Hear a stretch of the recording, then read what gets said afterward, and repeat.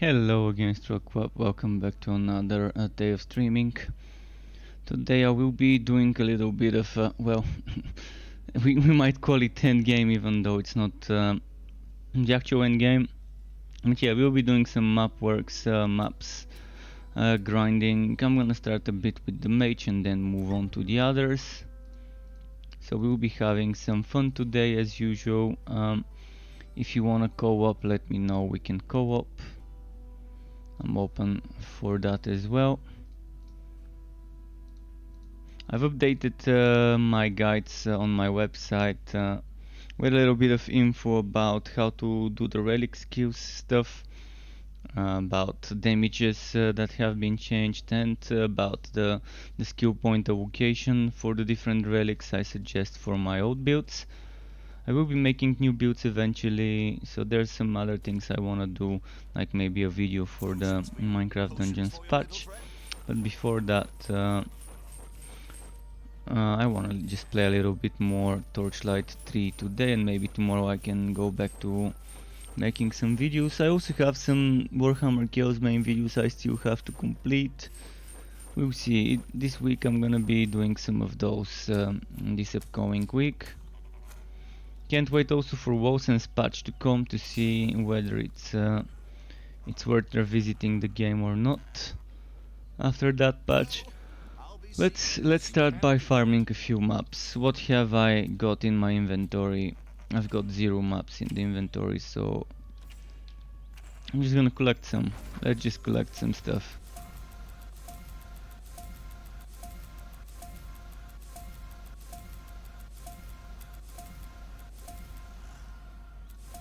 Alright, I think that's enough.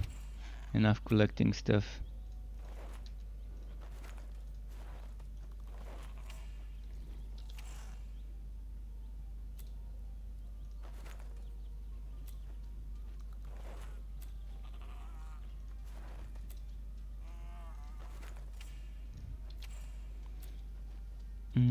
Oh shit, I should not have used this by accident. I used another spectacle. Still doesn't matter much. Alright, I got some maps here, and I've got a legendary Panoptifist. Okay. Spirit well stuff. For each type of minion, not each minion, for each type of minion, Spirit well spawns, it spawns another. I actually wanna use this on my summoner build. I actually need to add this in my Spirit well build. I didn't this was not in the legendarium when I was making my summoner Spirit well build, so that's actually gonna go there. It will be either in the legendarium or I will be wearing it. I'm gonna go to that build later. For now, let's just get rid of stuff I don't need. That's actually pretty nice damage with dark skills. You can't cast that spell here. Ale, can I offer you a drink?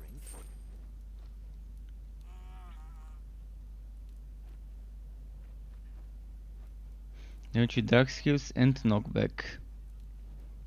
Pretty solid if you ask me. Okay, let's go and do some maps now.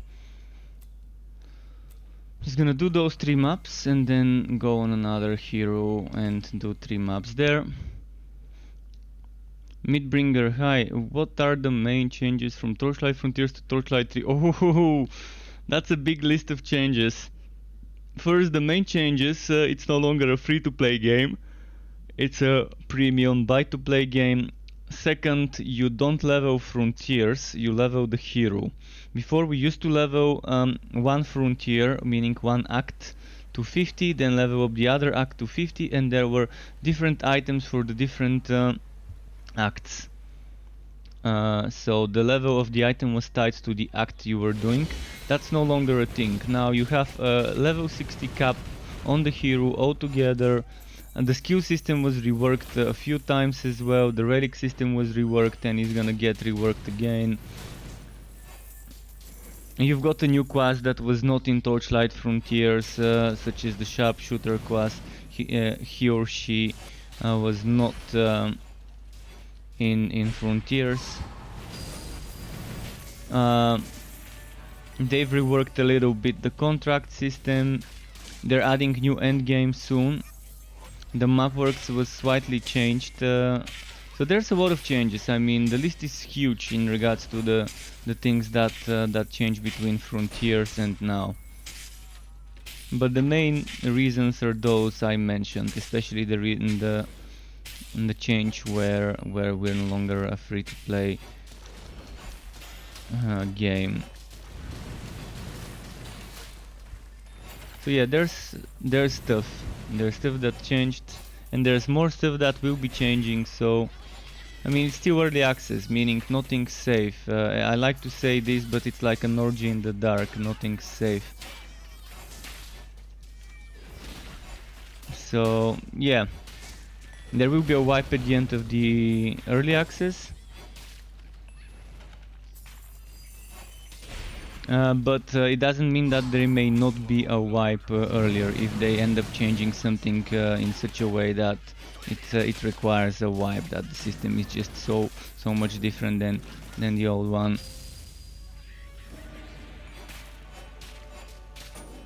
You are overburdened. Your pack is full.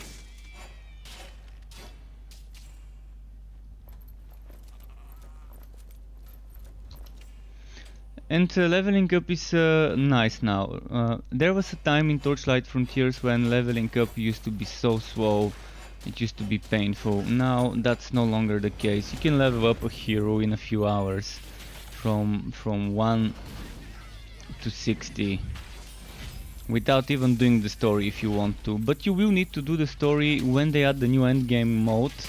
They're saying that we would need to complete the story to do it. We would need to do that. So if you want to be doing that new endgame that's gonna come soon with your outs, you would still have to complete all 3 acts on those. But completing the acts really doesn't take that long. It's like what, 8, 10, 12 hours if you're slow, maybe 15 if you're very slow, and not skipping anything and reading all the text. It's still not bad. Oh shit, I did not dodge this.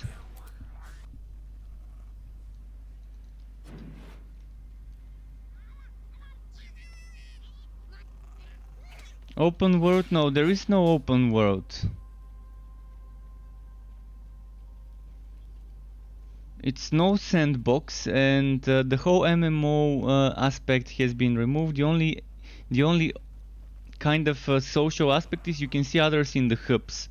So if I go in a town and I'm from Europe, I'm gonna be seeing other people who are connected to the same European map seed. So when you go to a zone, each zone has a seed, some sort of hashtag or whatever, hash number, something that's the version of the map you're doing. There might be multiple seeds of the same town on the same server, with people connected to it. So for example, even though I'm on EU West, there could be multiple instances of every town I visit. So mostly I guess it just connects you to a zone that you are having low ping for. I think yeah, it takes into account your ping to the server and then makes something like putting you into a zone where there's room first in the zone. I don't know exactly how it works, but I think that's kind of how it works. It just keeps making zones when there's need to fill up a zone with players until one is filled, and then maybe makes one. So there is that type of online kind of social thing with the towns being hubs, and you have co-op with up to 4 people. But when you exit the town, you no longer see others. We used to in Frontiers see others outside of the town in the zones. They were open zones. It was not open world, it was open zones, which worked the same way as the towns. You could see others in those zones, but that has been removed. Now you only see others in the town. Apart from that, it's just you and your teammates when you travel to a zone. So yeah, that whole MMO thing was changed because people didn't want it. People were saying, no, bring me back something that's like the old Torchlight 2, and they constantly keep saying that no matter what new stuff and mechanics the developers throw at them, they just want the old stuff. They just want a Torchlight 2 clone with new stuff. That's what unfortunately the majority of the people want this game to be. They don't want it to be something new, something innovative, something different. They want it to be like Diablo 2 and Torchlight 2. Which is kind of boring if every single game is the same like the old ones. I've sent my feedback multiple times regarding different things. The last thing I sent was just today. I sent them an idea that I had about skills chaining, similar to games like Guild Wars 2, Soul Worker, or Black Desert Online. Things like this. For example, in Soul Worker, this is the combo system. So you can put one skill here, then another skill here, then a third skill. So when you press 1, it uses the first skill you've placed. See, this guy even placed two skills that are the same. So you can even place two of the same skills, or maybe I can place this here, and then this one should be here. That's just an example of how something like this could work, to give us some more skill bar slots instead of just adding two extra skill bar slots on the side. Basically, I wrote this mockup. I mean, it's simple mockup just to give you an example of how it could work with skills allocated to the combos. So something like that, I think, is the next generation of skill systems for ARPGs, for hack and slash games. It screams action from every inch of that system. Having a chain rotation kind of system instead of just extra 2 skill bar slots. So this is something I would really love for the developers to consider implementing, and this would also allow console and controller players, because if they add 2 more skill bar slots, that means console and controller players would not be able to benefit from this. So anyone who's not using mouse and keyboard on PC would not be able to use those extra skill bar slots they might add, or 3 skill bar slots or 4 skill bar slots, anything more than the ones they've got right now. But if they do go for a skill chain system, not only are they adding double or triple regarding on how many levels the chain can go of the skill bar slots, they're also making sure that people on console and controller can use them too. And I think it would be a great addition. Shit, how can I get this without dying? Okay, I got it. I'm gonna go clear out the map before moving to the boss fight. When I'm leveling up, I like skipping sometimes to the boss fight so I can do a new map and get that new extra quest reward, because it's faster. But when I'm farming, I'd rather just clear the whole map, or as close to the full map as I can.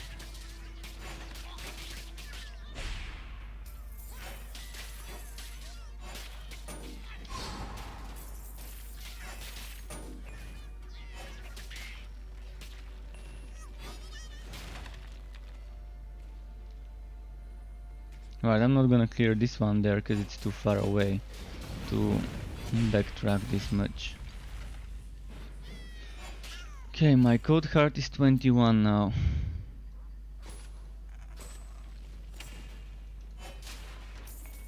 I'm leveling up a new relic right now.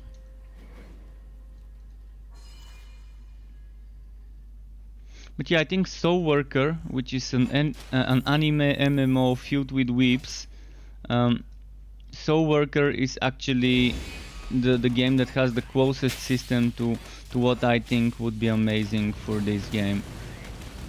Of course, something different than that system, but still in the similar way, where we can customize the chain ourselves, the chain of skills we want in each slot.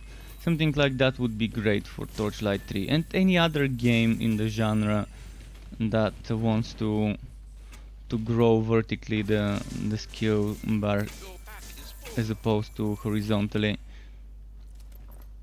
And my pet needs to go and sell.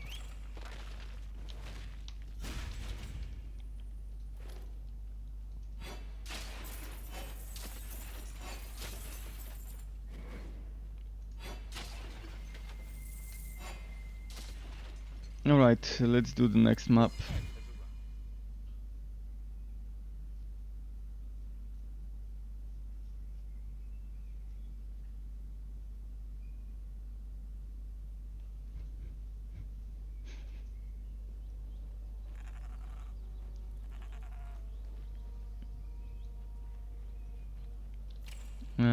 First, I could actually sell. Yes, potions. I got those.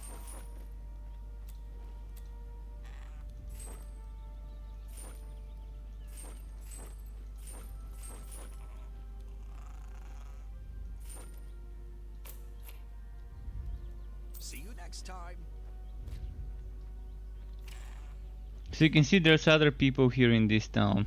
A lot of other people in this town.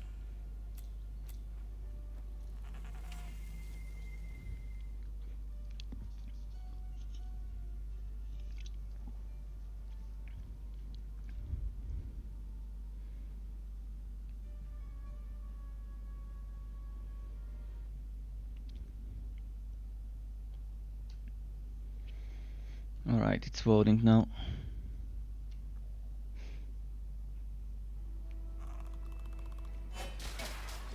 But this game really just has so much potential, and unfortunately it's receiving so much hate from people who want the same old stuff, who don't want to see a game trying out new stuff, who are just stuck in the past and don't want anything new. It's getting so much shit on so many forums I've visited lately. Not forums, but websites that just post news about MMOs and other games and other online. I'm surprised how that many people actually think in this way, in this boring kind of stuck in the past mindset. Oh wow, this enemy just appeared out of nowhere. And now he's not taking the... What was this thing? Did you just see what happened? This brute. He appeared out of nowhere, then ran through the environment all the way from here to here, and then started going back to me. Okay, this definitely seemed wrong.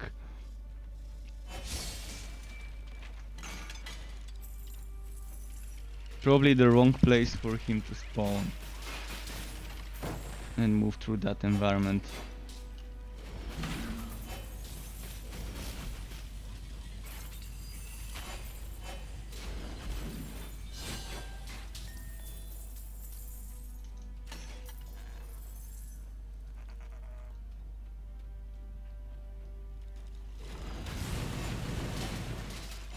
Right now my Absolver does less damage than my Relic Active skill already.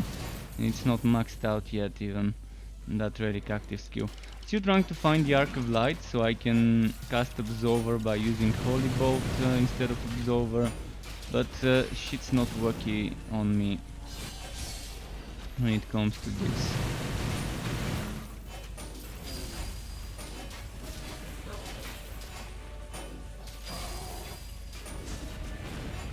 But yeah, pretty big fan of this setup right now.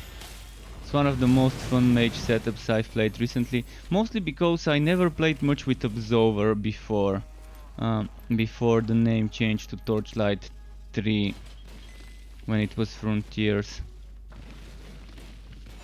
So I've been looking for a skill that I haven't played much to build around, and Absolver seemed like a good choice.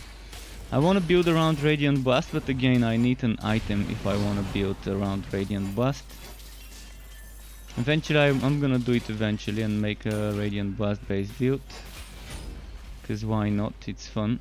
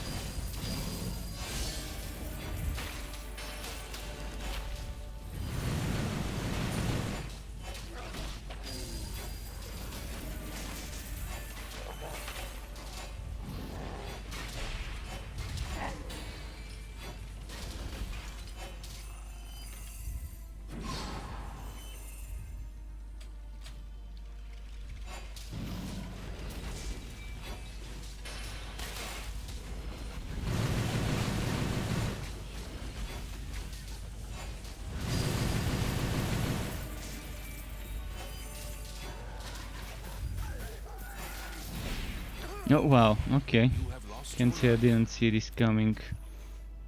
As soon as I found myself taking damage.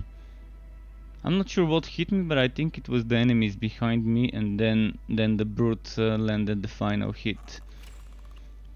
At least this gives me time to clear out the inventory a bit.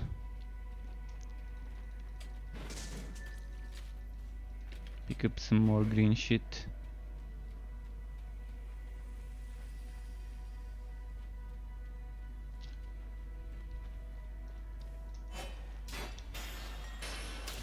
So that's the guy who got me. Let's not let him get close this time.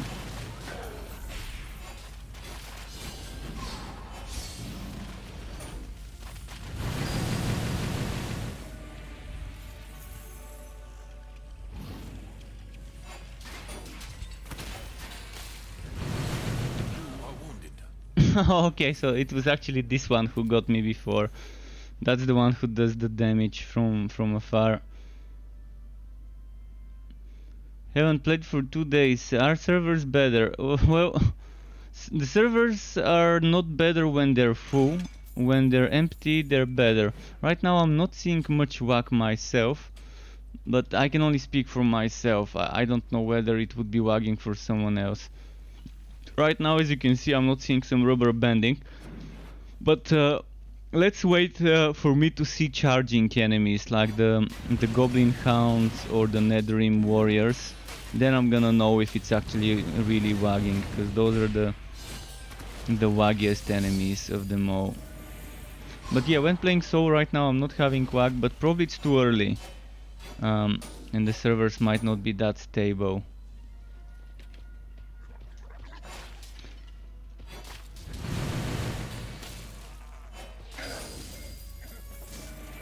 You are overloaded.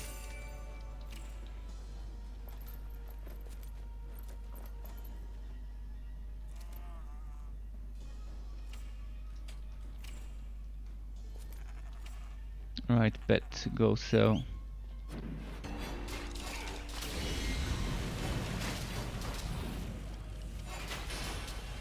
Who do I destroy first?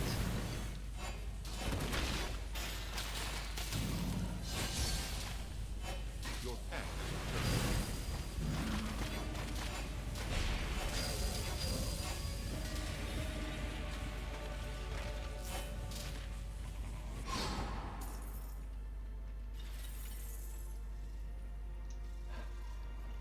Ah, it consumed my shadow step without actually doing it. Okay, now it's teleported me with a delay, so yeah, it is wagging. I guess.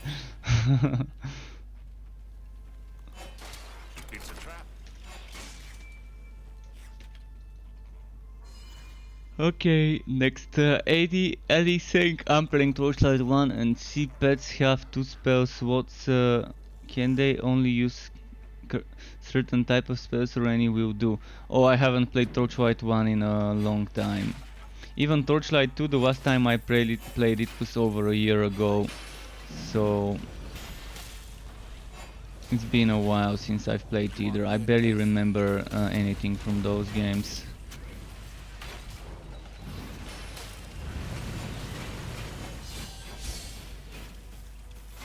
You feel much healthier.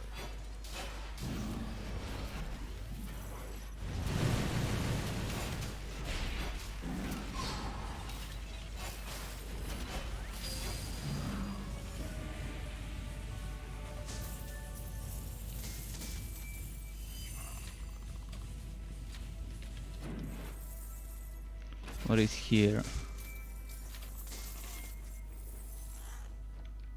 You can't carry anymore.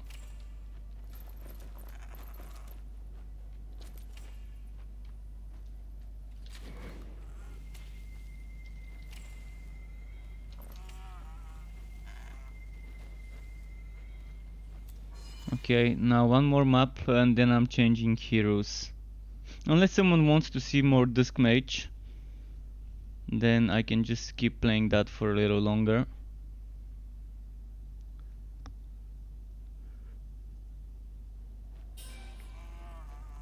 No, it's not letting me go to the town. Splendid.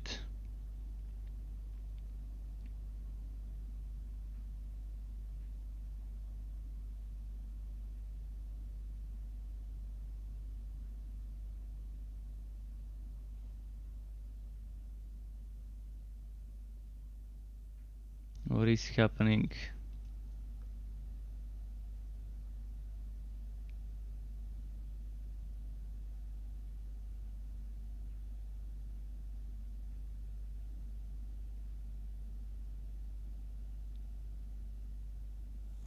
Ah, there we go, it loaded up.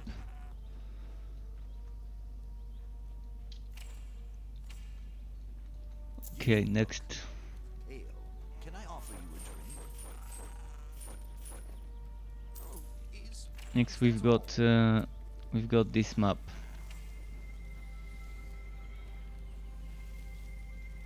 potions for you? Potions for your little friend? Oh, I'll be seeing you soon.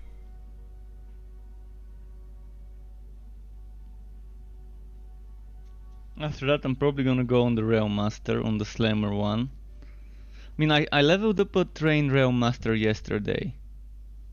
I've leveled up a Train Rail Master yesterday and I played it a little. I can probably play some more today, but I wanna play the Slammer first. I'm gonna need some more items for the train one. And I was very disappointed with Ghost Train, so disappointed I unspec'd from it and went for a more train-centric setup in the Conductor Railmaster. Fuck! See, my movement skill didn't wanna cast. I cast it, I pressed my spacebar, it just didn't wanna work due to the current mechanic of it, the way it works. You have died. And now I died. Did you see what happened? The enemy was charging me, I did not see it and it suddenly teleported here without any movement whatsoever of the fucking enemy. Healthier. This is why I say wait for me to start fighting Goblin Hounds and Netherrim Warriors until we confirm whether the server is lagging or not. It's definitely still desyncing and lagging. I mean, that was just the enemy teleporting from here to here without actually seeing the whole movement of the skill, of the charge skill. Me being in between obviously meant a one shot.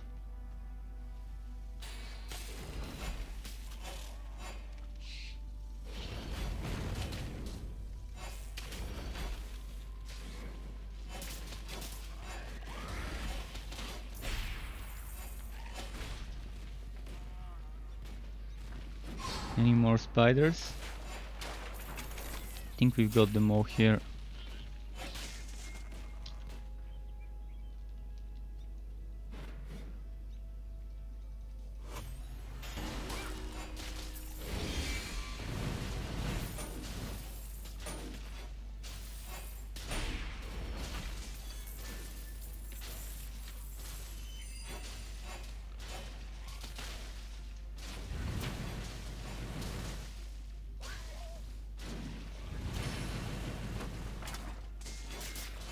Okay, more Goblin Hounds.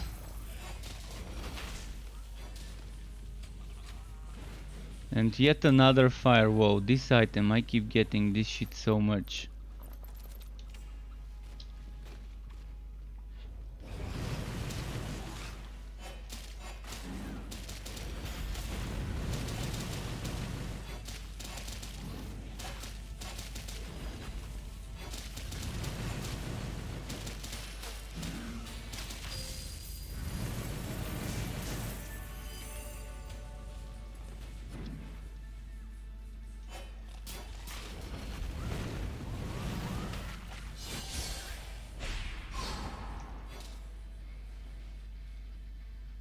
What is here? First time I'm seeing this kind of layout thingy.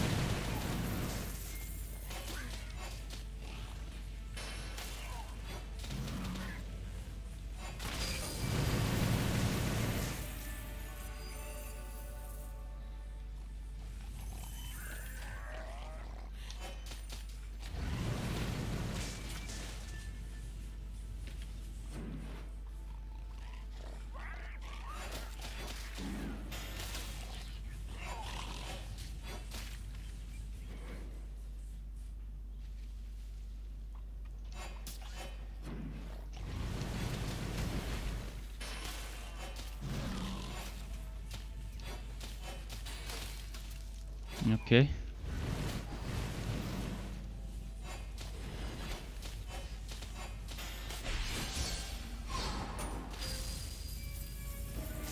Your pack is too heavy.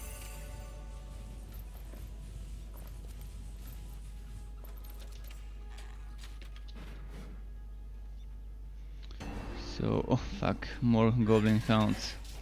This level is just filled with goblin hounds. It's as if the game heard me talking about let's get some goblin hounds to see how waggy it would be. And it gave me some. And as you're seeing, it's not wagging so much with those, but maybe because I'm not letting them use their skills much. But that one boss who just teleported instead of charged, was pretty epic. Actually, it wasn't a boss; it was a unique hound, a green one.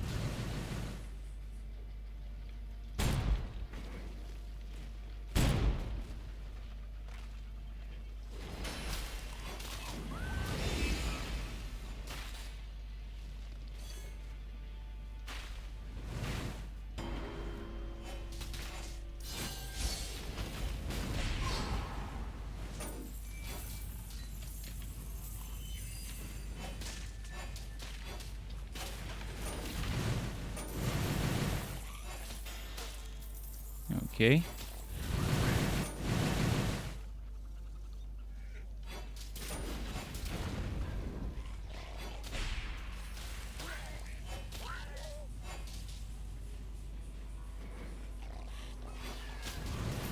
It's trapped.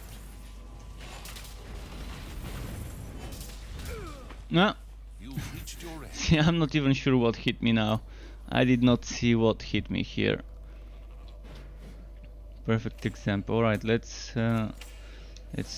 reach that place quickly.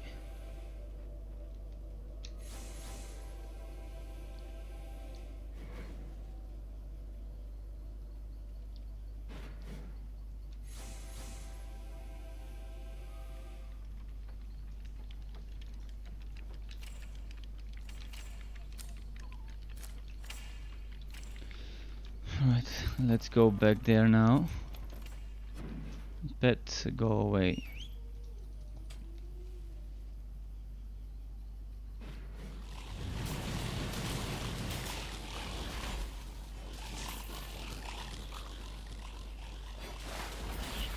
Could it have been this guy who got us? Your pet is back.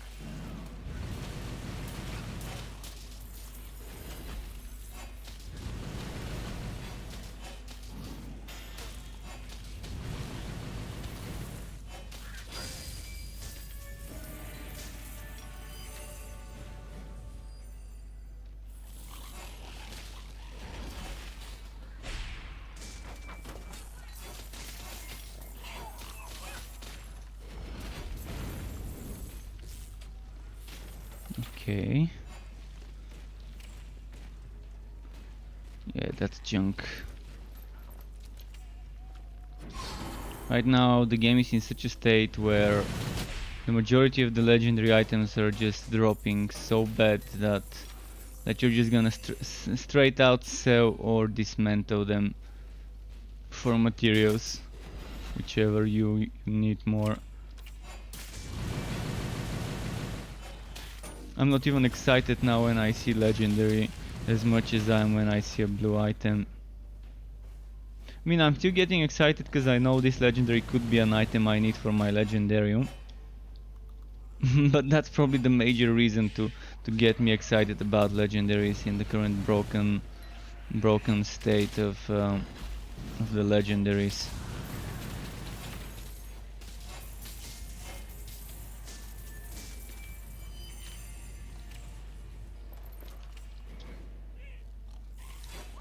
Oh, more spiders finally. Might actually be able to complete this quest.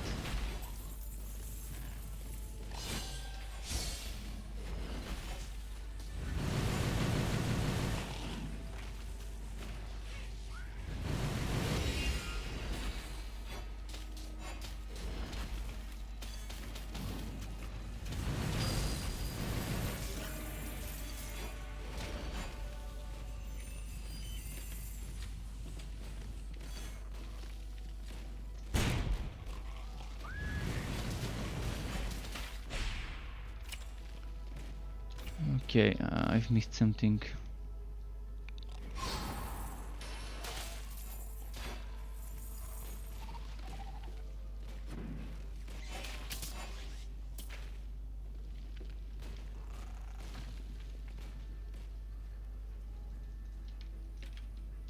Let's see what's in this side here.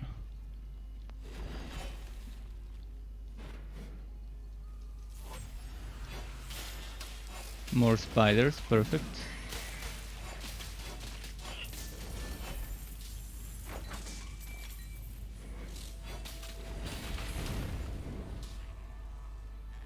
Oh, look at that. He was there, then he teleported there.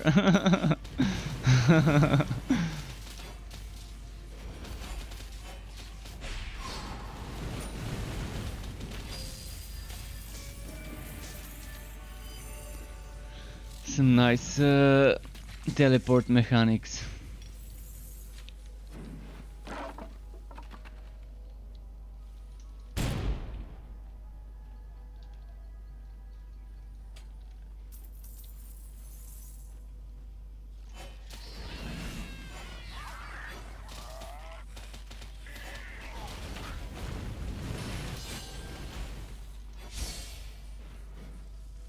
How many more? One more quest item from the spiders is needed.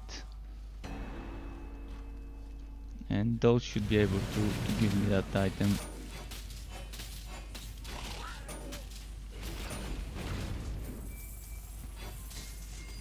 You are overburdened. Wow, it's still not dropping that Iker or Iker.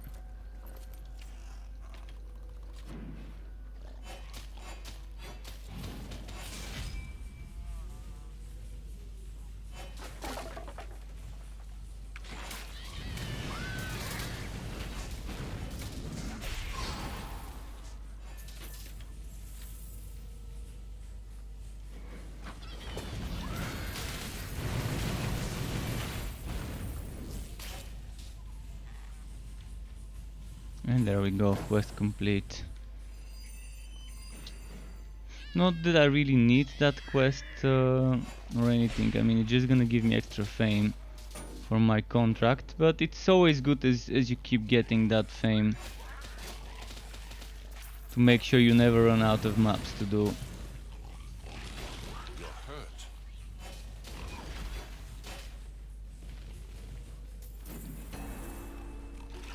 Your strength is returned.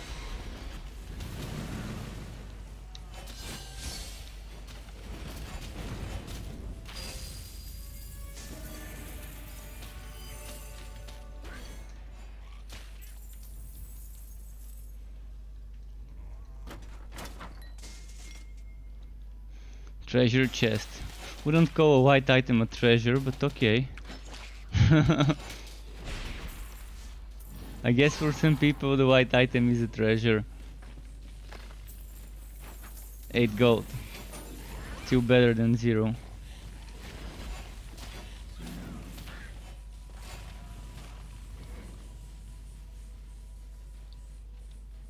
Suppose Zombie Kitten says, what cannons do? Cannons? If you're talking about those, they're just shooting. They're just a decoration. That's what those cannons do. You have cannons on the Forged, which are cannons you can use as an item for skills that do cannon damage instead of weapon damage, but that's a whole other mechanic.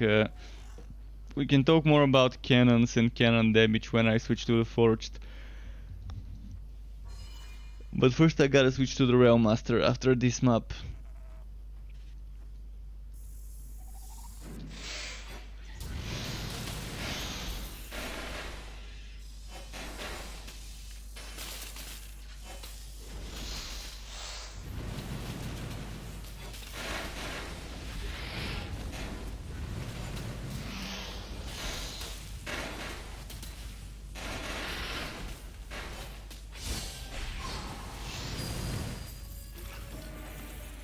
Okay.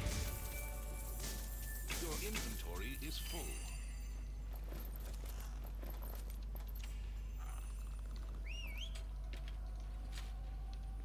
Three skill points already.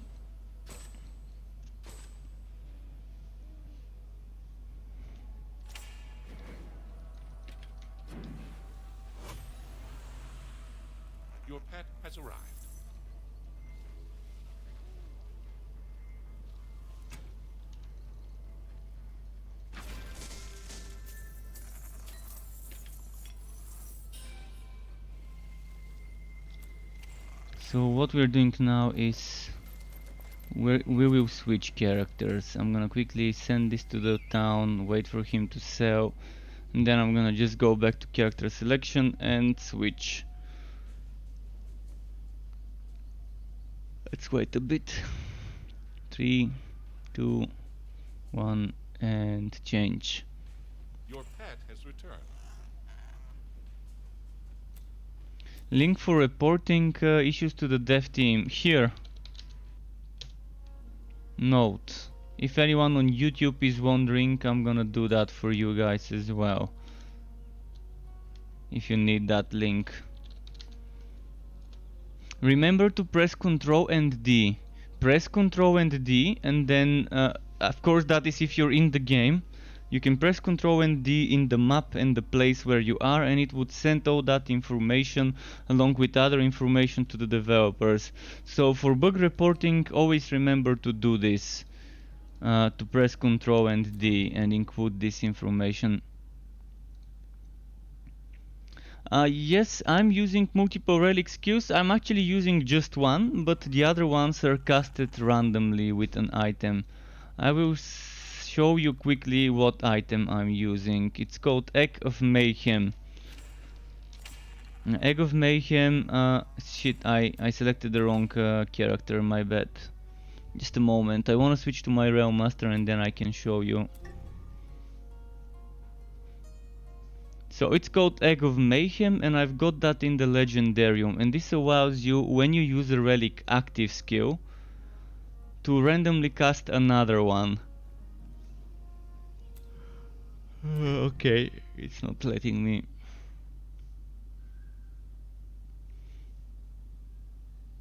Okay, you got me.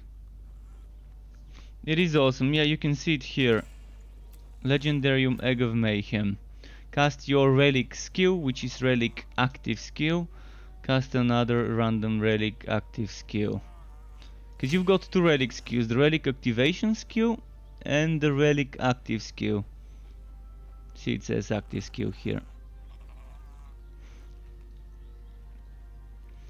I can't show you in the town, but you will see me when fighting enemies. I'm gonna go to the fort quickly.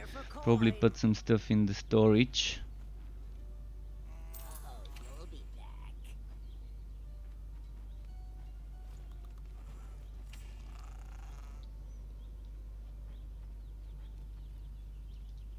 You look. Here, can I offer you a drink? See you next I'm gonna do something. I'm gonna try to get that legendary pet tag. Maybe. Let's see if I can get it.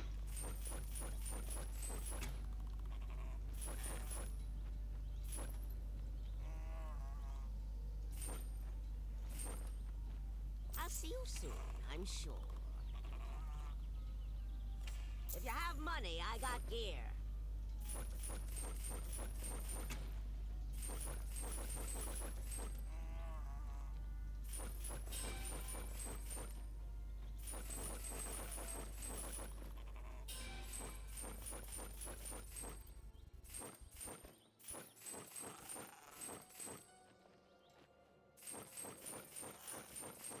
Trying to get the pet tag that makes my pet travel to the town and back quicker when selling items.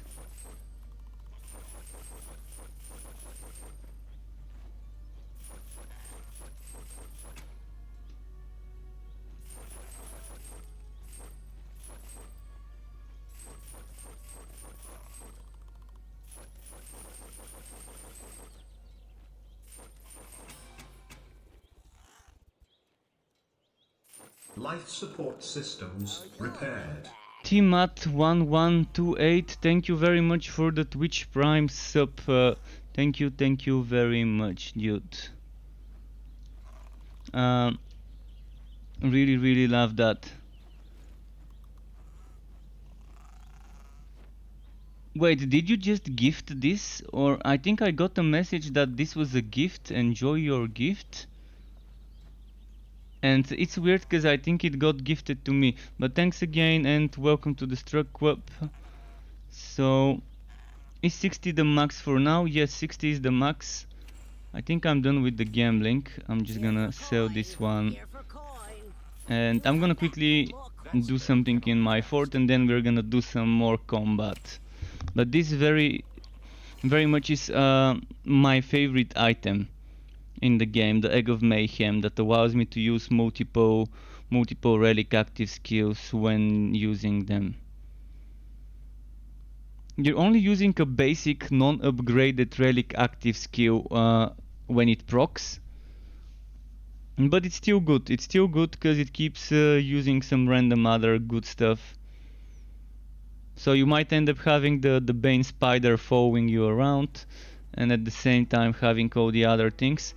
I would not suggest using the Egg of Mayhem if you're using Bane, because the way Bane changed is it has a huge cooldown. It has a huge cooldown, so you're not gonna be benefiting much from this extra cast. From this chance to cast another skill when using your relic active.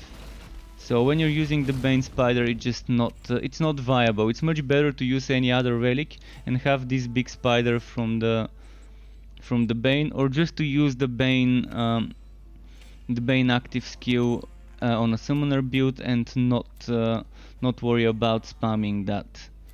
So what I wanna do now is I wanna just put some stuff into the storage quickly.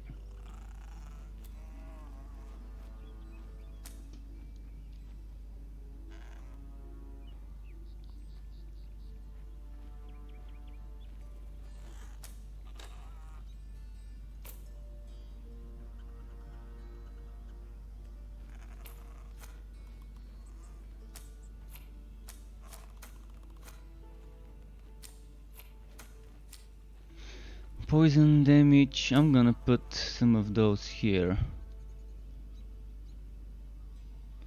Take this and get rid of it. Getting rid of some low level items like this one. Like this one, no, this one is my 666 weapon.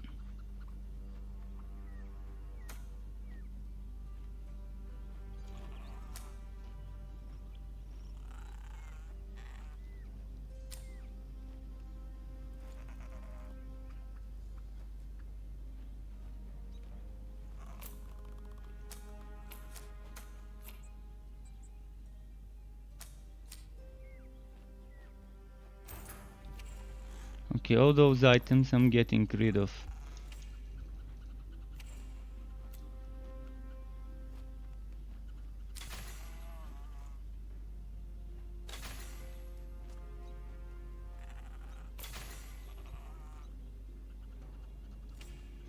And now we're gonna do some maps.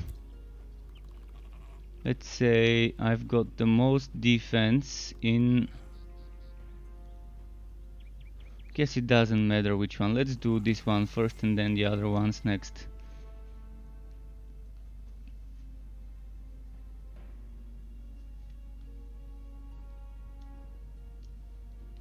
Okay, I've updated my builds on my website with more information regarding relics, regarding how to level up blood drinkers, how to level up cold hearts, and information regarding Bane being reworked. So maybe people might wanna switch using the Bane active and use another relic, or if using Bane active for a summoner build, maybe they might wanna spam more skills from the other for the regular skills and focus on that one.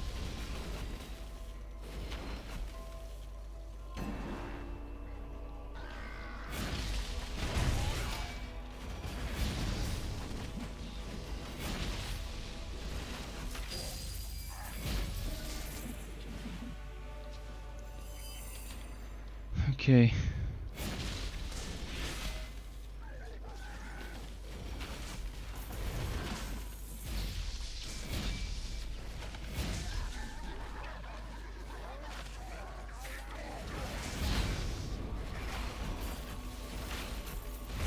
You are gravely wounded. What did so much damage? Something kept doing damage even after they were dead, and I was not in the fire. I was like here, the fire was there.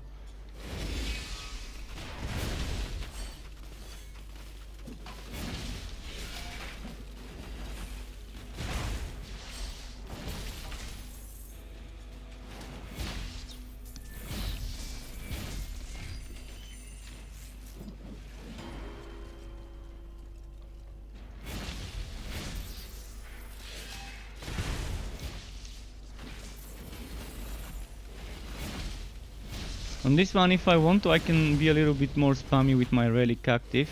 I just don't play it that way because I want to be slowing, binding, and doing other stuff to the enemies to make them take more damage, such as stunning them. And applying vulnerability with my dynamite, so they take 30% more damage.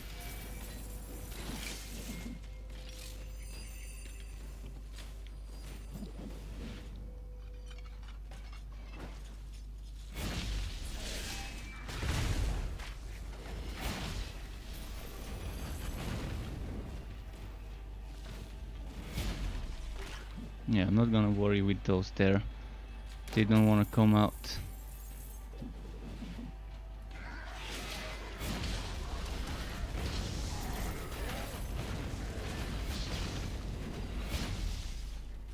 But this Frost Blast is one of my favorite skills now after they changed it. Not one of my favorite active skills, but one of my favorite skills in general in the game, even compared to the quest skills. Just the way it works is such a fun skill.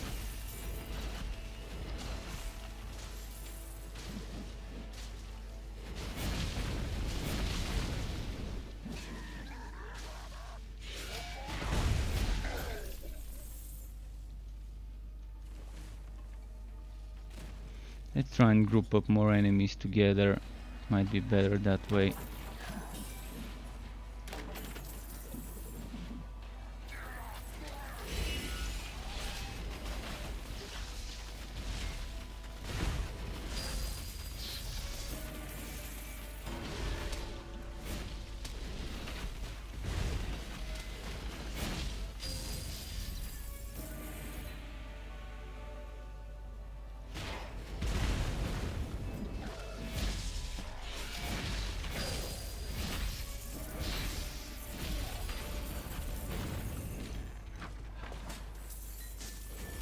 A lot of stunts and stuff.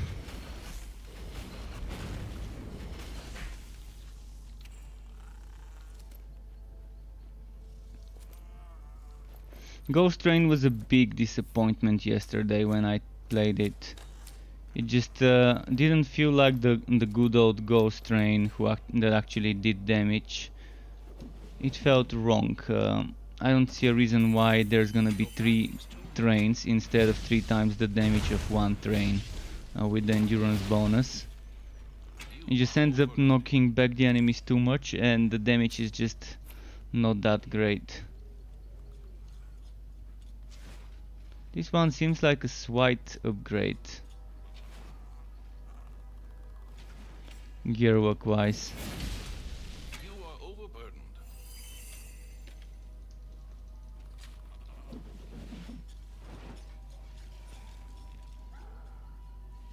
Did I get them all to spawn? I think that was the group here. Okay, let's move. You are overloaded. Let's check this U-turn here for some enemy spawns. You never know where the legendary is hiding. That's why I always try to, when I'm not leveling up, to complete the map as completely as possible. Like as fully cleared as I can. When I'm leveling and when you're leveling, guys, consider skipping some parts of the map and rushing to the boss fight and starting the next map as soon as you can, because you get a lot of XP from the quest chests of maps. So if you're leveling from 40 something to 60, just rush maps. By completing the quest and skipping to the boss, you're doing more quests per hour, meaning more XP per hour. But when you're farming, you never know where the good stuff is. And that's why it might be better to just clear shit completely.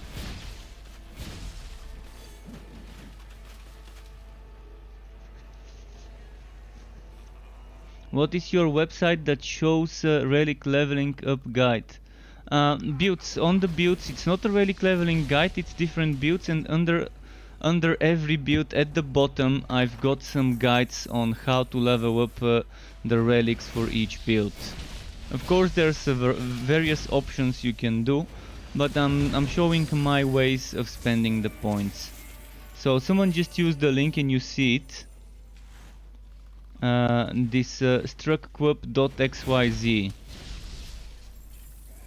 Struckweb.xyz. I actually bought a premium hosting package yesterday for it, because it ended up having a limitation of how many people can be viewing my website at the same time, and I normally tend to keep 4 or 5 different tabs open at the same time to constantly edit some of the things. So yeah, it's not that expensive. It's like $7, $8, $9 a month, I think, for the hosting. So it's not that bad. Right now I've got unlimited hosting, so enjoy, browse as much as you can. If anyone was seeing those annoying messages, apologies over the last few days. I didn't know my server had such limitations. So I migrated this from the free hosting to this hosting. I will be adding more builds eventually, like my train build would be added, my sharpshooter DPS build with scattershot will be added as well. And I've got more Warhammer Chaosbane builds in the works as well that I might be adding.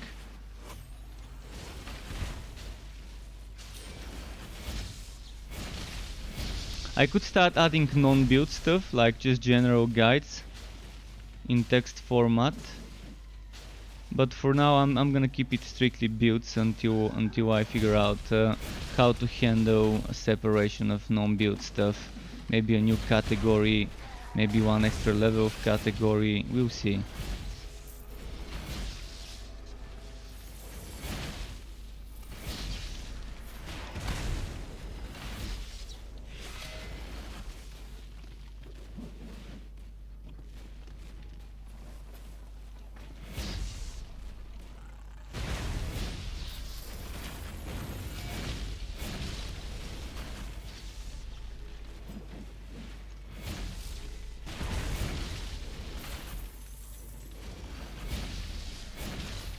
Okay, let's see. This build is there. This build I'm playing now is the Spike Driver build from there, just with the reworked relic. So in the video I might be using one relic, but here I'm using a different after the changes. I should actually add message about this. I forgot to add message that in the video I'm using one relic, but now I'm using that one because there were changes. I did add this message at the bottom where it's the relic level up part of the build. So over there I did write that after the Econoc update changes, the code heart is a pretty good option. And where I was using Venomous Maw as example of how damage bonuses are calculated for the build, for the relic active skill, I replaced it with Spinning Blade as an example.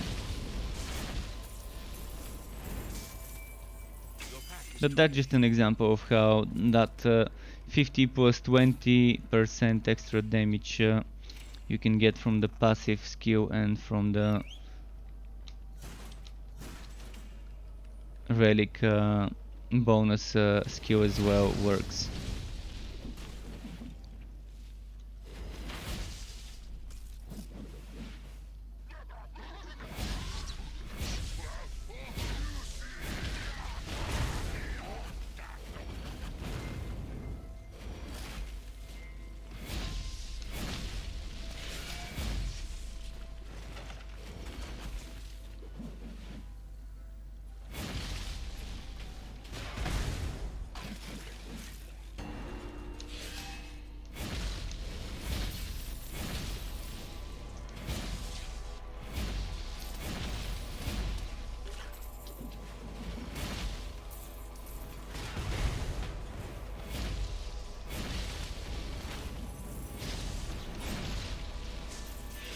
Okay.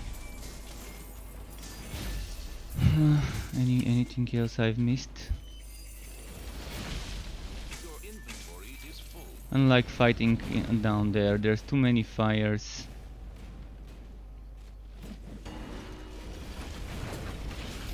I'm just gonna let them come to me over here. It's much better to put them in a choke point instead of fighting them down there. Problem is with the freezing relic, I kind of made them stay down there instead of getting them to come up here. So I'm still gonna have to go down for the items. Or just skip those items. You can't carry anymore.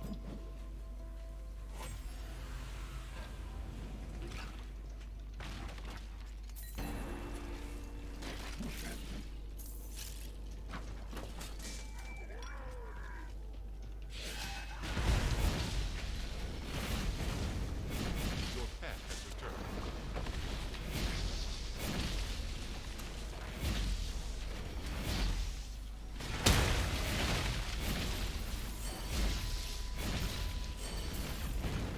Your pet Alright, is we full. got those.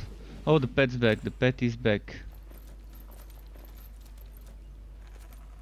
By the way, if anyone wants to team up, if you need help with leveling up or with whatever, hit me up. Let me know. I can give you my Steam friend code. You can add me, and I can help you level up your hero or your outs if you're planning on playing some. Doesn't matter what level you are. You could be level 1, you could be... Actually, you can't be level 1. You could be level 2, or you could be level 50. It won't matter to me. You could be level 60 as well.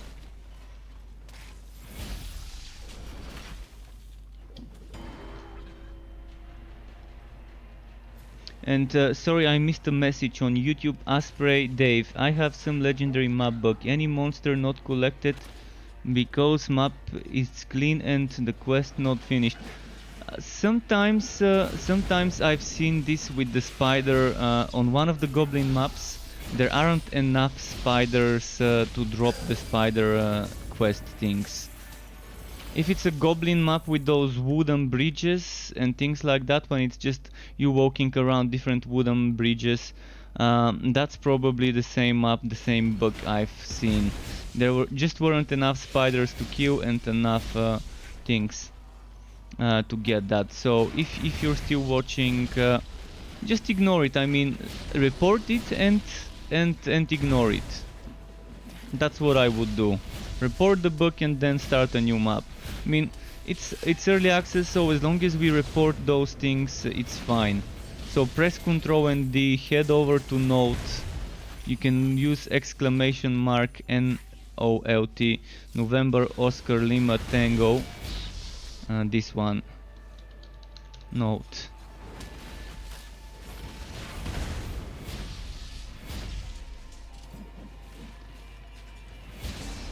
And this is where you report. It's like a support center, but more like a feedback center, I think, because you're not actually live chatting with support teams or something like that. But yeah, it's the feedback center where you send bugs, where you send suggestions to improve the game, to rebalance certain skills and so on. And it's good because you have that upvote, downvote system that allows you to do this, to see what's happening with the idea. And do you think others like your idea? Do you think they don't? Well, Note can let you find out. Although I've been seeing a lot of decent ideas getting downvoted from, not mine ideas, a lot of ideas from others that are not bad, getting heavily downvoted by the majority. Maybe let's not say a lot, but let's say some decent and fun ideas that actually fit this game. So it's a double-edged sword, but at least it helps the developers figure out what the majority of the people playing the game and using Note. Because not everyone who plays the game uses Note. In fact, there's a very small number of players who would even bother going outside of the game to report bugs. Before we used to be able to report bugs by just pressing a button in-game, and it used to send that Ctrl and D information automatically without us having to include it.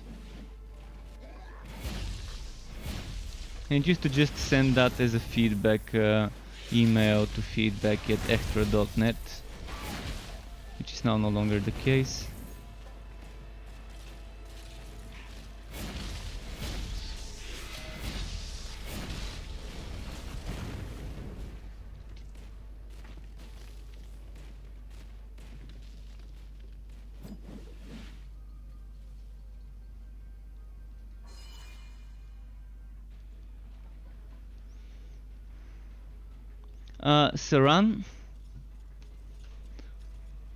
Saran, I guess you and me, we don't mind the game as it is right now, as long as they fix the server connectivity issues and as long as they fix and rebalance the things in place, but there are still some things that are changing. First of all, they're gonna be adding the endgame system, which is amazing from what we've heard and seen about it. Then they're reworking the relic system again, apparently, without saying too much what's changing and how. Just believe me, it's gonna be a major change, a fucking massive change. Huge change in the way relics and skills are separated, or the opposite of separated, combined.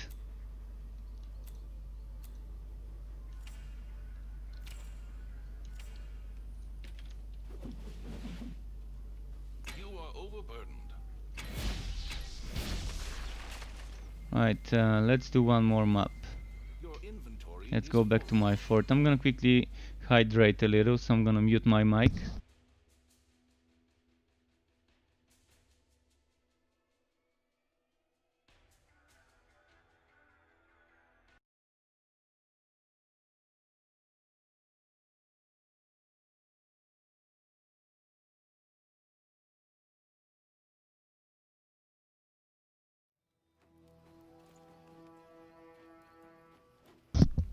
So there was an emote that Matt gave me. That was what the thank you message was. Was wondering what this weird message on my Twitch was. So okay, let's see. Let's see what to do now. I'm gonna do 2 more maps. That's gonna be the rotation. 3 maps, change heroes. 3 maps, change heroes. Unless someone wants to see me play a certain hero for a longer amount of time, for a longer duration. Do let me know if that's the case. First of all, as I said, I want to change those gauntlets for that little bit of extra gear work to push my gear work to 100. I just need 1 more %. And that's the gauntlets I need. Because right now I'm at 49 gear work. And with the buff from the map I get 50.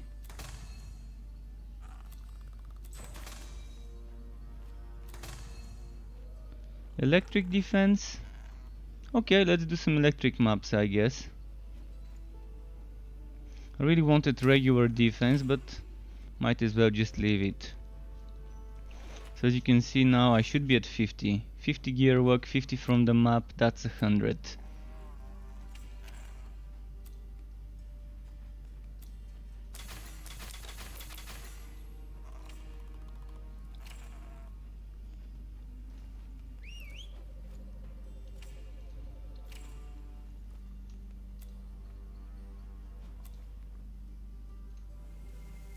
Let's do this.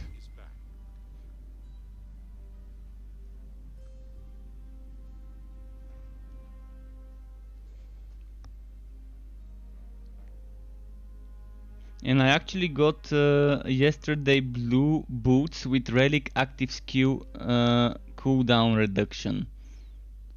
I didn't know a relic active skill cooldown reduction can drop on blue items, and yesterday I was able to finally get an item that gives this as a blue rarity, as a rare item. They need to stop adding things and start fixing all of the things that are bugged at some point, since when they add stuff they seem to break all the old systems. Well, yeah, that's one thing that's true, but the early access is the phase where they need to be boldly adding, reworking and changing stuff. You don't want them changing massively a system in such a way that would require a wipe during the launch. So all the things they wanna be adding and changing, they're better off doing them now, while it's still early access. So if they make a change that would require a wipe, they're better doing that now.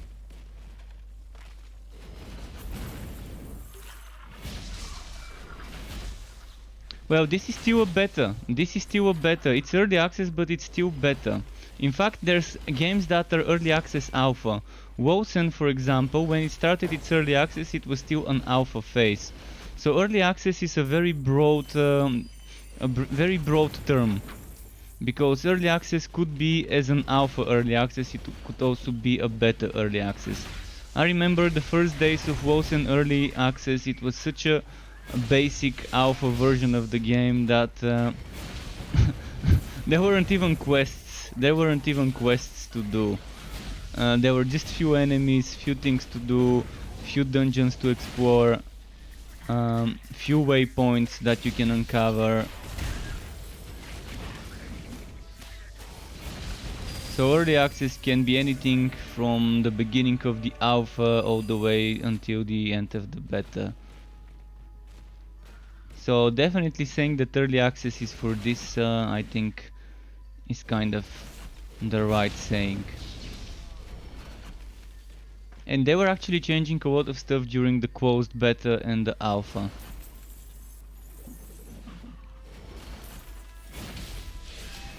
But they're getting close to their desired release, which is by the end of this year.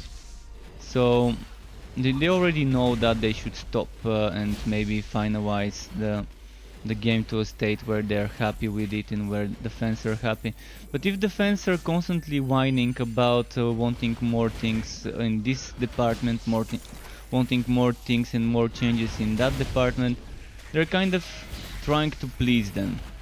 I know there has to be a balance of how much you're trying to please your community and how much you're trying to do what you actually want to do with the game. It's a fine line. It's a fine line about listening to the community and doing what you really want to do with the game. Finding that middle ground there.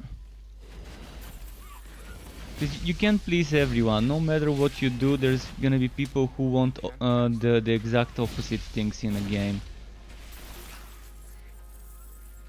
Like, there's people who would want more relics, there's people who would not want more relics. I personally would want more relics eventually, even if it's after launch. I would like to see them adding new relics for new types of damages or for just different playstyles. I wouldn't mind that.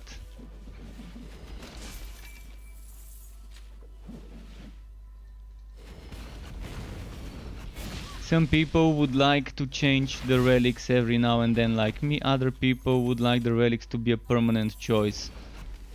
I personally don't think the relics should be a permanent choice, because it's just taking away from our freedom. But some people think otherwise, for example. Some people want fishing, others don't. I don't care if there's fishing or not, as long as it doesn't take away development hours from the important things in the game. Torchlight Fox, who is a moderator, actually has a very nice idea to remove the current gathering, which probably fits well when the game was an MMO, or when the game wanted to be an MMO. It fit well to have the gathering in its current shape, and he has an idea to replace this kind of gathering of resources around the map and just to make fishing the source of resources instead of this gathering thing. So find a fishing spot or do a fishing spot in the town and then just gather materials there. Stand there, do the mini game with the fishing and get those materials. Some people think that's more fun. I also think it's a little bit less boring than the current gathering.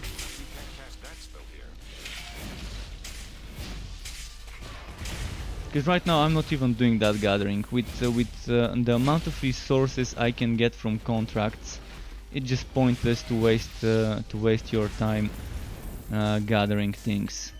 It was okay before there was any contracts, but look at that, it takes so long to do that. It takes like 5 hits 5 hits of the thing.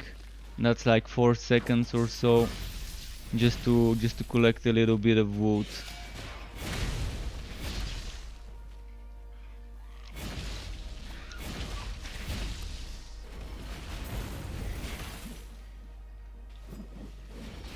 Let's try it again just to see how many times he hits.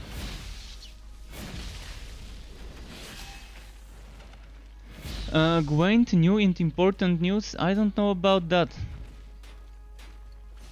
Wait, actually, did he hit 6 times? I need to try it again. But yeah, Gwent, I don't know about new news. What about Cabanas? Hey man, how you going? I have a question. When I hit Z and go to town, where I get back at the same spot? When you press Z and go back to the town, normally it's supposed to port you back to the same spot where the portal is.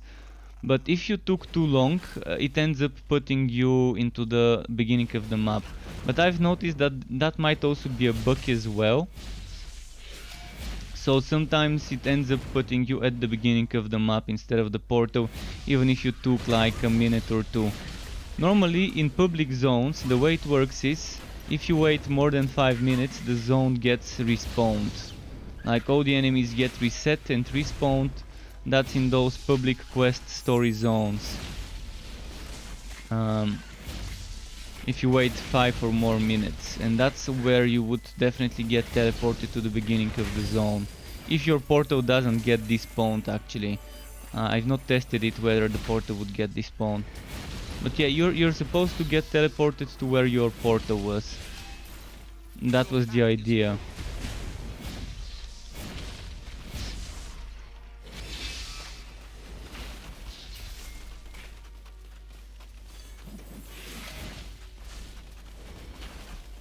Alright, let's see this legendary boot. Oh, so bad, so bad. 2 affixes.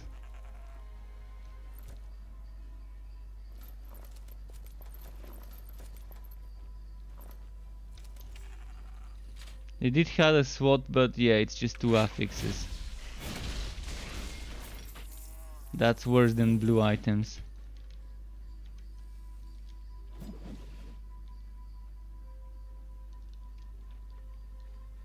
Let's see this.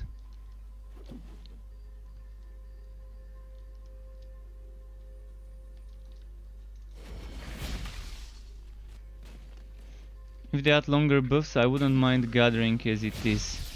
Probably. If they had the longer buffs, it definitely would be nice. Can't use that skill. But again, those buffs are kind of, right now, I don't even notice those buffs most of the time. It's nice to have the speed buff though. I'm a big fan of speed buff and running quickly around the map. And stacking that speed buff with my hammer spin buff when doing Realm Master. So yeah, that I do like.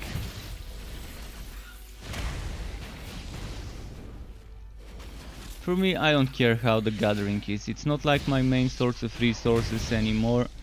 So whatever they do with that system, I'm like, I'm not gonna be affected in any way, I guess. As long as they don't remove the rewards from contracts when it comes to the gathering.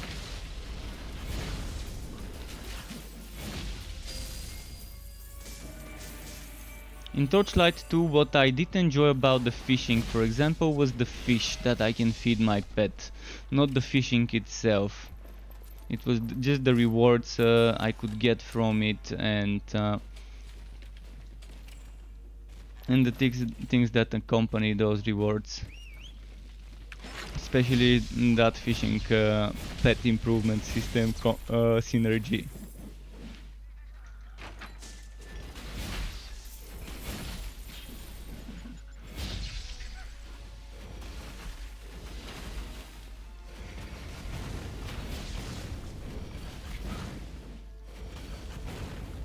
Let's see here.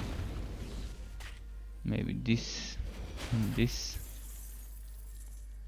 We need the fort. Oh, the fort. No gathering doesn't mean no fort. You mean if you have no gathering, it would mean fishing could be the source of resources. What I just said earlier is Torchlight Fox, who is a moderator, had that idea. He had that idea to just replace the current gathering system with fishing as a source of resources.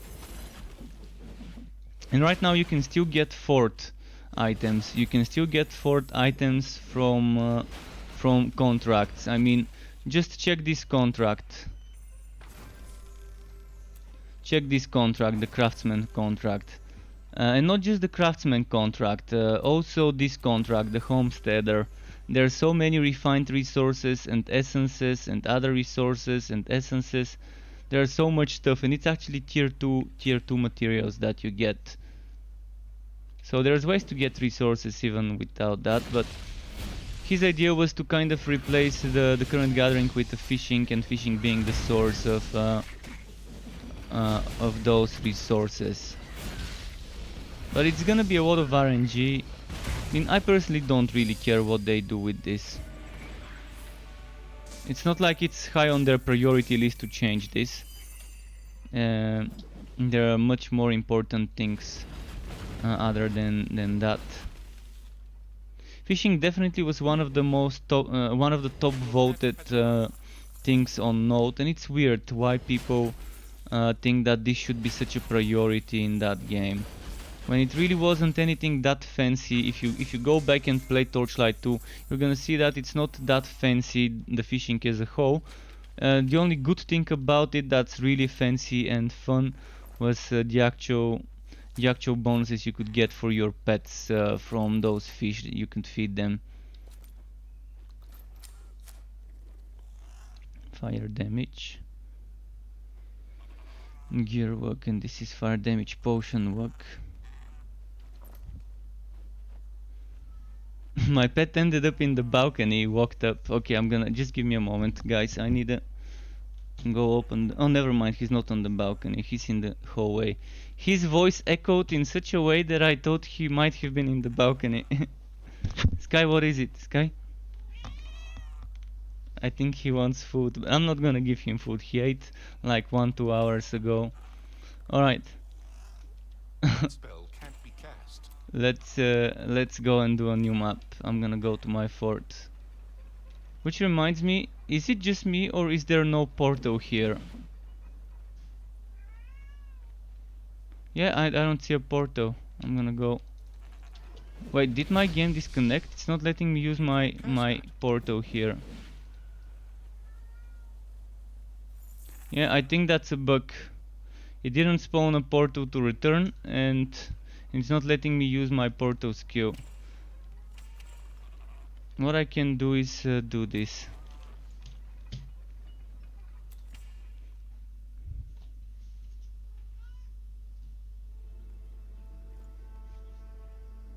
I might feed my pet though. Actually, I'm gonna start loading up my game and take like 30 seconds ad break to feed my pet. So let me just quickly select this and give me 30 seconds. If you're on Twitch, I can play some ads for you. I will be here, but I need to quickly feed that pet so he won't bother us later. So let's do, where is 30 seconds? 30 seconds, there we go, 30 seconds. Be right back.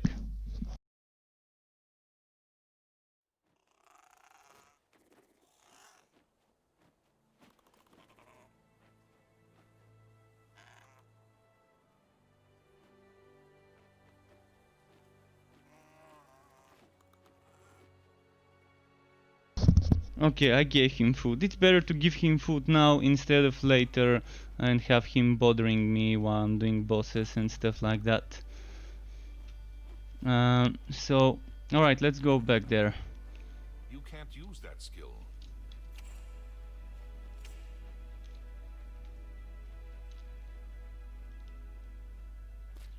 Actually, where am I going? I just need to sell some items.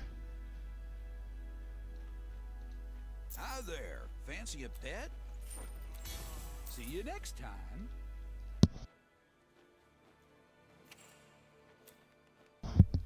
Okay, Let's open Goblin map this time instead of Voltura, so it's a little bit different. And you want me to give Sky a petting? Sky? Okay, he's running away from me. I petted his head, but he's running away to clean himself. He always does that. When he eats, he starts licking himself to wash his hands, I guess, after eating. Although in his case, it's not his hands, it's his whole body and his paws. But yeah, I gave him a petting. To those on YouTube who are wondering what's happening, my Twitch viewers can redeem not viewer points, streamer points or whatever it's called, creator points, which are called boats in my channel. They can redeem those for things like getting me to pet my pet when he's near, of course. When he's in the other room, I can't just run away. If I had a camera, I would have been actually showing you stuff. I would have been doing things on camera when you redeem those points, but cameras are expensive and my room is not in a really presentable state anyways, not right now. If I do get myself a camera, I wouldn't mind doing some more stuff with those points. Anything other than dubbing. Anything other than dubbing would be fair game, I guess.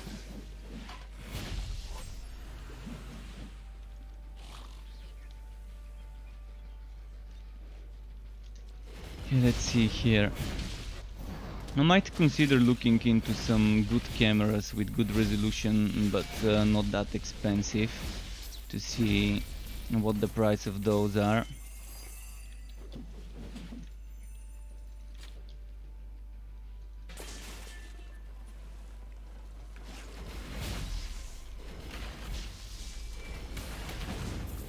Let's see here. Yeah, this build, as you can see, seems pretty fun to play, pretty fluid. This is probably one of the most fluid builds to play, with hammer spin being the way it is, and the nice animations of pound and spike drive. It just looks amazing.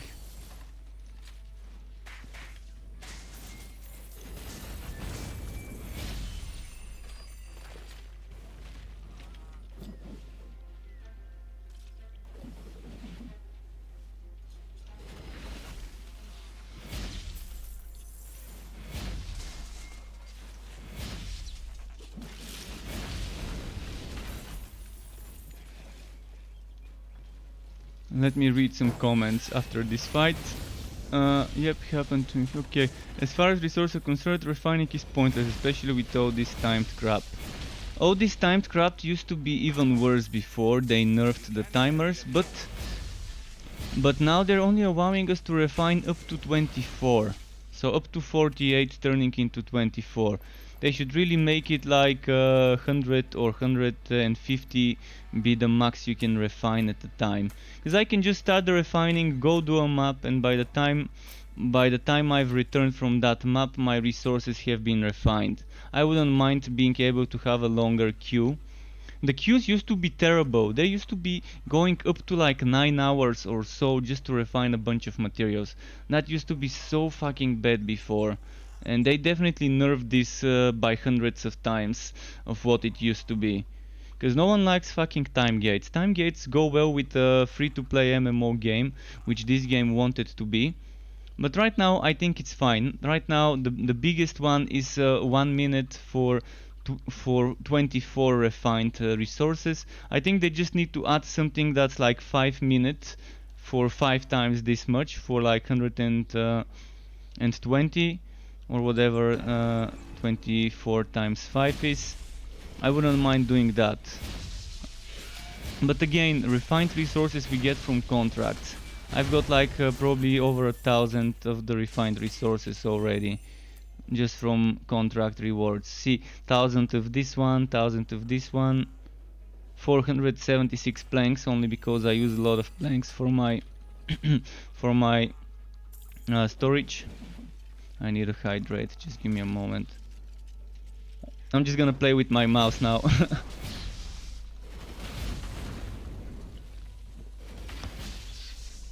Okay.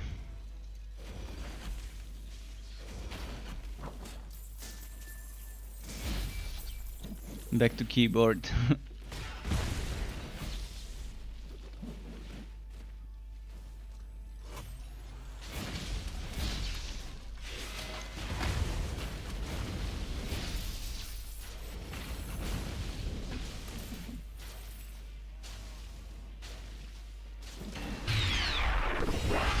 The Swaski subscribe to my channel on YouTube. Thank you very much, helping me reach that partner goal of 1,000 subs. I'm getting close. Appreciate all the subs, really much.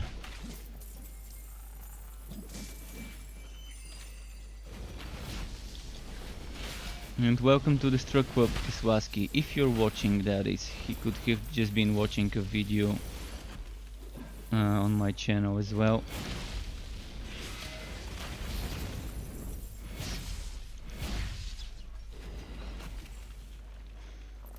Let's see. Gearwork and damage. Okay, this doesn't sound bad.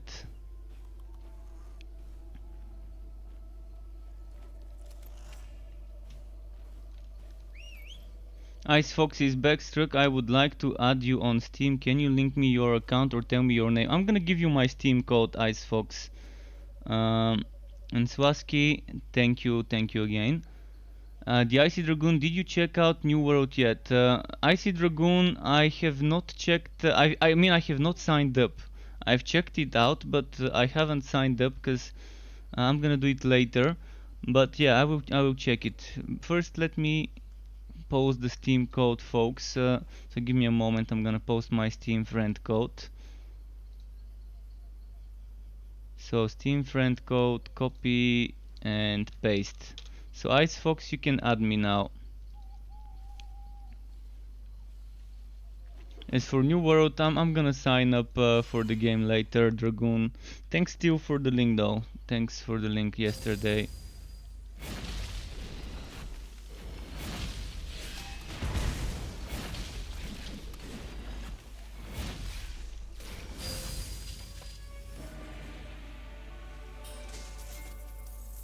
And now my pet is walking around the apartment meowing after eating. I think he wants to play with someone. He wasn't doing that throughout the past week though. Shh, Sky, stop. What is it? He just looks you into the eyes and he's wondering what to say when you ask him what's happening. I think he's just trying to find someone to play with him, to chase him around the house or to play wrestling.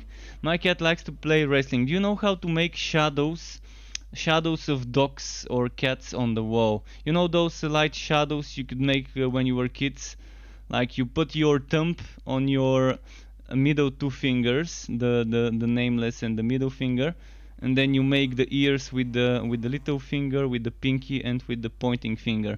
And he likes for me to do this and pretend to be biting him with my hand, and he likes to play as if that one is a cat and like play wrestling and just bite it and struggle and stuff like that. That's his kind of gameplay.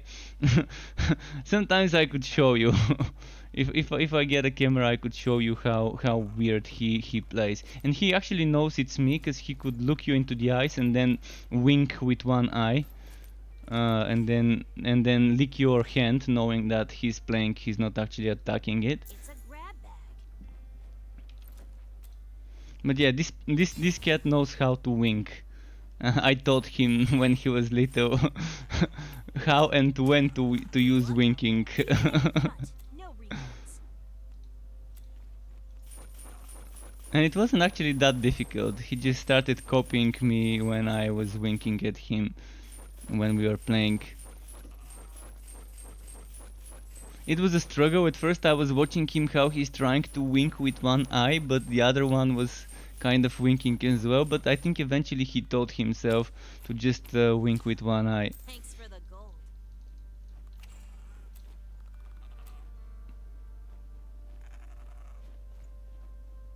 Okay, I'm gonna do one more map and switch. switch to forged or to sharpshooter. That sharpshooter scatter shot build was definitely fun to play.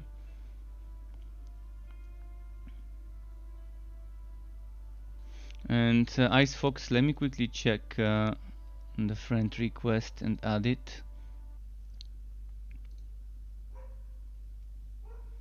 There we go. I'm gonna drink a little bit, so I'm gonna mute myself.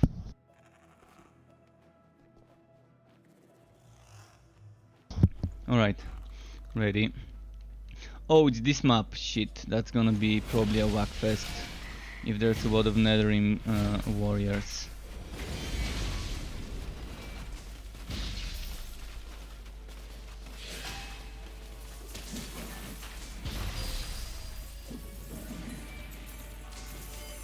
Although it spawns zombies and Voltura, which might be the preferred thing to happen on that map.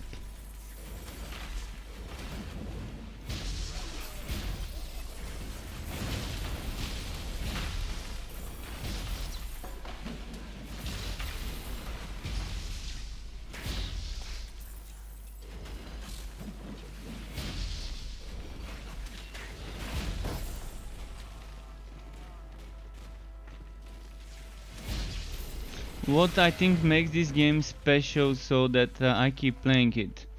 Well, I think the skill system is unique. First of all, it's very freedom kind of type of system, so it's not very restrictive.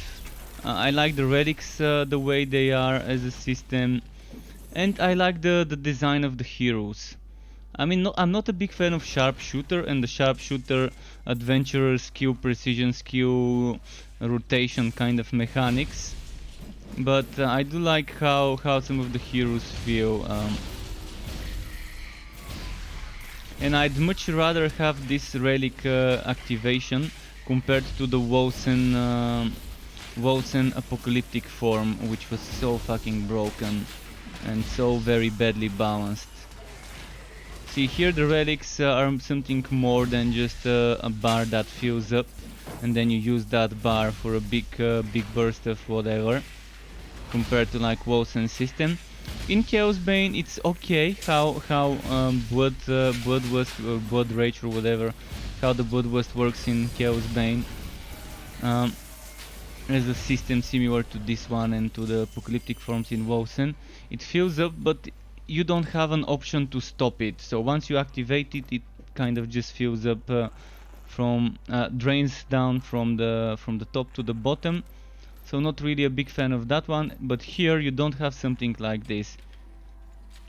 You have a whole thing that you level up with extra skills, an active skill, an activation skill, upgrades, passives, procs, etc. So I'm a big fan of this whole system.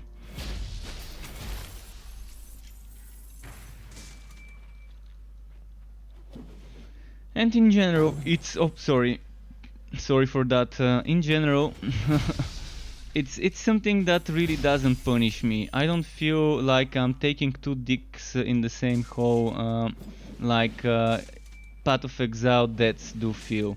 In Path of Exile, dying feels exactly like that. Like getting fucked into the same hole by two dicks. That's how dying in Path of Exile is when you're doing maps in a full team. Because first you can't enter the portal because all 6 portals have already been used up when you're playing with 6 people in the team, and then you lose XP as well. Definitely not a big fan of that.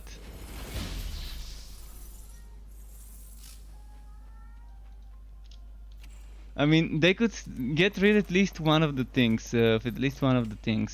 This game it's a little bit more chill, a little bit not for the try-hard, see me, I'm the best kind of gamers who all they care about is leaderboards and their egos, and then proving to others they have the best items, they have the best skills. I'm not like that, I don't care. I don't play builds because they're meta, I play builds because they're fun and because I like the synergy of this item with this skill and stuff like that. So this game definitely is more friendly to the filthy casuals. like me. To the player base that doesn't really try too hard, doesn't want to prove to everyone that they're the best, that just plays for fun.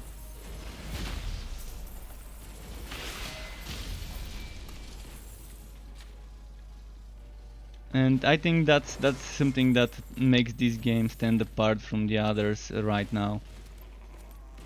And the main reason why I played.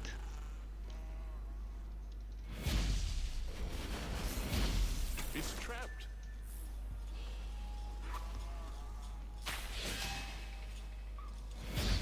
Let's see. Am I close to the boss? I think I am.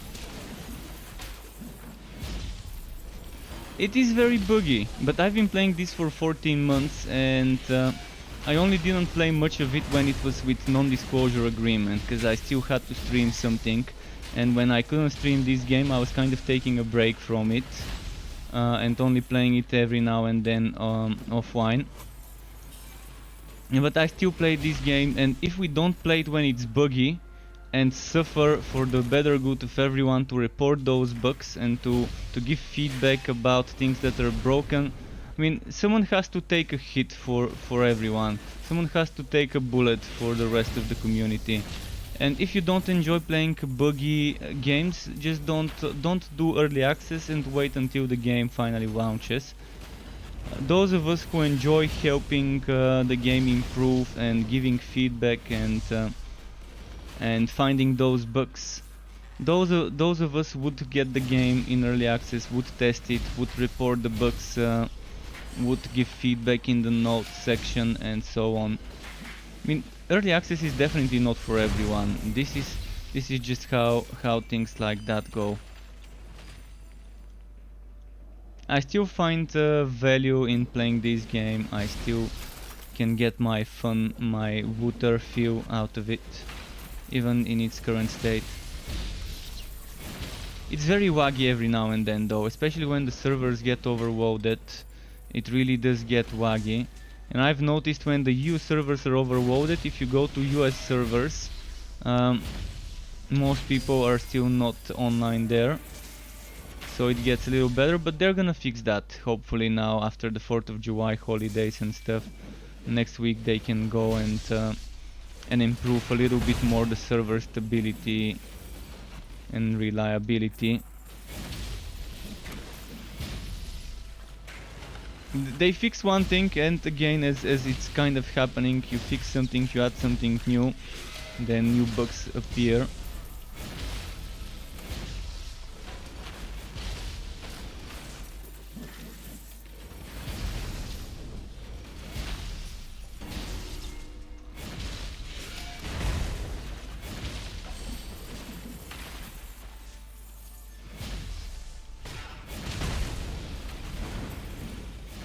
I'm loving this kind of AoE dance. Okay, time to send the pet to the town.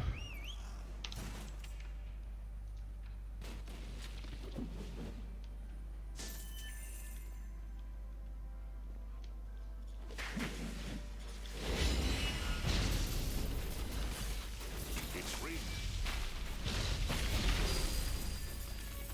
You can't cast that here. You are overloaded. How does replacing move attack with relic skills works? You do it like this. You press S and then you can click on the skill, or you can drag and drop. You can drag and drop. So first you can drag things like that, or you can just click on the skill. So you've got two ways of doing it.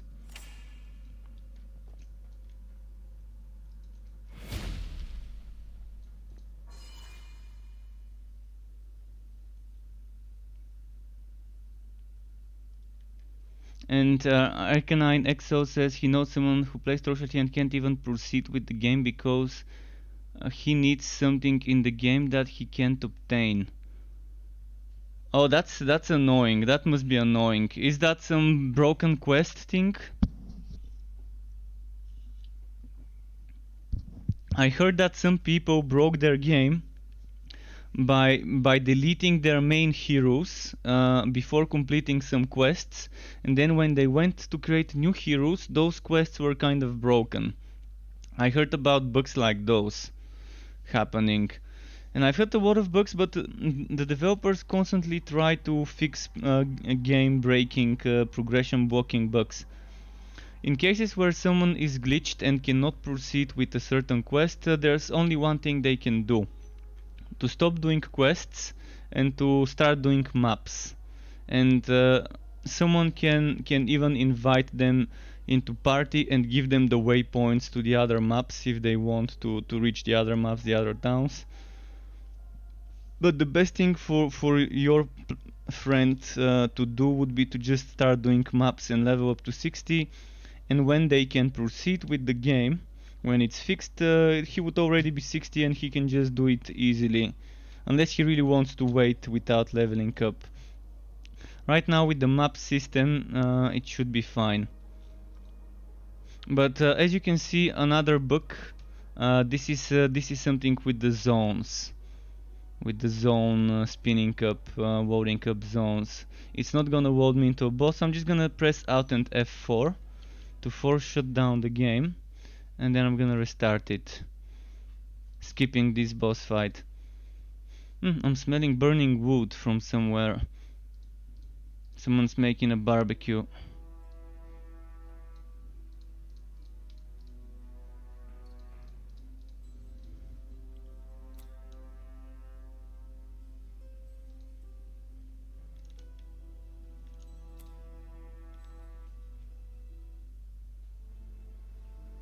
Alright, enough Realm Master, let's go on this one.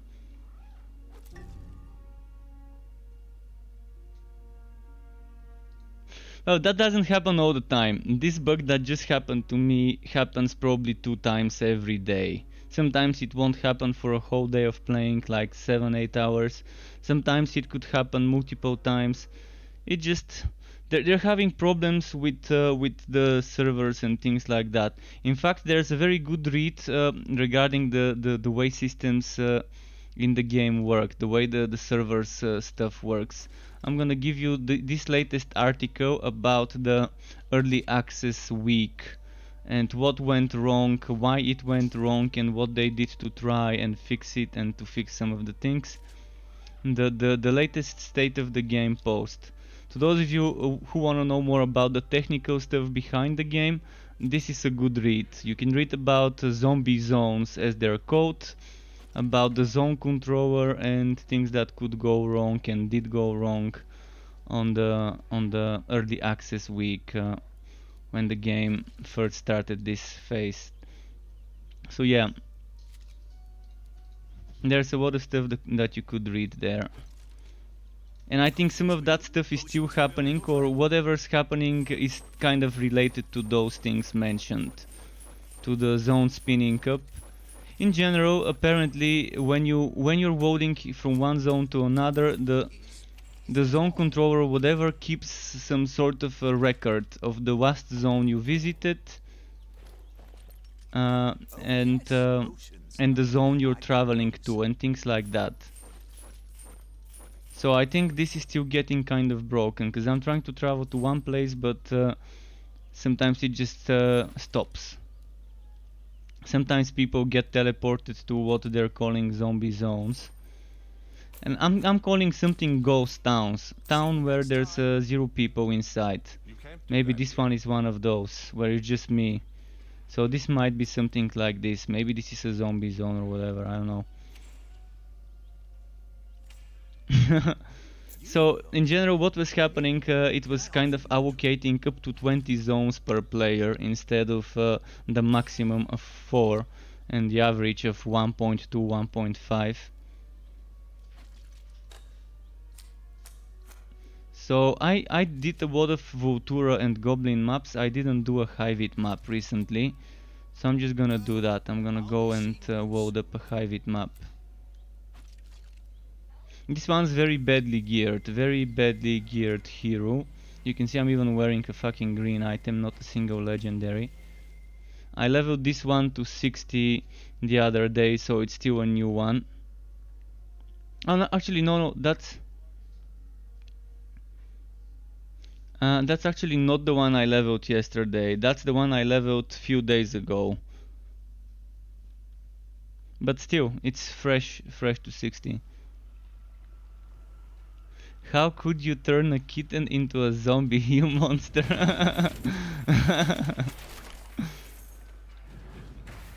Speaking of kittens and monsters, in Minecraft Dungeons, in that new act, there's ocelots. If you know what an ocelot is, it's like one of those wild cats, not too big, not too small.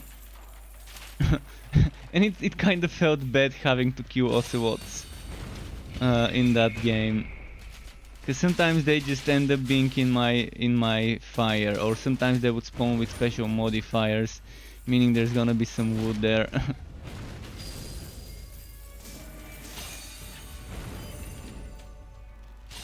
So this is a build that I don't have on a video or a guide for yet. I'm gonna try and make one soon for this. Just wanna gear it up a little bit more. Maybe get that unique rifle from the gambler.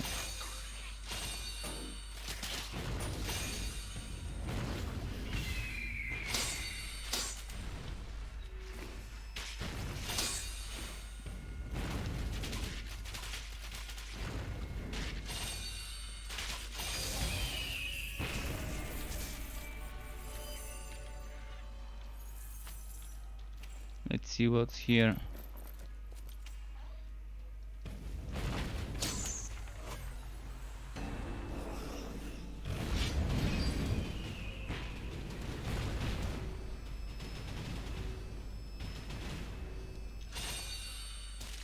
Oh, he was kind of far away. He didn't get hit by the scatter shot, I think.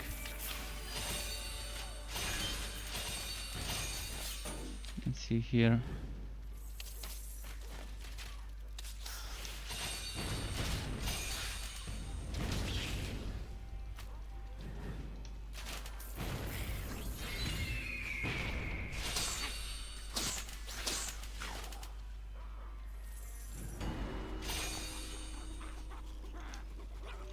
Oh no, I gotta be careful with those.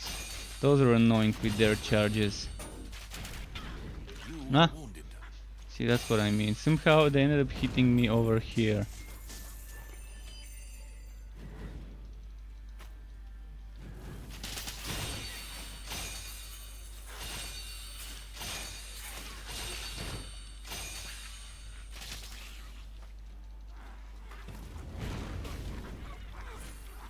But yeah, scatter shot is one of my favorite skills, if not my favorite skill from this class.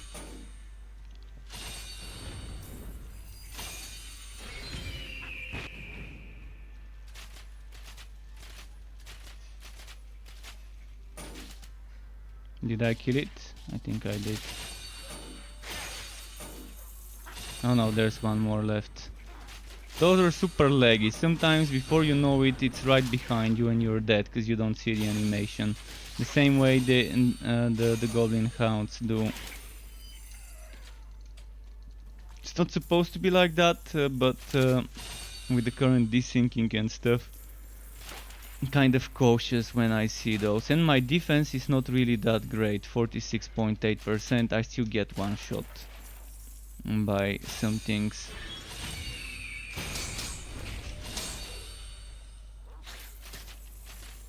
I have to actually replace my relic. I'm not using the best relic I could use. I'm gonna go to my fort next and get an electrode. I could also get a cold heart, but I'm gonna get an electrode. This one I only equipped it when I was experimenting, testing stuff, and I forgot to remove it and put it back into the relic storage. Let's see. Maybe let's go this way first. Oh, chargers, fuck. Let's escape.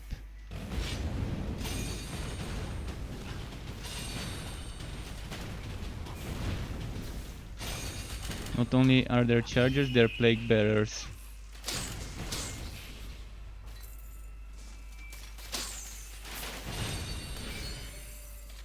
Your inventory is full.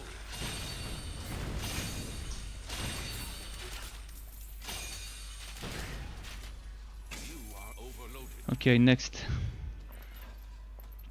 Suppose Zombie Kitten says the game lacks shift clicking to pick up items with your pets. Yeah, I really want shift or control or whatever, something to click so I can pick items with my pet instead of constantly opening my inventory and sending this. I've been saying that few days ago, and I've been saying that months ago. I've actually said this thing so many months ago, like probably October or September when I was streaming. I said, hey, I really wish we had a system where I can just make my pet pick up the gear instead of me. Definitely something that I agree 100% with, that we need an option. Pets in general need more options. First, pets need defensive stance, aggressive stance, and neutral. Defensive means they're gonna stay close to you and only attack if anyone's attacking you and not go too far away. Aggressive, maybe let them stray a little, do more stuff, be taking the initiative and stuff like that. And then the neutral stance could be what we have right now. We also need pet attack button. That's not just for my pet but for my summons as well. And if I press the pet attack button, they should move if there's no enemy underneath the cursor to that location. So I can coordinate my summons and pets and everything like that. There's many ways the pet systems needs to be improved and should be improved. That's one of the systems in the game that still feels incomplete in many ways. We need more skills, we need more control, we need stances, we need more options when we are sending the pet to the town to do certain things. Because if a pet can sell, then it can definitely do other stuff, if the pet is clever enough to sell.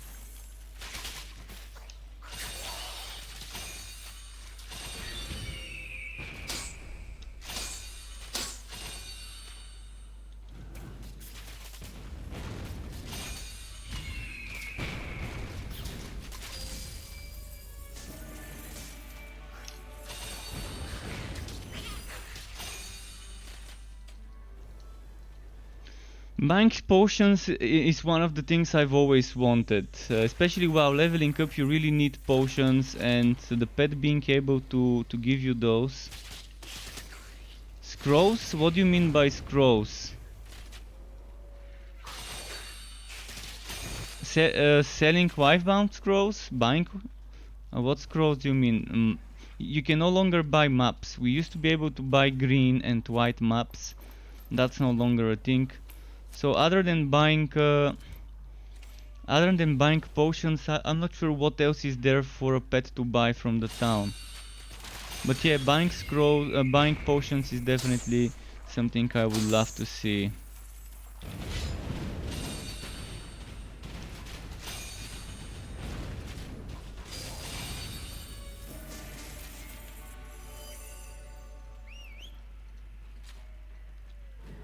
But being able to sell recipes and to sell wife-bound scrolls would be amazing. Because right now you cannot give the pet consumable stuff.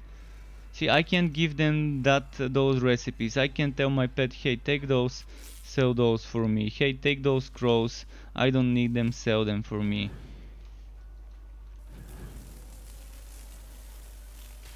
Some people are requesting for the pet to be able to disenchant items. Some people are even requesting things like sacrificing items to your Tree of Luck, which I think is kind of only good for WoW big people, for people who have just started to be sending the pet to the Tree of Luck. So the Tree of Luck probably shouldn't be a priority, but disenchanting items and turning them into essence definitely seems like a nice thing to have on the pet.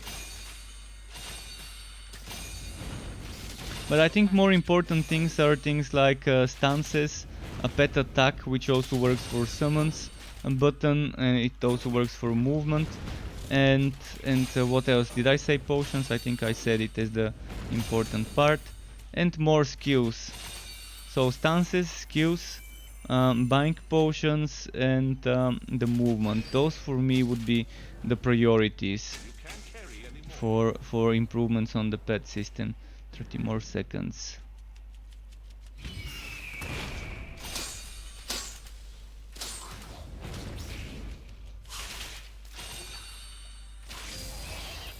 Your pack is too heavy.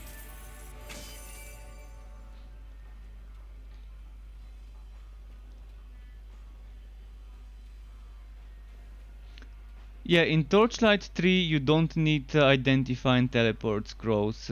You don't need them. It's just not a system of the game now. Your pack Thankfully is that's not a system in the game, because it was just unnecessary. It's old, outdated system back from the Diablo days. Identify scrolls, carrying more items to identify the shit you find, and carrying scrolls just so you can teleport does not belong in 2020 games. I'd much rather have it like this. Press a button, teleport to the town. Your character has learned the spell and he can just do it at any time he wants to. And the same goes with the identify. Your character knows how to identify stuff. They've undergone the basic hero training of learning how to teleport back to your outpost and how to identify items. They're not completely newbie characters who don't know even how to do this anymore.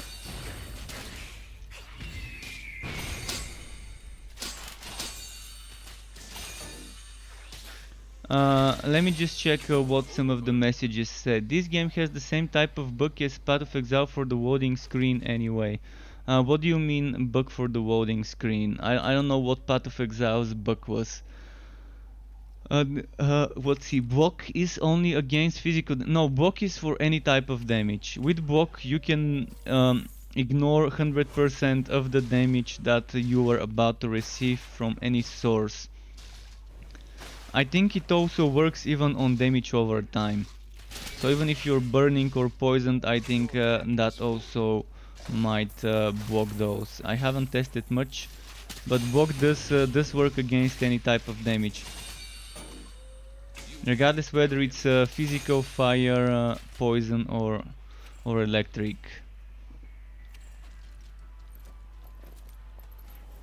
I'm not sure if enemies can do bleeding or chill. But yeah, all sorts of damage that comes your way you can block, and that's why it's only 40% chance to block cap. Because it's 100% block efficiency in this game. You don't have different types of block efficiency, it's always 100%. And just to make it balanced, they made it 40%. And 40% block chance is actually not bad at all. It does block a lot if you play some sort of a beefier hero who takes more hits. You're gonna see the difference.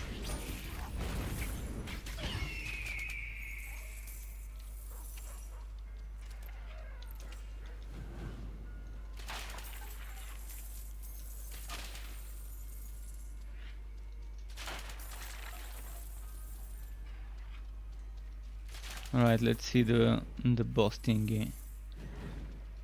And actually Dragoon says, when me and my friend played Path of Exile, we both kept getting infinite loading screens where you never load in. This thing happens, yeah, it happened earlier, it just glitches, it just doesn't tell you that you're not being able to load in. So it does end up being an infinite loading screen. Maybe eventually it would tell you that it can't connect, but before it tells you that it can't connect, you're better off just closing it and just restarting. It's something new. It's something that that was not in the alpha and beta. In closed beta, I mean. In this version of the game, it is still happening apparently.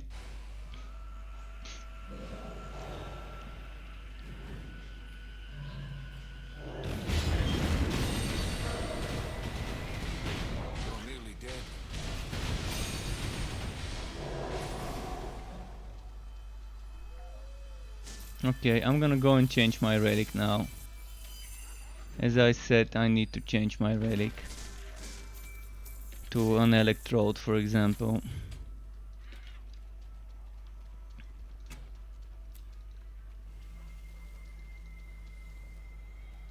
I'm gonna go to my That fort. spell can't be cast.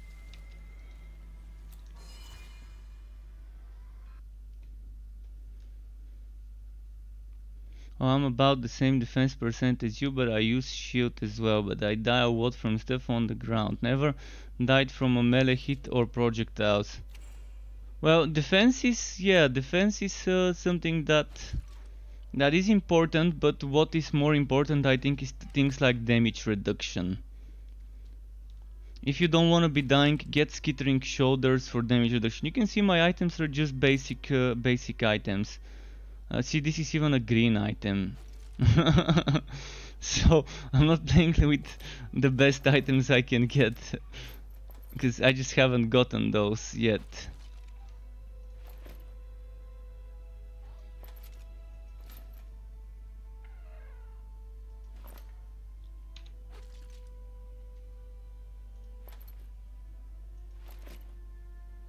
This one is still work in progress as a hero. I mean, there's so much stuff more that I can get.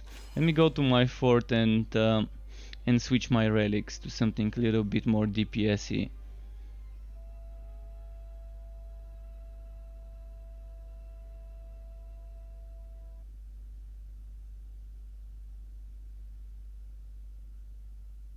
Stuff on the ground can definitely do a lot of damage. The lightning strikes that can strike you, the damage over time, poison fields, blazing, things like that, those can definitely be annoying to deal with. Things that fall from the sky and hit you also can be annoying, like the falling rocks. In general, things that take longer to broadcast that they're gonna hit somewhere do a lot of damage. And you wanna be stacking damage reduction for those things. So if you wanna survive a little more on a sharpshooter, you can consider using Curse of PP. That's 50% damage reduction to the enemies.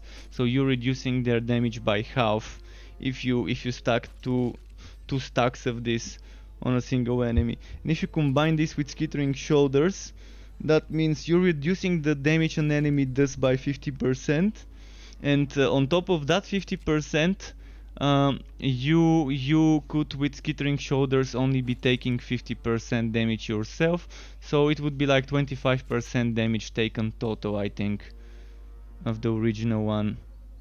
You always use PP, okay.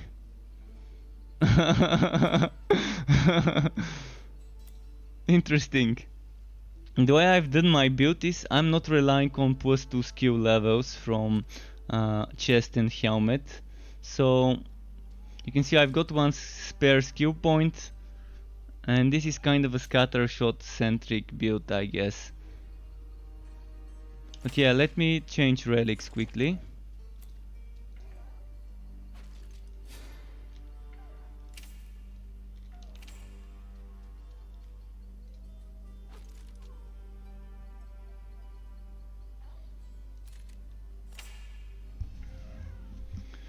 And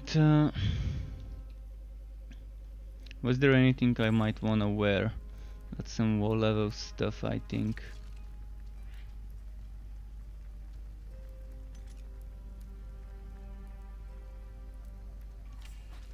I'm gonna check for some good two-handed weapons. I think I had some here.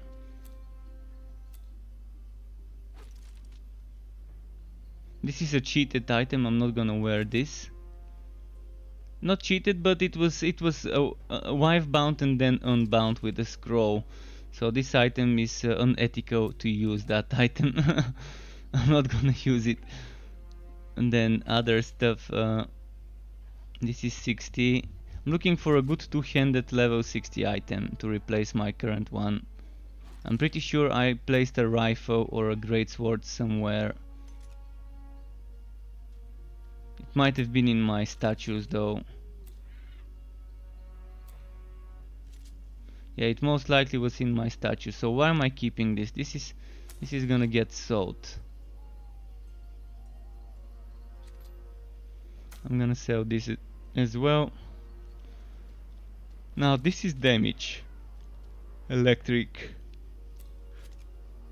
My current legs are a lot of defense, but I can get a lot of... My current damage is poison, meaning with percent poison damage, level 60% poison. I can experiment with this.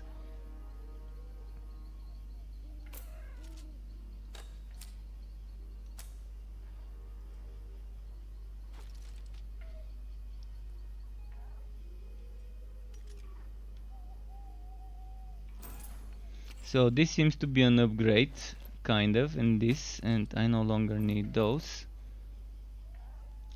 No longer need those.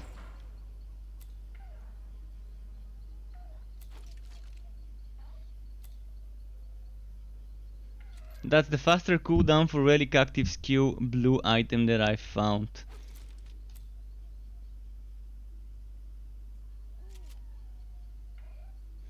Electric damage. Yeah, I think I put that item somewhere else. Can't find it.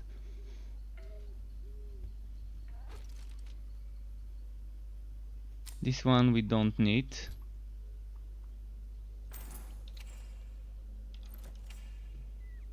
Right, we're good to go.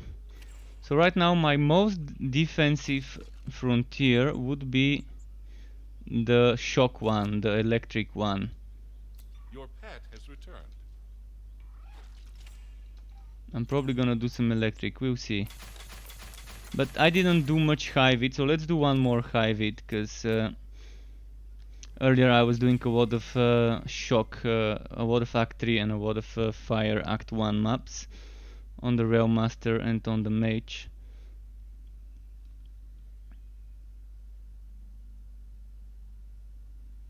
Am I the only one who read the Moo bot thing and so it wasn't correct?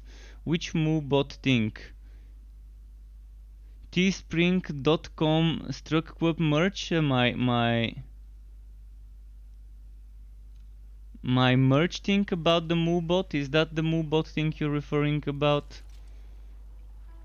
Hey Mark, is this your main character? Are you leveling another? Mark, this is not my main. I've got multiple level 60 heroes. 2 Realm Masters, actually 1 Dusk Mage at level 60, 1 Sharpshooter, 1 Forged at level 60, and I've got another 2 characters, another Forged and another Mage, that are like level 30 something. I wouldn't mind leveling up some more. If anyone wants to level up together, I wouldn't mind doing it. If you need help leveling, I can also help you level up with me. I can take you to level 60 maps and just kill stuff. This is one of my less geared characters. So this one's kind of still in the process of getting geared up. In general, I really need a specific legendary rifle.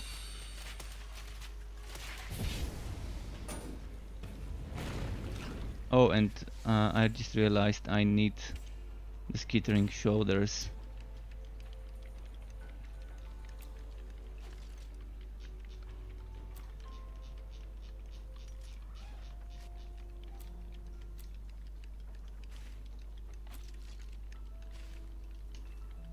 What's attacking me?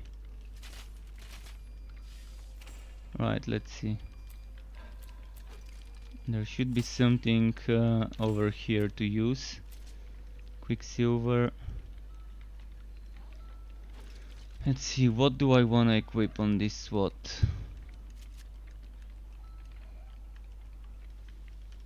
This one's not bad. This one's not bad. I got Egg of Mayhem. Fire Nova, no.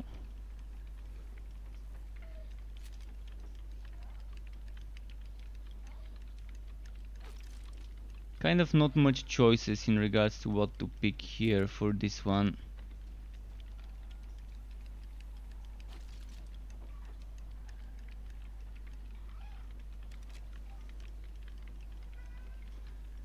Yeah, I don't have much choices. I'm gonna probably equip something for buffs. This is high wit, so I'm gonna have to use the high wit stuff. Or maybe I can use these skittering boots. That's not bad as extra damage. But let's do this one. Right, I think I'm ready with the legendarium for now. Until I find this rifle, the one that gives me stronger scatter shot. It's gonna take a while, I guess.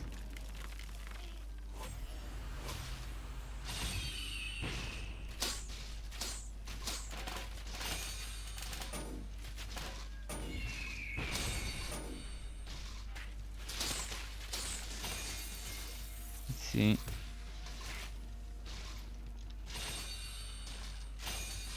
Wow, they're not taking damage.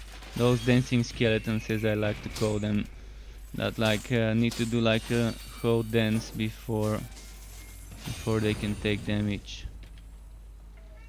Evening Hixie, I'm good. Thanks for asking. I think someone. I need a minute. I need quickly a few seconds to go to the other room, because someone started a laundry machine and now it's over, and they're out of the house and they can't stop their own machine, so I have to go and stop it for them, because it keeps beeping.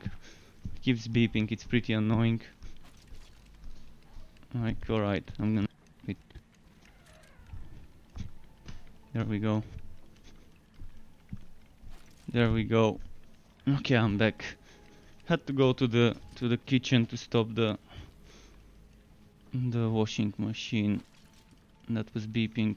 So just give me a second.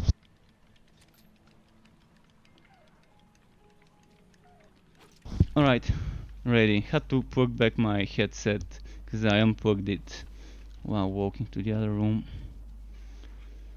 So I see Dragoon says, yeah, your store one says from twice in a row instead of once.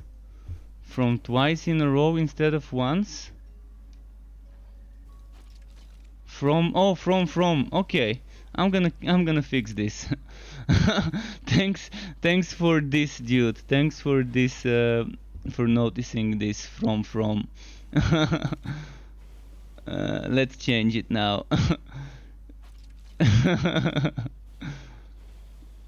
From. Where is merch? Edit.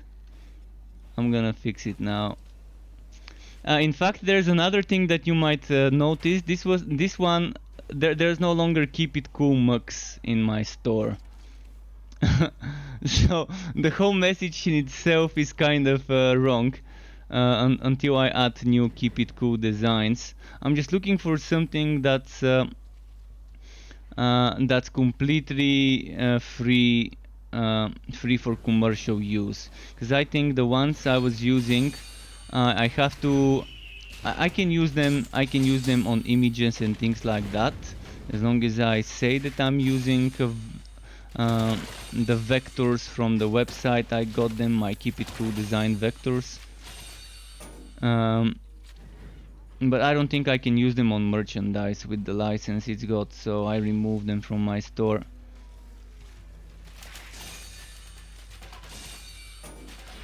But yeah, thanks for noticing this error.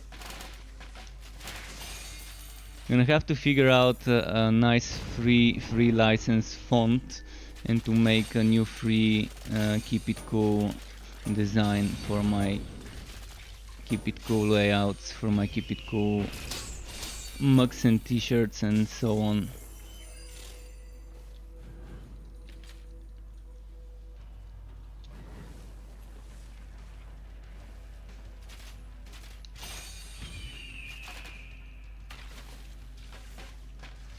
But yeah, most of my designs are actually me using a font called I think it was called Whitening Bolt or something like that, or and it's a free font with every letter is a different whitening. Like my logo on Twitch and other places, this curved whitening is actually the letter J. The capital letter J makes this, and I just reworked it and added some sort of things, outlines on the side, And I'm so thankful for the person who made this this font, because it's free to use, and there are so many things you can do that fit my channel with it. So most of my t-shirt and hoodie and other designs like that have been made by using his font and just adding some shadows, some outlines, some glows and all sorts of stuff like that to those. I'm not an artist, so it's not that easy for me to make designs, but at least the simple designs I came up with have been pretty fun to make. Trainee V followed my channel. Thank you, Trainee V. YouTube Live is awful. Really? Is it delaying? Life support systems repaired. Trainee V, thank you very much for the Prime sub. Thank you indeed. Welcome to the Struck Club. Let me see the YouTube comments.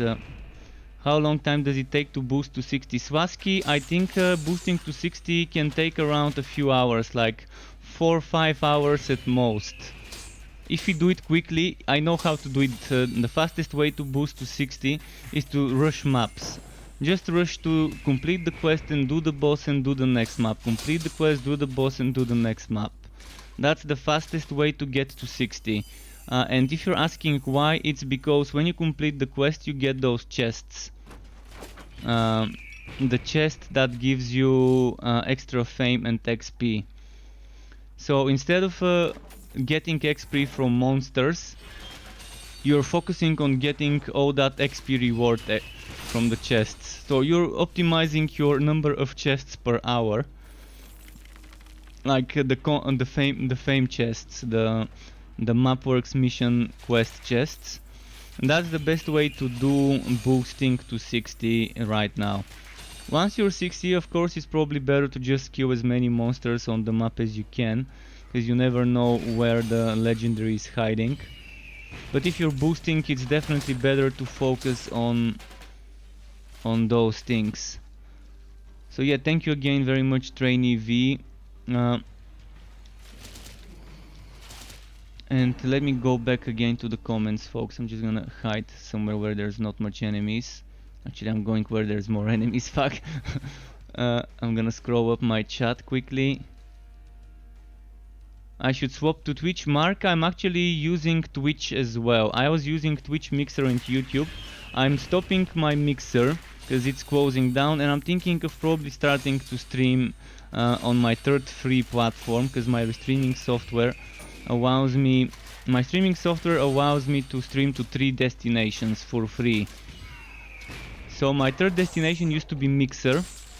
It is now just 2 destinations. I'm either gonna go to Facebook Gaming in case someone prefers to watch there, or I can go to some other platform, or just keep it 2 platforms. And I was only streaming there because some people liked watching from the other platforms. I've noticed Xbox gamers mostly were the people who watched me on Mixer when Mixer existed. So I'm not feeling very good about streaming on Facebook, honestly. So I'm not sure whether I'm gonna do it. I've noticed some people are streaming on platforms like Trovo, and maybe people wanna watch there. But for now I'm gonna probably keep it YouTube and Twitch only. And on YouTube, the main reason I stream on YouTube is just because some people would watch my videos on YouTube, and then they would see that I'm live, and then they would actually find the stream. And in fact, it's probably better for Twitch that I stream on YouTube, because some people find my Twitch through YouTube, honestly. Even though there's something like an exclusivity where Twitch normally doesn't allow us to restream if we're affiliates or partners. I think Twitch is actually winning in this case, in my case, because there have been a lot of cases where people would come from YouTube and move to my Twitch channel. So it's nice to keep it. It's nice to keep it. And it's nice because it also records my streams for people who want to watch a replay, and I don't have to download the replay from Twitch or record the replay on my hard drive and then upload it to YouTube. So the main reason I like streaming on YouTube is archive purposes. It's kind of keeping record of all my streams. Hopefully that was kind of all the information one might need about this. But yeah, it is a thing. There's a software called Restream that can do it. There's also things like stream WAPs and stream elements, I think, that can also have some restreaming built in. Haven't checked out those. I'm using stream elements. I used to use stream WAPs, but stream WAPs did some very bad moves in regards to how they're handling their streamer base, especially the merchandise store. Like in stream WAPs, it was free to make a merchandise store, and then suddenly they made it paid, even for people who are helping them test the stuff before. And I just migrated my store to a different place. And Oakser is saying, coming from Path of Exile, this game is such a breath of fresh air. I cannot agree more that this game is a breath of fresh air if you're coming from Path of Exile. I mean, it's completely different. It's like a 180 on the genre. In one moment you have those dark games like Diablo 2, Path of Exile, Grim Dawn, and Vast Epoch. And then in the next moment you're switching to a game like this, and it feels like something so different and really refreshing to people like me who want that different experience as a change of scenery. And it's not that complicated. Making a build still has depth, but it's not that complicated like Path of Exile. So I can guarantee you one thing in this game: even if you take the worst possible build you can think of, like I'm talking builds that you're not doing any synergies whatsoever, just give your account to a 5-year-old and get that 5-year-old just randomly allocate your skill points and then randomly spend your relic points. Then take that account and equip the best possible items you can get. You're still gonna be strong enough to complete the hardest content the game can throw at you. The current hardest content. I'm not talking about the upcoming endgame content, where it's gonna be a challenge even for people with synergized meta builds eventually to reach the latest part of that content. But with the current content you definitely don't need some sort of synergized builds. The main reason why I make builds for this game and guides is just for people who want to see how I'm combining and synergizing certain skills with certain items and with certain relics. So builds may not be needed, but they definitely help. They definitely help.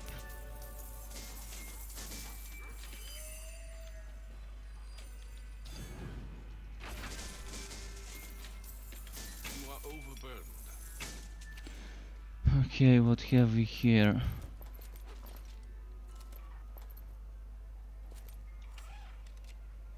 The builds are here. I'm gonna make that comment just a second. Exclamation builds. Keep in mind those are a little bit outdated, like few days outdated. So the latest patch kind of changed some things. I've made some notes. And some modifications to the builds in text, but the videos are still kind of using outdated relics. For example, my Bane relic that I was using for the summoner builds, the Bane relic is now much better for summoner builds if you want to be focusing on summons instead of damage from the relic. But if you want to use your relic for damage, then you're probably better off switching to a Cold Heart or to a Spinning Blade relic. That's kind of how it is right now. By the way, I need 30 seconds to go and pour myself some water. So while I'm loading up, I'm gonna go to the kitchen, pour myself some water. If you're on Twitch, I can put a 30-second ad break so you're just not watching a blank screen. But be right back. I'm here. I'm just gonna go to the other room to pour myself some water, because I'm getting kind of dehydrated here. Yeah, just a moment.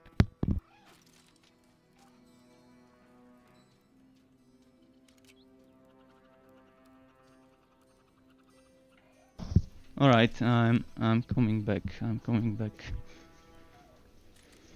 There we go.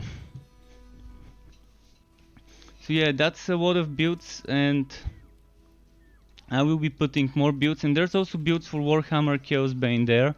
To anyone who wants to play something else, Warhammer Chaosbane is still another game that when it's on sale, when it's like 60% off, I think it's worth getting as a game to play in between Path of Exile leaks and seasons in Diablo. I think it's okay when you get the Magnus edition at 60% off with all the future and past DLCs. There's some wood chase there. They've done a lot of changes to Chaosbane's endgame to rebalance certain things. They rebalance completely the God skill trees, the passive God skill trees. And the Magnus edition includes the second God skill tree and the Tom King's DLC, which are the two only DLCs I think are worth getting.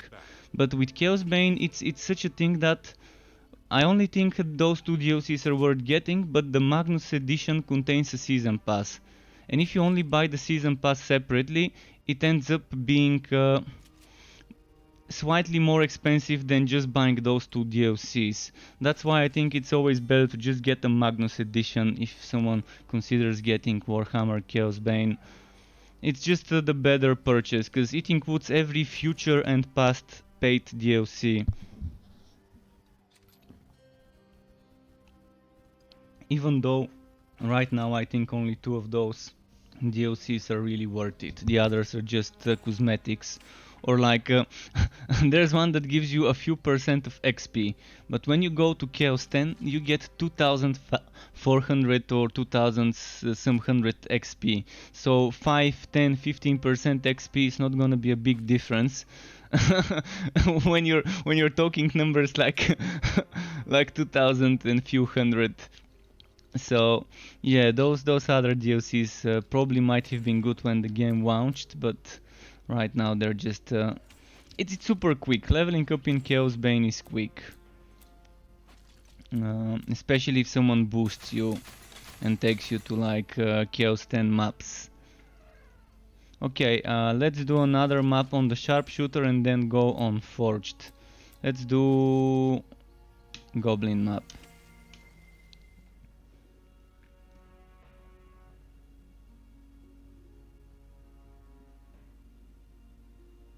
Hixie saying 36 at Milkem Dry Struck. I mean, with ads people are using ad blockers, and I'm not expecting people not to use ad blockers because I use an ad blocker too. But when I'm not on the screen, I think it's better than watching an empty screen or a BRB screen. At least that's how I think. I mean, if a streamer goes on a break when I'm watching streams, I don't mind watching and something moving on the screen while they go to the toilet or something like that. But I personally, I admit, I use ad blockers and I don't disable mine, so I don't expect other people to do it. It's just how it is. I mean, just how it is. I've seen actually streamers in their description mentioning a prohibition of talking about ad blockers and things like that. This seems a little bit too aggressive to me. not only are you like forbidding people to talk about it, but even just to mention it, just to mention it, like that seems a little bit too aggressive when it comes to ads.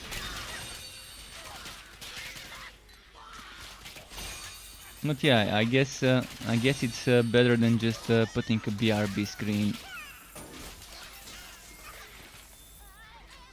Let's kill this guy. I'm gonna catch up with some messages that I might have missed. I didn't get the ad, and I'm on Twitch. Subscribers don't get ads. At least if the streamer has set it up that subscribers don't get ads. Or maybe I actually might have forgotten to run it. I mean, that's also a possibility. I might have forgotten to run the ad. so yeah, I have to run it. I don't have my bot automatically running them. I have to click on my dashboard to run it.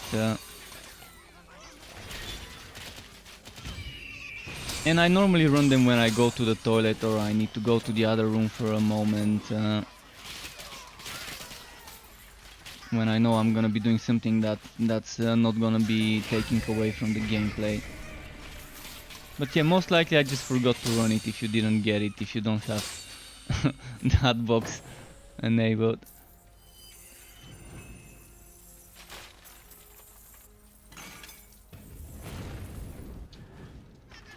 Let's see. I'm gonna try and do my combo if I see a boss. I wanna do my combo if I see a boss to see how much my damage has increased.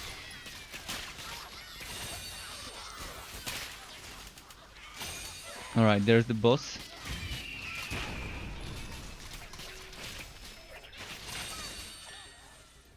Yeah, I couldn't see the damage. Alright, I'm gonna try it again.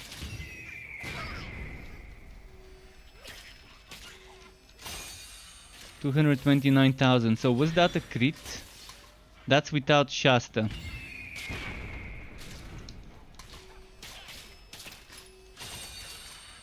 I don't think this crit.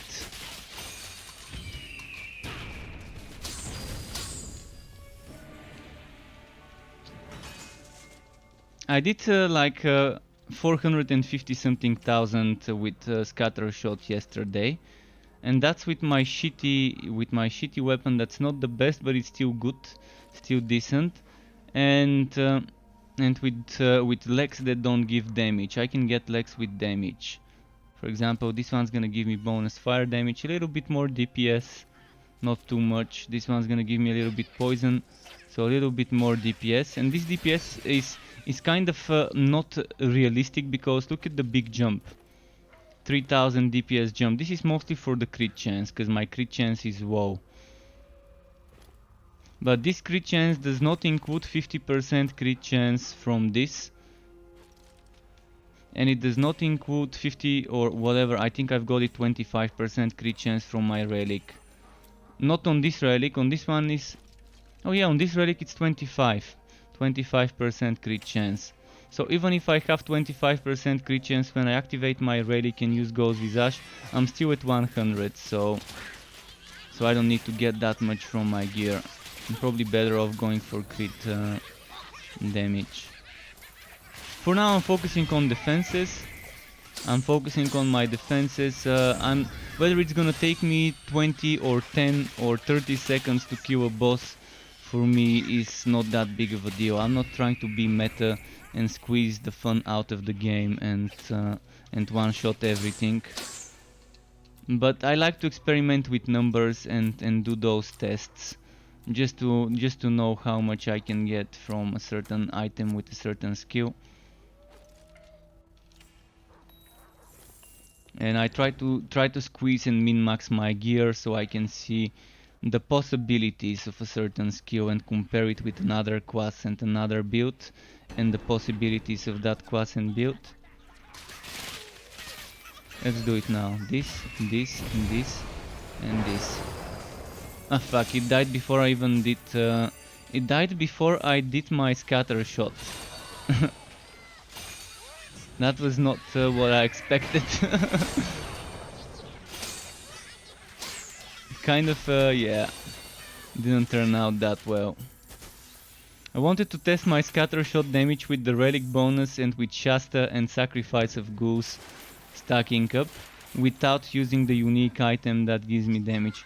But again, another one of my viewers already has done 2.2 million damage with scatter shot. With a legit rifle, a rifle that is legit but is wife bound. So he actually lost one of his weapons from what I heard after dying. I wanna see how much I can do without a wife bound.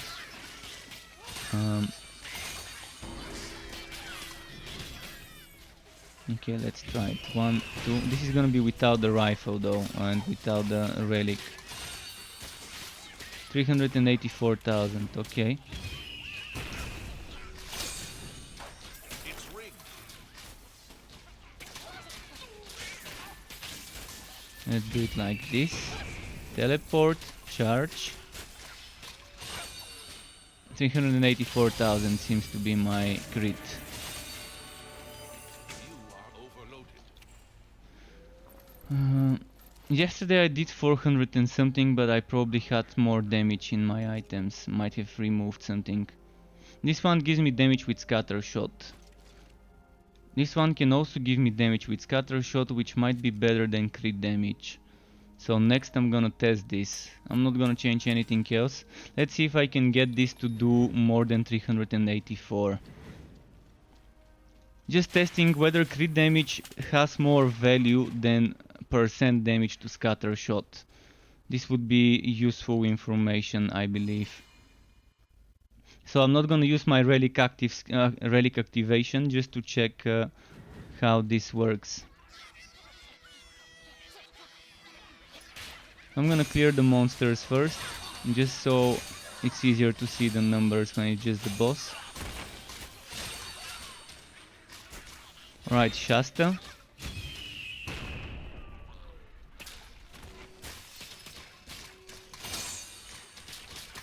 Nah, that was difficult to see.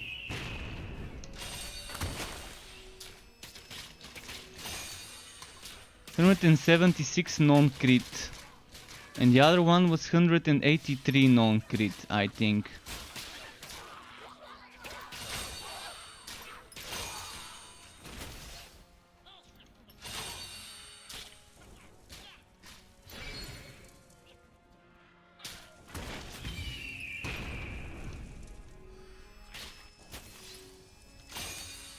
$496. Okay, this is definitely the better option.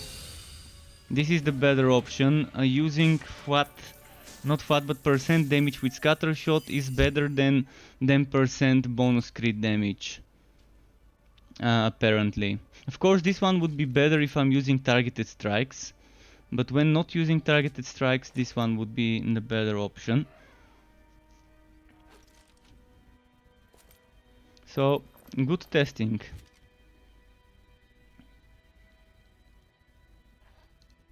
This one is junk.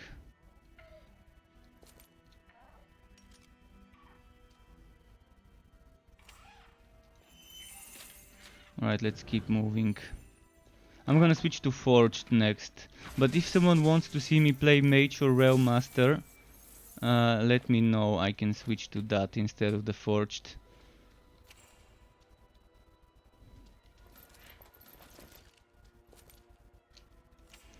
Before that though, quickly I need to gamble for some rifles.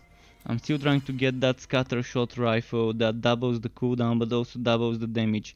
So this 496,000 damage would have been almost a million with that rifle if I had it. And that's without DPS in my shoulder. I mean, without DPS in my leg or chest. The chest has 699, but this 699 can be like 800 or so, I think, with the blue item. Just who I wanted to see. Getting that rifle would be the most difficult task ever. Because it would mean not only getting a rifle, but also getting a legendary row on it.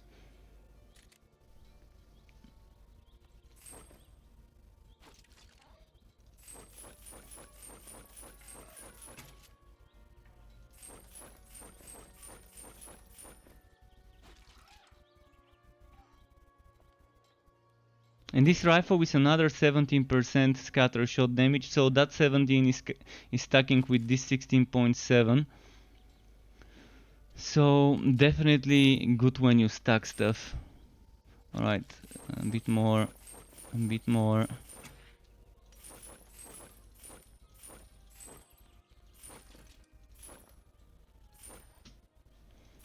I'm gonna do something else. which probably would be the better option. Ice and electric. If this had 2 sockets, this would have been the strongest weapon ever. Because if this had 2 sockets, I could get the damage to 8,600 or something like that total.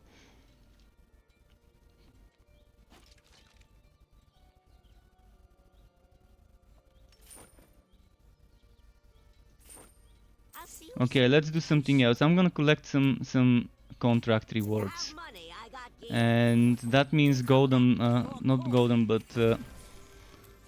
orange bags for gear. Orange bags for gear translates into legendary items, and that's where I could probably get that rifle.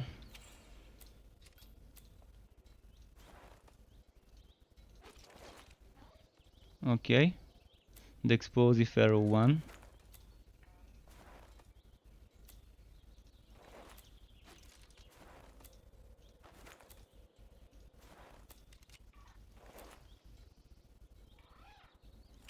Gear for coin. Gear for coin. I've got a lot more to collect. You can see I've got 69 more rewards to collect. Every 10 levels there's a legendary item to collect.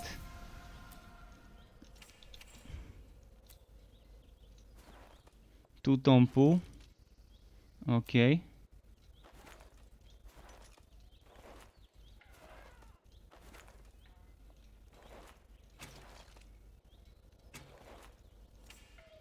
Just who I wanted to see.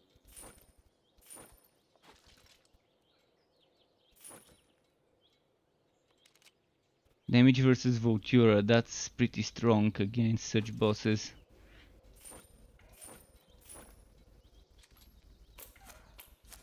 You come back with more coin. So you can see how I got 2 items that I actually needed for my legendarium.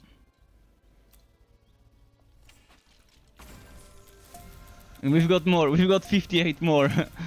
That's at least, that's 6 more things I can collect, 6 more unique, 6 more legendary items.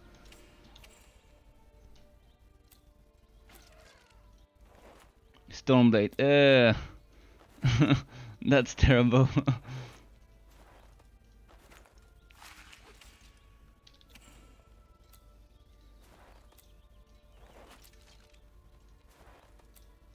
Gear for Stormblade coin. is probably Gear for getting coin. sold. It does have a SWAT. Probably gonna keep it for now.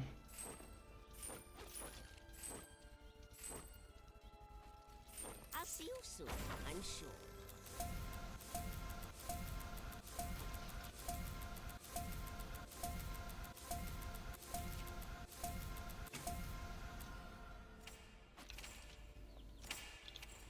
So much stuff. Storm driver, alright, that's the 4th time I'm getting a storm driver.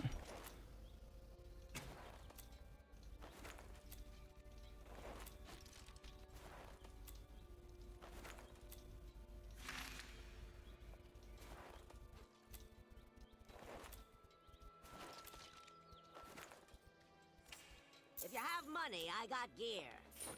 I'm gonna sell some maps. I really don't need that many maps.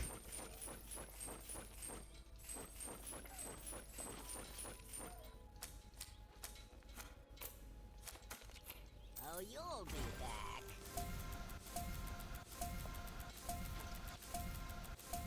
back. And that's a lot of bags, yeah, that's a lot of bags, but it's I'd rather open many bags at once instead of every few minutes collecting those bags. Wide Walls Cave Breaker, and I thought the Stormblade was a bad item.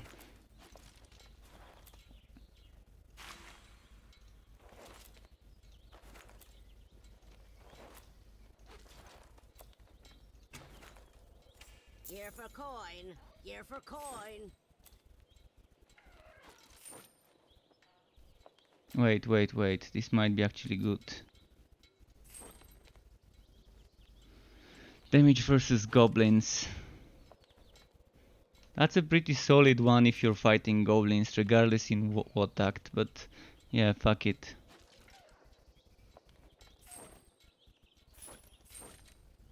You come back with more coin. Just who I wanted to see. I'll see you Alright, soon. almost done with this. Look at how many are left, 28.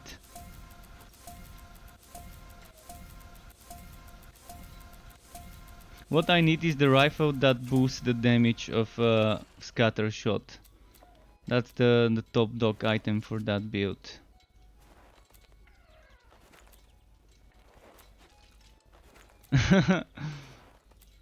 So much stuff.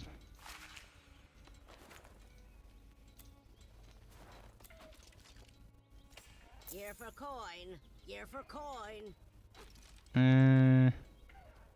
Let's say no. Wait. On SWOT, okay.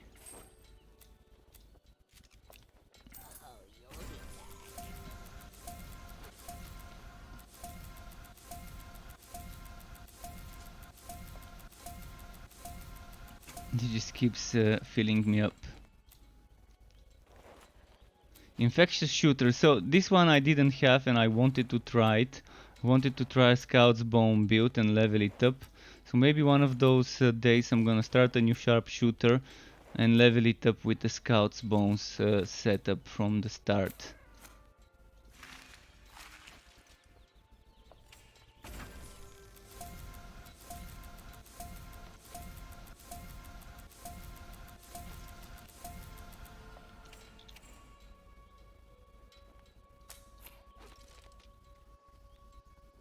This is for the Legendarium for sure. If you have money, I got gear.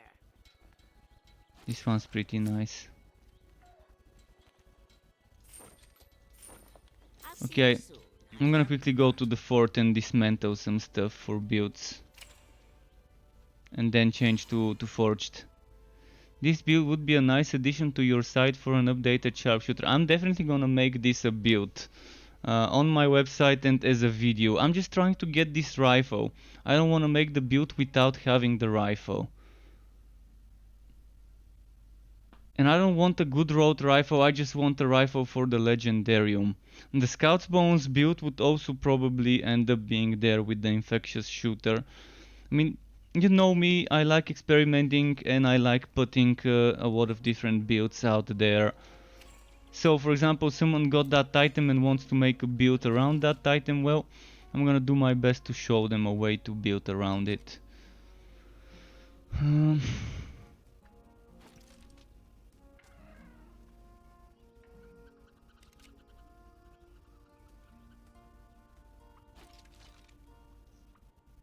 Chance to poison, crit damage, this actually is not bad. This one...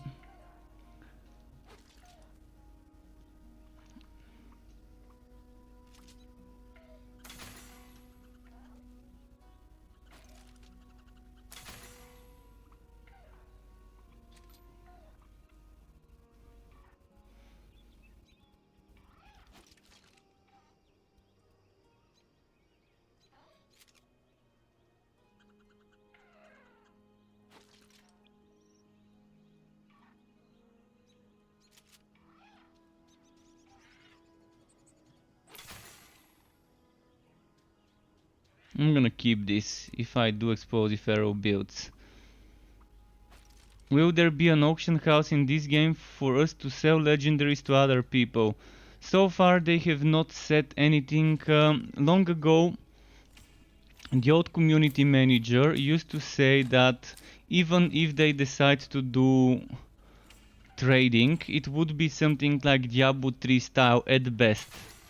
Where you can only trade for a certain limited time to people in your group when the item dropped.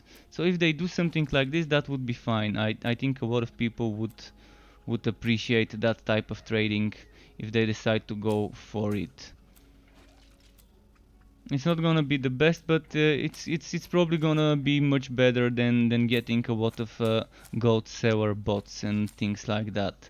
That's the main reason why there isn't trading in the game right now. to avoid people selling items for real money, gold sellers and all of that. You don't want to be seeing torchlight3gold.com in the chat all the time. Or people in the Discord saying I'm selling my what's it called, that belt in Wilson. That people were selling for 50 bucks, 300 bucks or so on. This one belt in Wilson that everyone was spending real money to buy, which was just fucking ridiculous. I definitely wouldn't enjoy seeing something like this happening in the game. So yeah, if they add selling like an auction house, like the way Last Epoch is kind of planning on doing a bazaar. The way Last Epoch wants to do their auction houses, the closer to the end of the bid you are when placing a bid for an item, the more you have to pay. And it's the buyer that pays the fee, not the seller, in a way, something like that. There's some system like this, but yeah, there should definitely be some sort of a way to prevent people from cheating in if they decide to go for an auction house and to somehow end up selling items for real money. For example, let's say you're gonna contact someone on a private message and say, okay, I'm gonna put this item on the auction house for shitloads of gold. You can buy it. You can buy it, pay me the money and get the item. Or let's say I'm gonna put it for very little gold on the auction house. You can buy it and you can pay me the money. That's something that's not gonna happen in this game. So even if they decide to make some sort of an auction house system, they're gonna have to figure out a way to avoid people privately trading and telling each other, okay, you put this item on the auction, I'm gonna buy it. So with an auction house, there's many ways to do it. First, you can add minimum and maximum selling price for every item. And second, you have the gold limit of 20,000, so meaning probably there's not gonna be people selling stuff for more than 20k. That means they probably wouldn't even want to sell legendary items if they're very good roads. So yeah. If something shows up in the auction house that's very good, people would buy it immediately. And again, there's ways to abuse the system and still have black market even with an auction house system. So I think again, Diablo 3 style would be probably the best way of trading, but even Diablo 3 style trading has ways of people doing that. For example, someone can say, okay, you pay me this amount of money and I'm gonna help you gear up your character. I'm gonna be killing shit and letting you loot everything and giving you my drops. I'm pretty sure someone would fucking make this. Believe me, people are greedy and people would figure out shitloads of ways to make money in a game if they can, if the game allows them. Never underestimate how greedy people can be in games. Alright, let's play this guy. Maps? Any maps? We've got high with maps, let's do them. Dark Ray BR, I've got builds, yeah, thank you Dragoon, thank you indeed for that. So yeah, you can see struckquip.xyz. That's my website. That's yeah, Hixie trial belt. That's the belt I was talking about, trial belt. And I love the keeps filling me up. That's what she said. And Raven, I've played the other Torchlight games. I don't remember much from them because the last time I played Torchlight 2 was 1 year and 2-3 months ago, when I played the Synergies and the Draco mod pack on Steam. Since then I've not loaded into Torchlight 2 recently, so my memory is still kind of foggy when it comes to the old ones.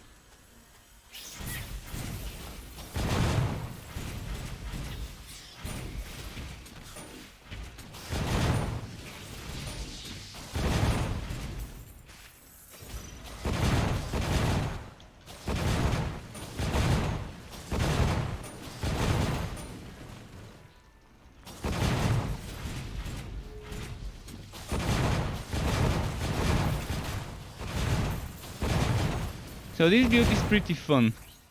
It's definitely a fun build. Because I can spam fracking strike. You can see I'm just spamming it. And it has such a nice reach. It's not your OP build, but it's so fun sometimes. You can just spam one button. And that's achieved only through a synergy where an item allows me to gain heat when venting heat this item. Because this costs 50 heat, and this gives me 50 heat when I've got the set bonus.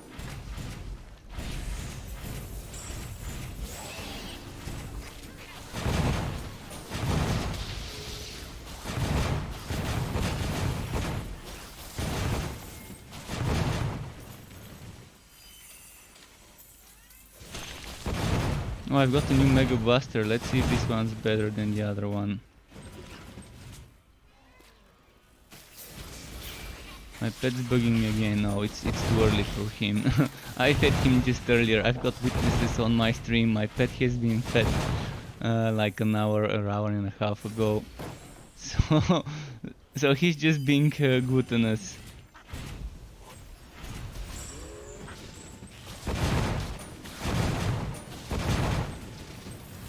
Oh, and there's one more thing. I don't need block chance because this one fired up gives me up to 40 block chance. You can see I can keep that block chance up to 40, which is 4 times, and this one comes from this skill. Your block chance is increased by 10% for 4 seconds after venting. So as long as I keep spamming vent fracking strike, I actually keep getting that extra block chance. The same can be done with the Vortex Bomb build if you get enough cooldown reduction on Vortex Bomb. Vortex Bomb build will be the next thing I'm gonna be leveling up. When I feel like leveling up a new hero, I would definitely do that.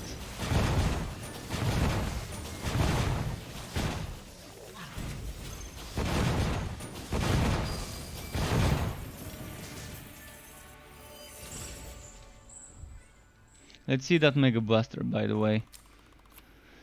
It's not terrible. Crit damage, crit chance, and 2 bolts fired on shock. I mean, for a triple only affix, that's all good affixes.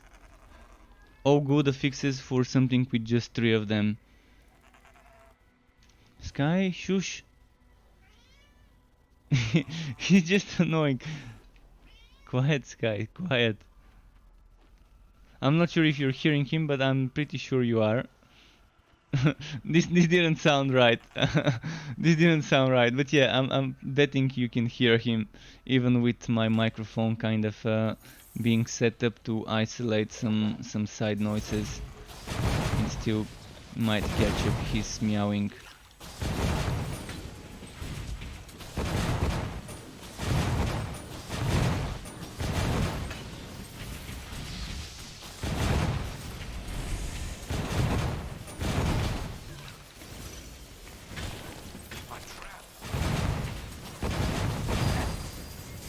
Okay.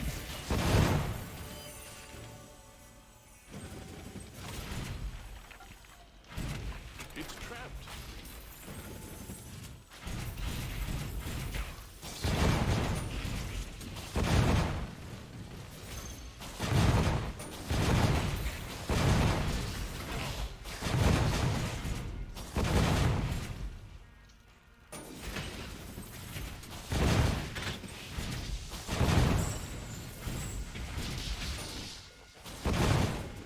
Let's now play a little bit with the rapid strikes. Rapid fire, I mean.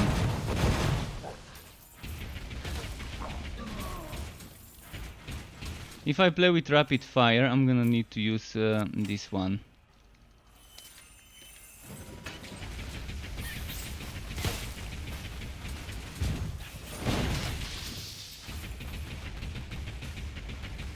Death is upon you.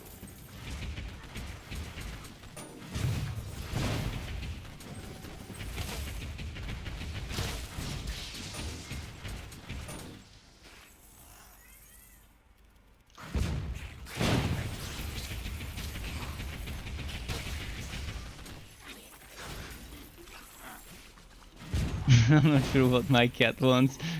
He's just standing there on his bed and he's just meowing and looking at me and trying to try different types of meowing.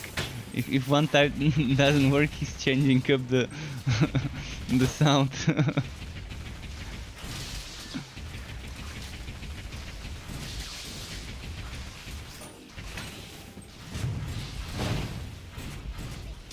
Yeah, I much rather play the vent fracking strike setup.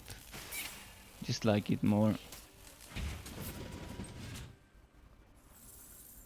If I'm using that setup, I might as well do something else instead of rapid strike. I mean, instead of rapid fire, I could try and use... What could I try using? Let's try using this here, just to test.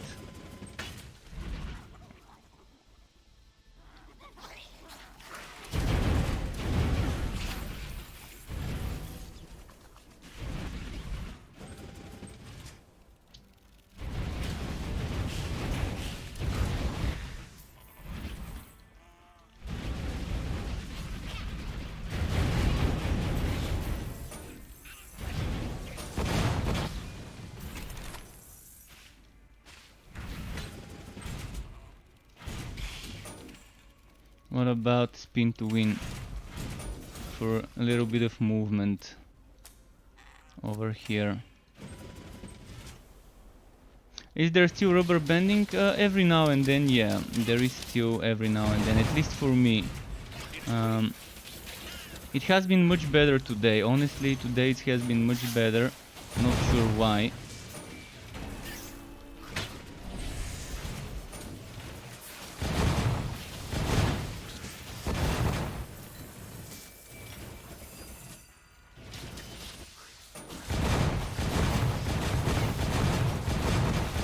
Your pack is too heavy.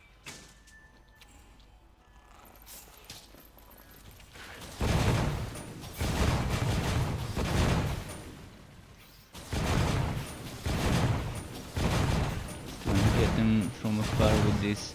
Oh, this one just wants to play with the big boys up close.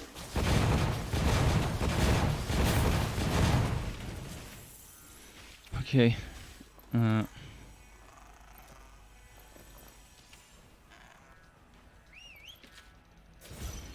Just figuring out what to use here. If I'm not gonna be using the Mega Blaster, because this seemed underwhelming, wondering what to use.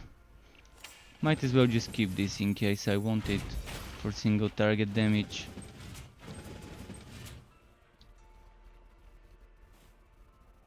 Yesterday was insane for me. Power leveling Q whole time was rubber band. Yeah, I noticed the same. How much it was rubber banding. And Raven says, "Hi people, why this game has so many bad reviews? Is it a bad game? Please, I need an answer. I played Torchlight 2 and was good." Well, the biggest reason why the game has bad reviews is because some people want this game to be like Torchlight 2. There's others who want the game to be like Diablo 2. They don't want the game to be something new, something different, something that they're not used to. People want this game to be yet another Diablo 2 or Torchlight 2 clone. That's the biggest thing. They don't like the skill system, they don't like the relics, they don't like that you only have 6 skill bar slots.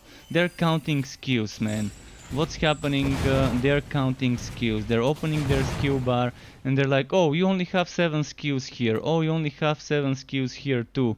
Oh, you only have 2 skill trees. This sucks. This is not like Torchlight 2. This is not like Diablo.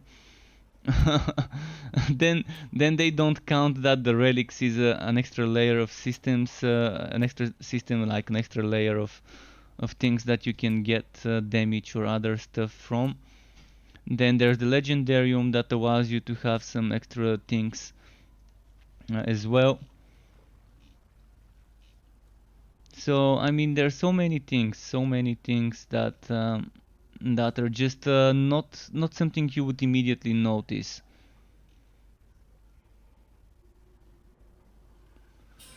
Your pet has This arrived. is, for example, like the Diablo 3 canise system. I personally like the game, but again, many people don't, so I can only speak for myself whether the game is good. That's as a reply to Raven. Let me quickly put something here in this SWAT.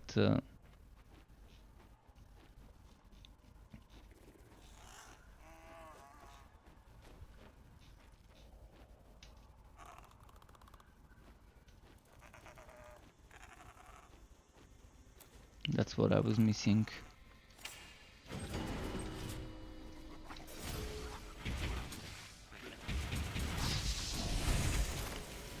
Oh, chargers, the most unpleasant to deal with right now.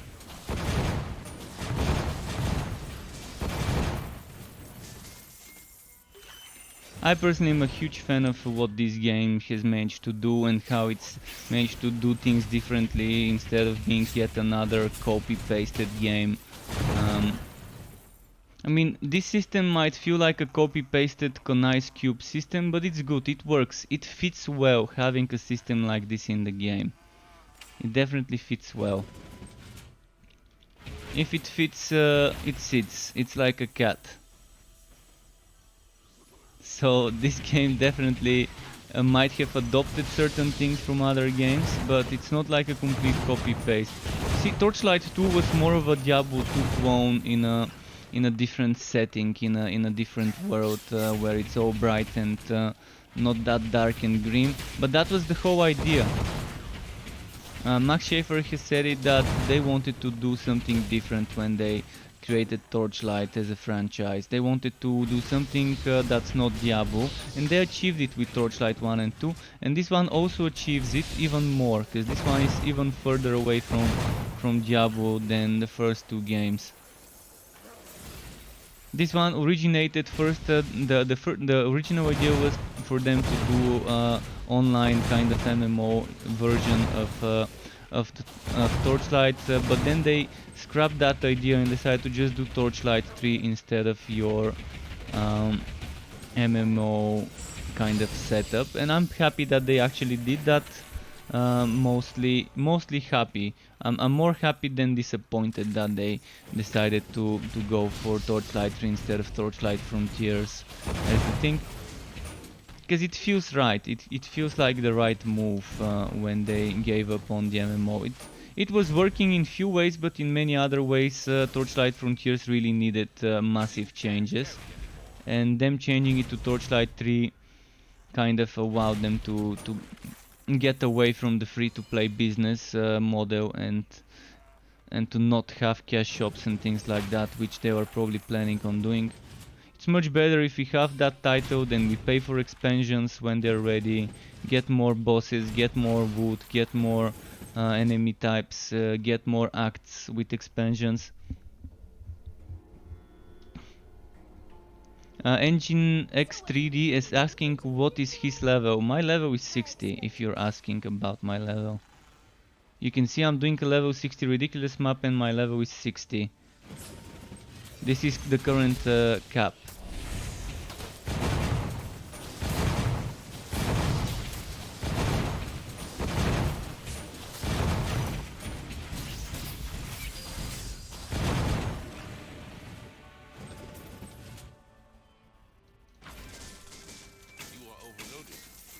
But yeah, I mean, I personally really think this game is worth it, but the majority of the people online don't, and I don't know what people would expect. So when everyone asks me, is this game worth it? Well, I don't know your preferences, I don't know what you like. If you like Torchlight 2, there's a big chance you might not like this, like the majority of people out there. But I liked Torchlight 2, but I like this even more, which is completely different to the other people out there, to the majority of the Torchlight 2 players.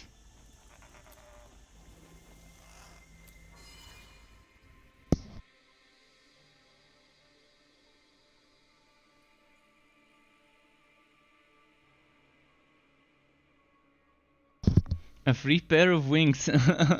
6 keys is enough for me. Boomer, wow. I tried to do the cough. By the way, look at the skill system in a game called Soul Worker. It's an anime MMO game, or MMO in the broad sense of the word, not a real MMO, filled with weeps. So it's not really fun to play it, but the game itself is fun, and this is the skill system there. You can make custom chains. So let's say you press number 4, then you press this one and this one. So if you press number 4, it casts this skill. You press number 4 again, it casts this skill. You press number 4 again and it casts this skill. I think something like this would be amazing in this game. I've already sent this as feedback, and thank you for the follow, Engine X3D. Thank you very much, welcome to the Struck Club. I think this game needs something like this. So this is from Soul Worker, a Korean anime dungeon running lobby based online game, maybe would be the better description. And it has such a nice system. It feels very nice. The combat is smooth, it screams action from every part of the system. And the way you can do it is you can customize your skill bar and have different chaining, different custom rotations. And I think this would fit amazingly well with this game where you have 6 skill bar slots there. And you can probably make something like, for example, let me show you my idea of just an example. That's just example, but look at that. So you've got, for example, a combo of targeted strikes plus scatter shot plus targeted strikes. Or scatter shot, targeted strikes, while scatter shot is cooling down. Or for example, blasting charge, lantern flash, and then hammer spin if you want to debuff first, debuff again, and then hammer spin. Or you can do blasting charge, then lantern flash, and then spike drive. Or blasting charge, spike drive, lantern flash, or something like that. I mean, you can have so many combinations of how you wanna do this. And for example, if a skill is already in cooldown, for example, let's say my damage 2 skill is in cooldown, it skips to damage 3. If my damage 1 is in cooldown, it probably won't be able to start the chain. Maybe something like that, but to make sure that you put the shortest cooldown ones here, and otherwise you would have to wait, or something like that. That's gonna be such a nice idea. And that's just a concept, and I sent it today as feedback to the developers to see. And it has been done similar way in Black Desert, and it has been done in a similar way in Guild Wars, where you can kind of chain skills, and you don't have to give me 10 skill bar slots to do that. See, you get 6 slots, but then those 6 slots end up turning into 12 and into 18. If you play your cards right, and that's gonna give you so much build customization, because when you're considering builds, you're gonna be giving people rotations, you're gonna be giving people a setup of how you play your skills, how you chain them. So even if they decide to add new more active skills, that's gonna fit very well with this. Fmod engine might not be able to handle such an action combat system. Well, I don't know about Fmod engine, so what's that? Is that something for Unreal Engine? Because they're using Unreal Engine 4, and is Fmod something like? Let me look it up. Fmod engine. Adaptive, wait, Fmod is audio. Fmod is a proprietary sound effects engine and authoring tool for video games and applications developed by Firelight Technologies that play and mix sounds of diverse formats on many... What do you mean by Fmod engine? So Fmod is sound stuff. Is that what you mean? Because this game runs on Unreal Engine 4. If that's what you were trying to talk about, and I think Unreal Engine 4 should be able to handle this. There's definitely a way to make this work. Whether it's with blueprints or not, there should be a way to get this to exist in the game.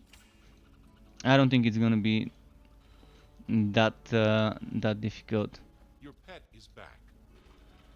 Let me see if I missed some comments before. And Xile Exiled Gamer is asking for respecking. Sorry, dude, for not seeing this comment on time. I'm in the town and I can show you. Basically, what you do is you find a respectacle, you click it, and this gives you a respectacle point here. And those respectacle points you need to make a skill station for. So you go to your storage and you go into functional, and then you go into skill stations. You craft the skill station, you place it, you use it, and this is what you're gonna see. So if you wanna use a respectacle, you click on the skill and boom, it's now level 3. Click on the skill, boom, it's now level 2. And then you can level up however you wanna spend the points. It's like Orb of Regret, but kind of handled slightly differently. So hopefully this one explained it well, so you can understand how it works in this game. Alright, now let's do another map.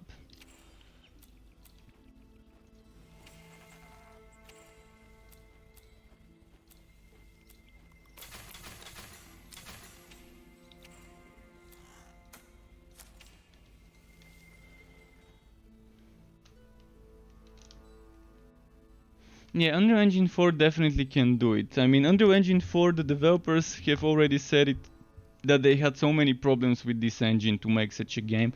They said Unreal Engine 4 is not optimized for anything that's not Fortnite.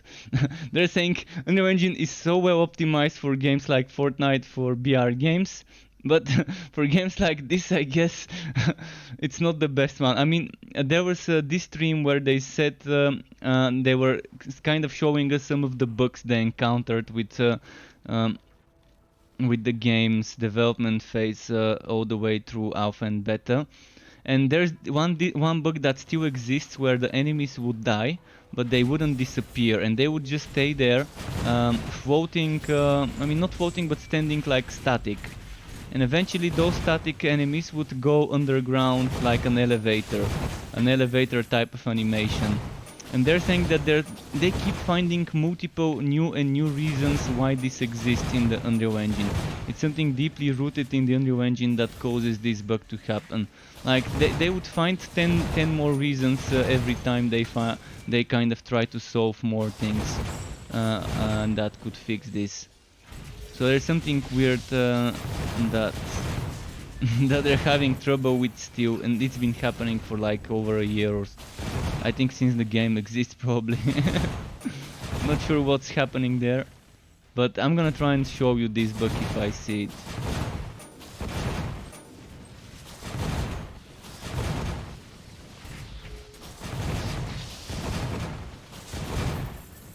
If you see it happening, I'm pretty sure if you've played it, you've seen it. Enemies standing static after you kill them, and then their bodies slowly, bit by bit, going down in underground like an elevator is pulling them.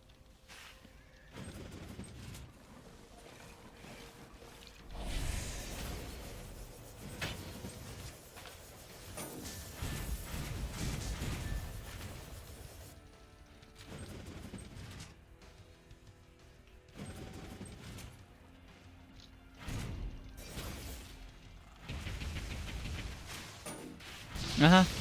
I'm gonna die if I don't move. I almost died there.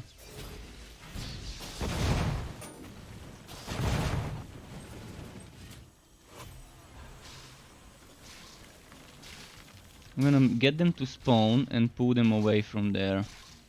I don't like fighting them where there's those traps and stuff.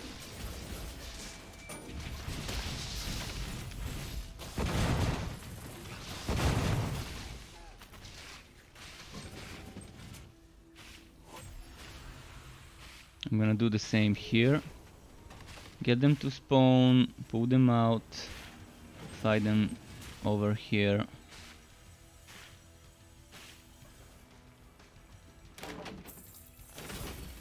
Wow, someone's trying to snipe me from the other end of the map. Have we got the Wilhelm Tell there somewhere, trying to snipe.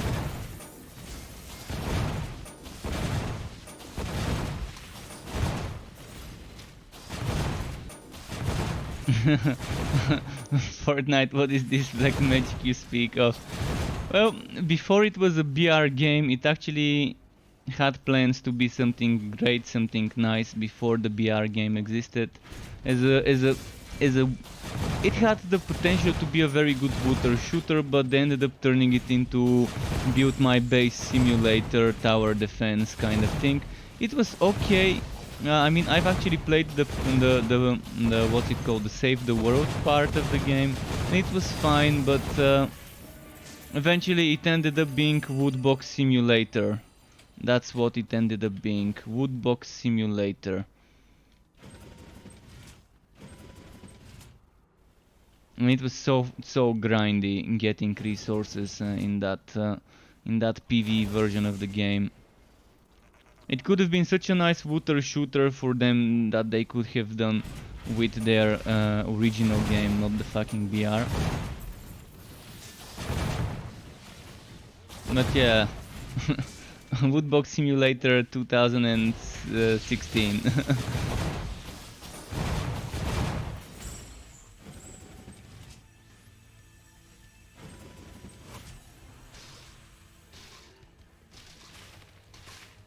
But it had some good stuff as an idea, as that old tower defense thing. Build your traps and stuff.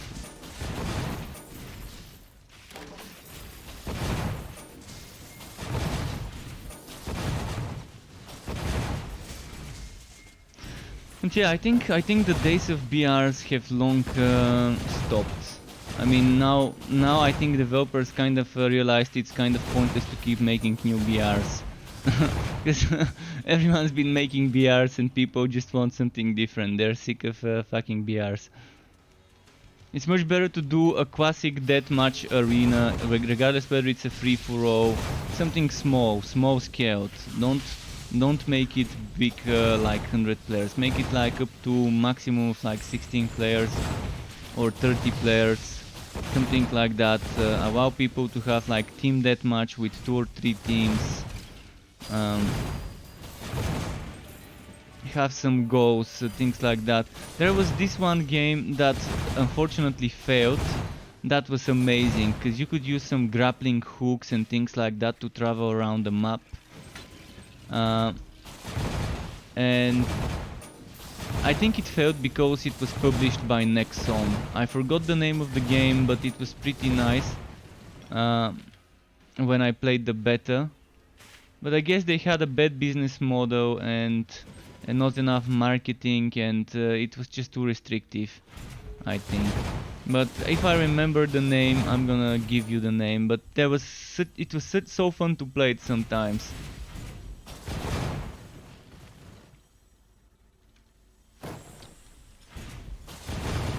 I'm actually surprised how that many people play Valorant. Valorant was my biggest disappointment of this year. I've never been more disappointed from a game than I was with Valorant. It was basically 1-2 shots everywhere. The combat was basically you getting 1-2 shot. I'd much rather have games like Paladins or Overwatch, where you can tank a little bit of damage, maybe heal up. Even if you don't have the tank healer damage dealer roles, I don't like getting 1-2 shot in games. I like being able to soak up some damage and not be whoever reacts first and one shots first wins.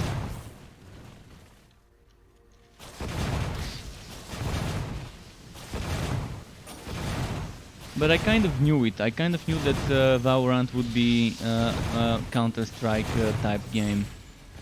So it's not like I didn't expect it to be like that. I just expect it to be something different, something more with those skills and things that the heroes have.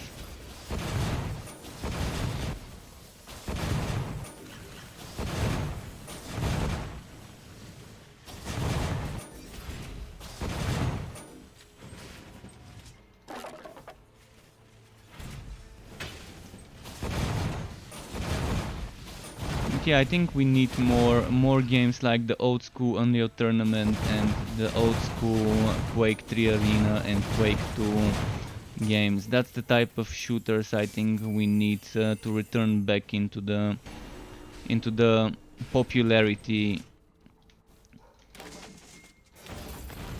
into the, how should I call it? I'm kind of trying to find the best word. They need to be at the top of the most played games, that type of games. Even if it's not most played, I'm definitely sure I'm gonna be playing those games if something like that exists.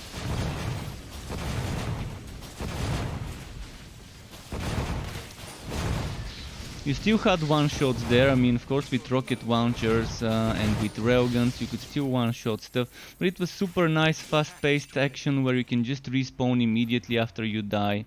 You can just keep getting damage. And that one game I was playing a few months ago, Veterans Online, was a breath of fresh air. It was top-down. It was definitely top-down, kind of third person. But it had that old school shooter vibe, where I can immediately respawn when I die, or just wait a few seconds and then respawn, and I can just jump right into the action. And there were capture the flag missions, there were deathmatch missions, there were point control, king of the hill kind of missions. This is the type of shooters I think we need to make the new generation appreciate. Because now the new kids just want they just want mindless BRs, camping, wood and all of that. Terra? What do you mean about Terra, Exiled Gamer? What do you mean about Terra? Terra...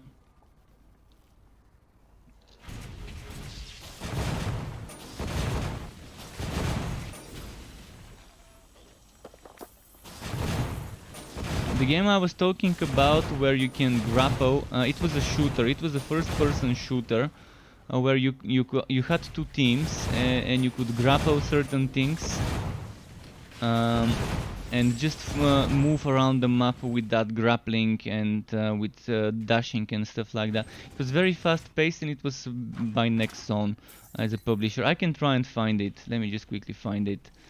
Nexon FPS. Gravity, maybe, if I type Gravity. Wall Breakers, that was the name of the game.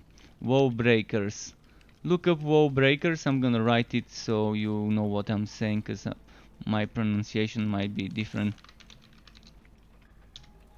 It was definitely fun. I played the beta, but I think they failed due to bad marketing and a bad business model, maybe. It was one of the most fun shooter games I've played recently, though. I really enjoyed it, and there were some many crazy things you could do with that game. Rocket Arena also seemed fun. When I played Rocket Arena, it seemed like something pretty simple, fun, yet still enough to keep me playing and have my competitive feel when I feel that PvP itch. Rocket Arena did feel nice. I wouldn't mind playing Rocket Arena once it launches. And it's again by Nexon, I think.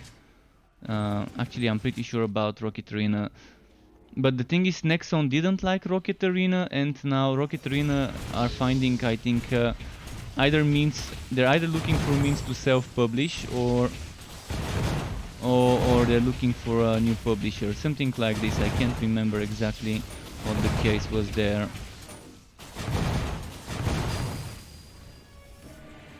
But yeah, there was something with Rocket Arena, why it got delayed, and I think it was something to do with Nexon, just not believing in the game.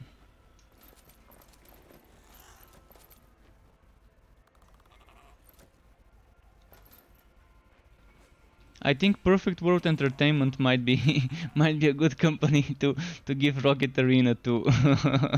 If Korea doesn't want it, give it to China. They would publish it.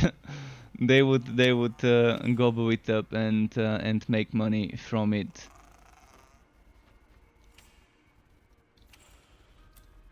They probably didn't like the possibilities of how much money can be made through skins there. Maybe they were greedy and wanted more monetization options in the game. But Rocket Arena was definitely fun. I streamed it back when it was like a giveaway period and they were giving away keys to everyone.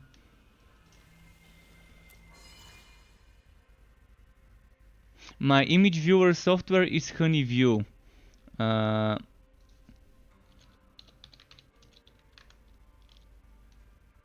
I'm gonna open it.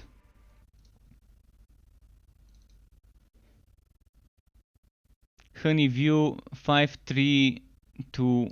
I mean, you can get the latest version. I think you see it though. Let me check. Yeah, you see it. Honeyview 5.3.2. You can see there's a lot of stuff here. All sorts of images.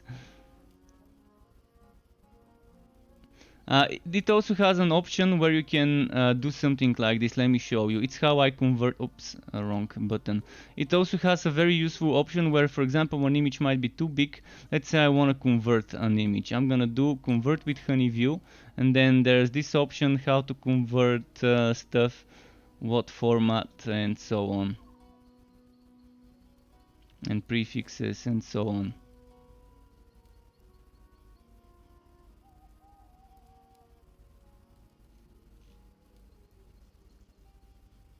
It's got a lot of useful stuff there. Not a bad software. Not a bad software. You're welcome, you're welcome.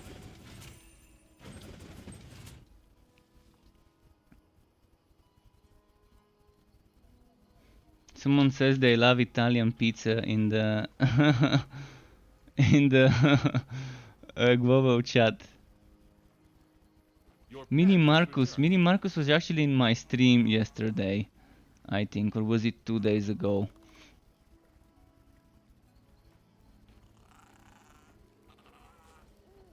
It's weird how I actually understood half of what he wrote, even though I don't speak Italian. Something about the positioning of the wardrobe in the fort. And some quest.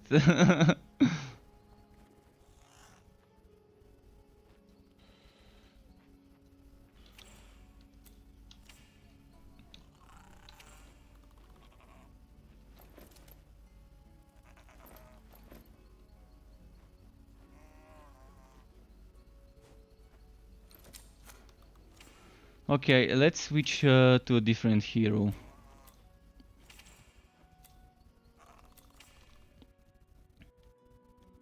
Let's switch to the Train Rail Master. Let's check the Train Rail Master. Haven't played that today yet.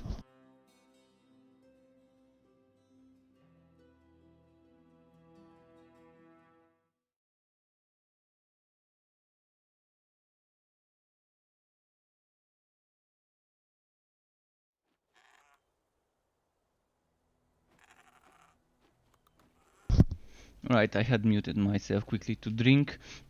Yeah, it's loaded up. So this is my Train Rail Master. I've been experimenting a lot yesterday with him. I tested Conductor Ghost Train build, didn't like Ghost Train, so I didn't stick with it. 2 more points. Where could I spend those? I'm wondering.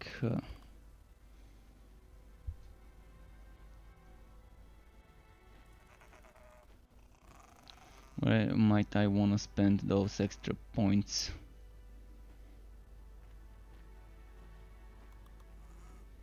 This one's missing a tier 3 bonus, apparently. I mean, I could try a little bit of shotgun car, just so I can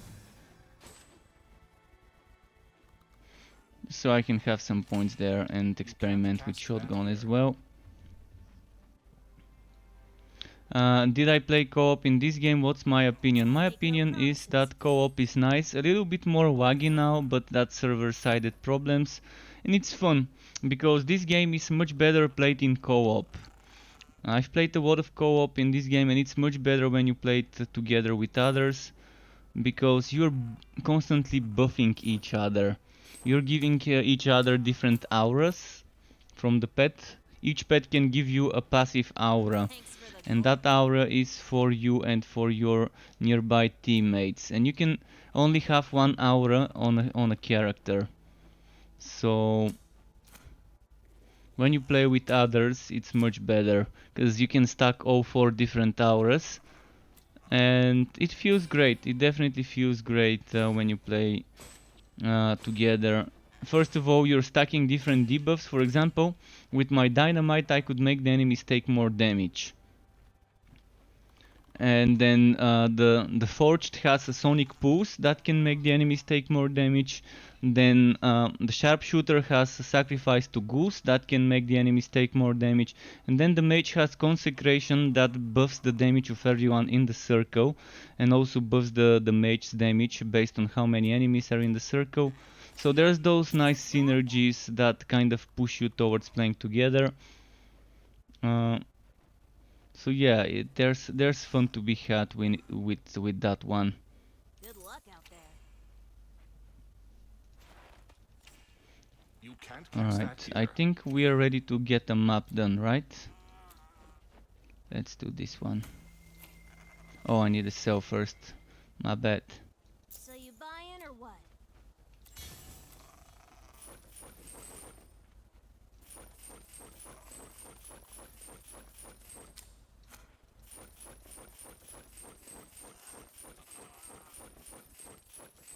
See ya.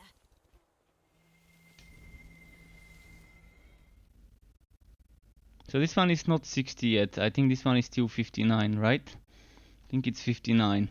But he will be 60 in a moment.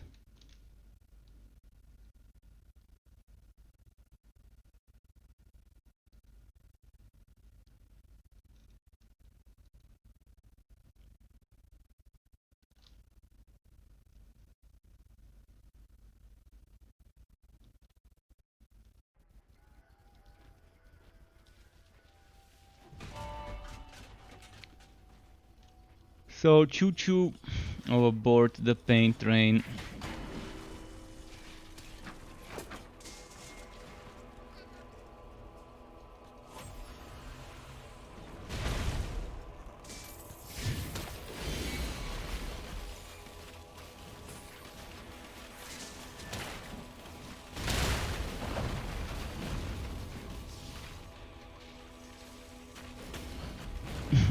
See, the damage is terrible.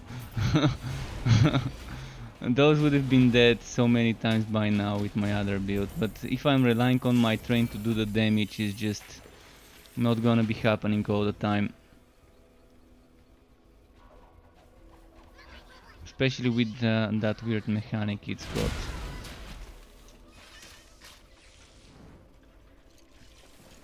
Especially on this map. This map is probably the worst you can play a train build on. Because there's so many tight little spaces where the enemies are, where you really want to get that train in there.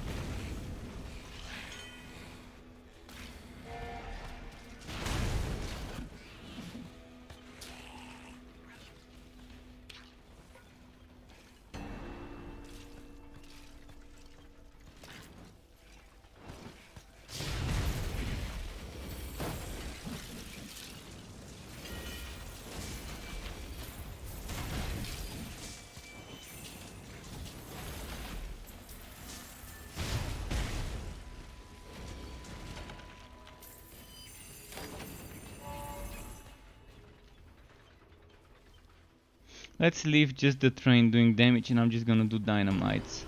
Let's do dynamite and let's have the train do the damage.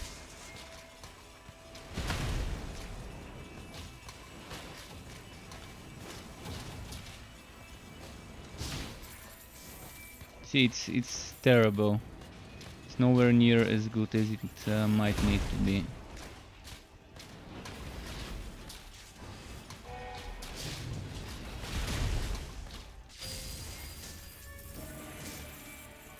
So a train build would probably be okay for a summoner.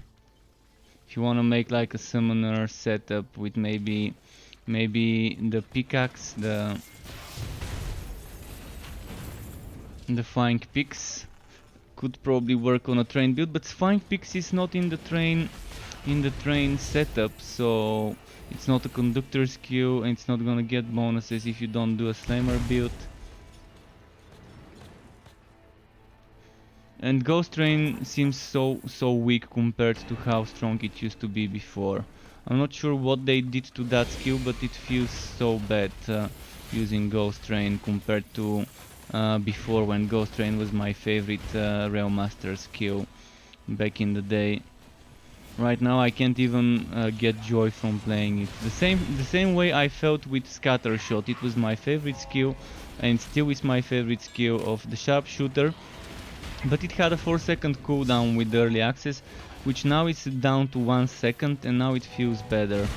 But with that phantom buffer yesterday, Ghost Train just didn't feel good, even with the item that's supposed to work for it. I think they should have just increased the damage of Ghost Train, and the phantom buffer and the endurance bonus should be reworked. I mean, the phantom buffer probably is fine. Okay, that probably is fine for a summoner build. Maybe have that stacking with the Flying Pix. But I think Ghost Train's endurance bonus should not be to do 3 trains one after the other, but increase by 3 the damage of the 1 train we've got. That should be the much better option. The basic single train doing 3 times the damage instead of having 3 trains.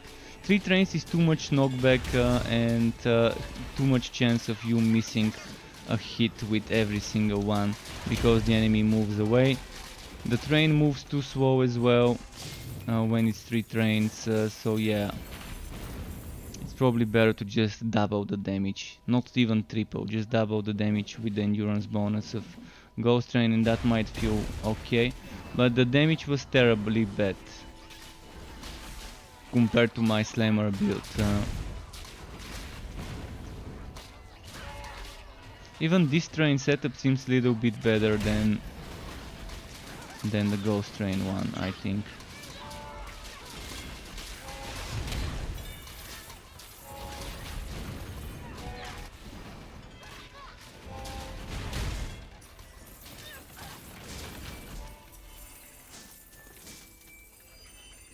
The main problem with the train though is you cannot combine certain cars together. You would really want to be doing a fire-based build with a mortar and a flamethrower car and maybe the flaming destroyer relic. It would have been so nice if you could do that, but unfortunately you can't.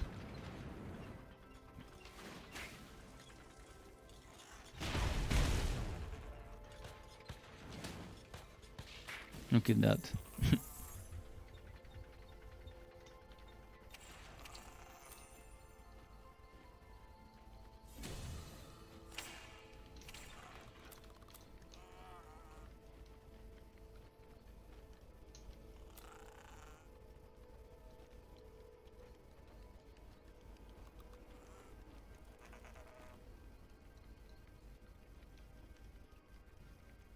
Wondering what to buff up.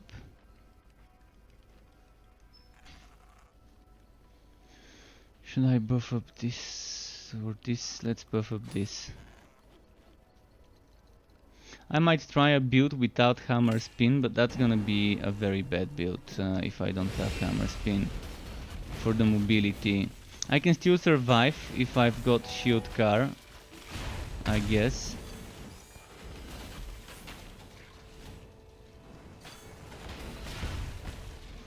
This train build definitely could be good for the whole team if you wanna support everyone with extra damage reduction and shield.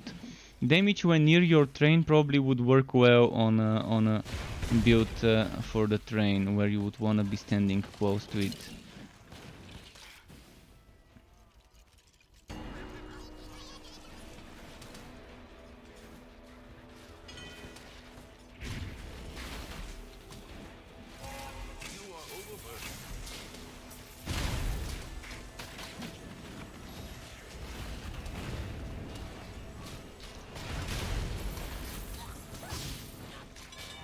I'm thinking basic attack train build where you stand next to the train could work.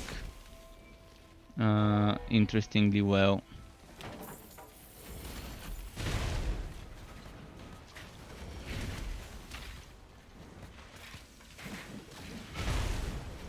I'm actually gonna try it now. I'm gonna try some sort of a basic attack train build. I've got some items in my legendarium to experiment with, so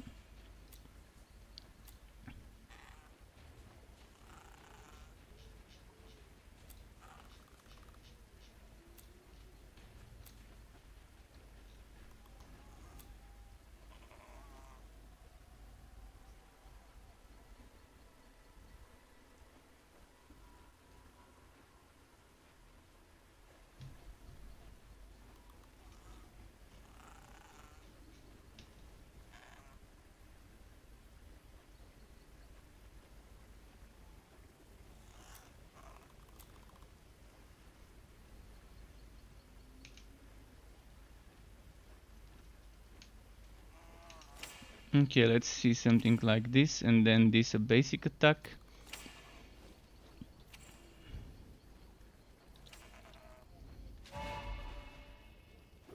And I'm gonna need some basic attack bonuses.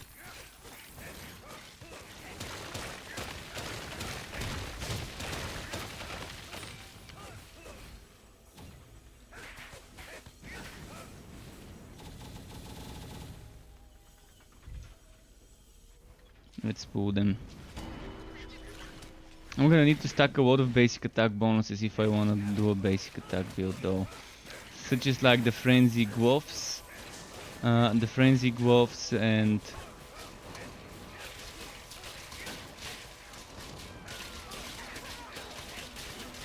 Wait, is the Snake Stick broken? It's supposed to do poison this one, and that's what it's supposed to do. To be a ranged missile.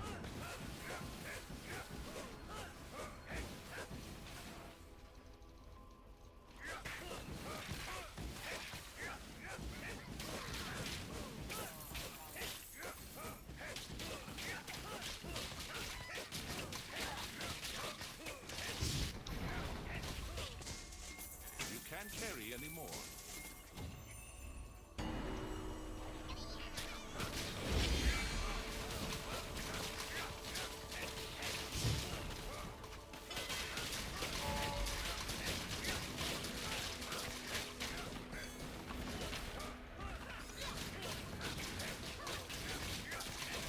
Alright, let's get rid of the Snake Stick. I don't like it.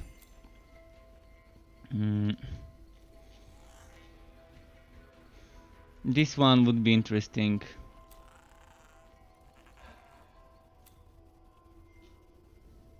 Let's say I get rid of the shoulders. And I get...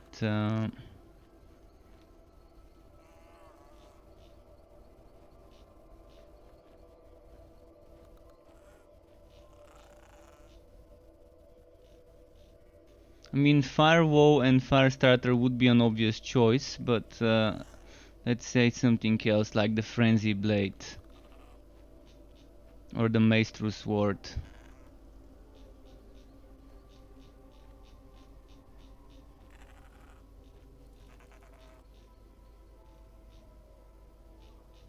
Yeah, probably Frenzy Blade or Maestro Sword would be what I get. Let's try with the Maestro Sword first, and then the Frenzy Blade.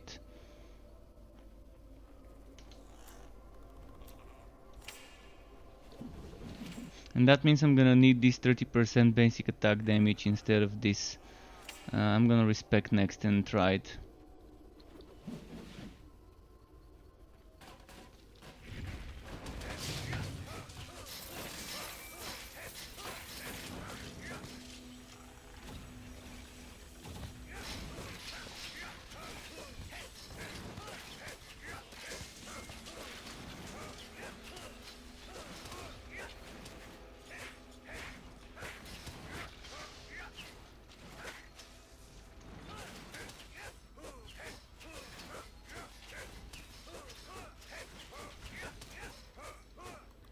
I wanna try something else, just as a check.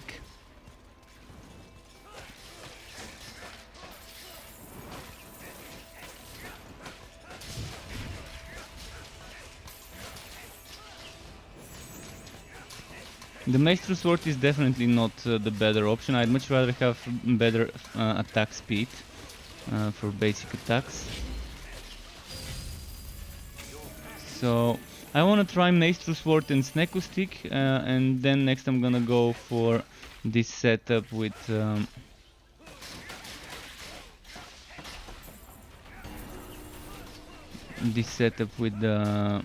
Frenzy Blade.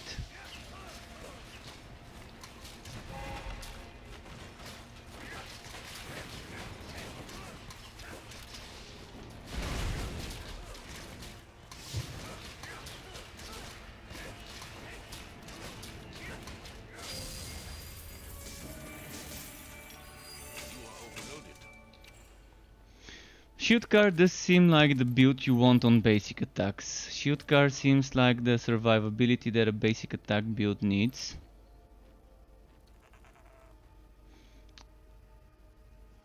Hey, Fabul S. Fabul S. Hope I'm pronouncing it correctly. It's an interesting play of words with your name. Welcome, dude, to my channel. So yeah, let's do this. Let's do double range stuff. Let's remove this for a second and let's go Sneko Stick. Actually, let's remove this for a second and go Sneko Stick. Why Sneko Stick? Just for shits and giggles. Look at that. That's so much range stuff.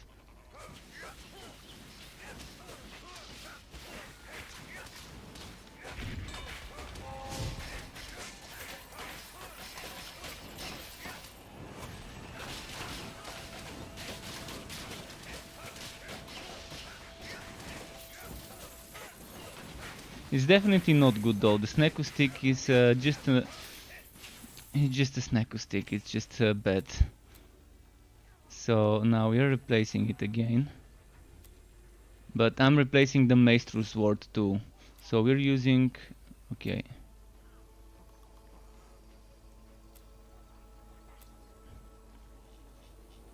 We're gonna be using the... where did it go, that weapon?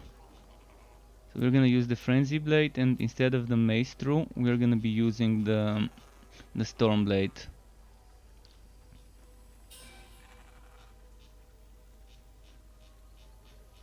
Where did it go? Storm Blade, Storm Blade, Storm Blade.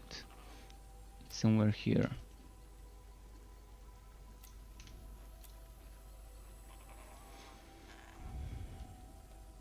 I really need the Cosmic Boots equipped actually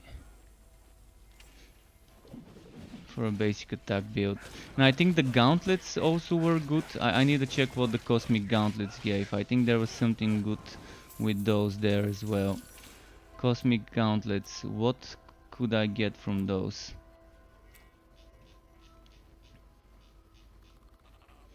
Use any train car active skill. Next melee attack within 5 seconds causes a flame burst, dealing 80% weapon damage. Oh, not bad.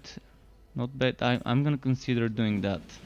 I think that's gonna be a very fun build with the Frenzy Blade and with the Sneko, not Sneko Stick, but with the Storm Blade and with the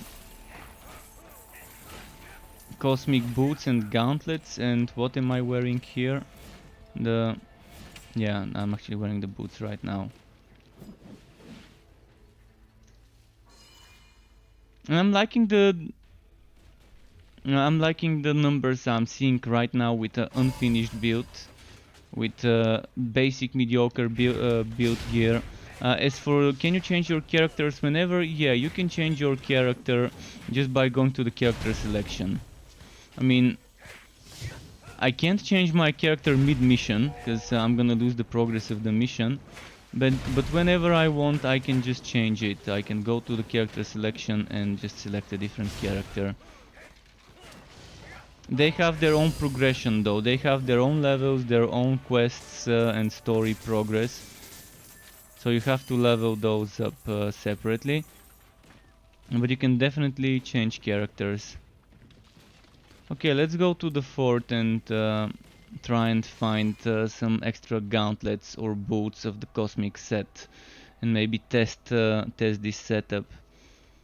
Maybe respec some points so I get more basic attack damage and try and get some more basic attack speed.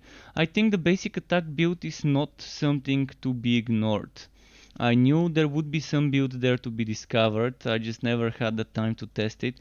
And I think a train and basic attack build is what you want. If you're going for train, I think you want basic attacks. I mean, it's not a must-have, must-do synergy, but it's a nice, fun synergy to try. If you want a train master, rail master. Oh, let's use some respectacles. 1, 2, 3, 4, 5. Hopefully is enough.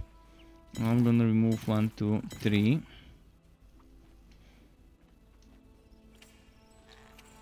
And now I want 1, 2, 3. Anything else that gives me basic attack stuff?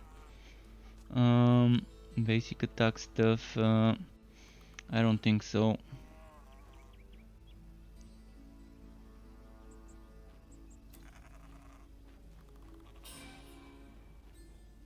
Okay, so now we're looking for items that give me things like that.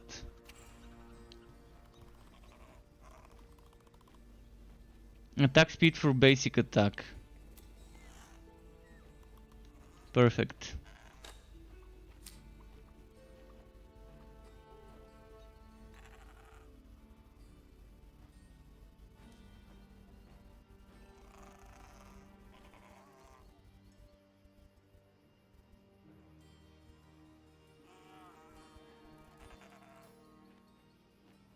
No, I'm playing with one-handed weapon for now, because I want to use the Doom Pipe. Which reminds me, let's send the pet to the town.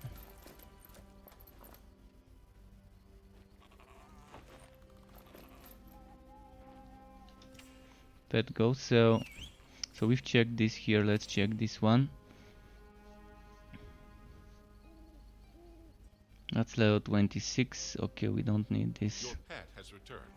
Cosmic boots, yeah, I'm not gonna wear those, they're just too old level. Fuck. Oh, that's where the other phantom buffer was. Knew I had one somewhere. Okay, let's click on that one.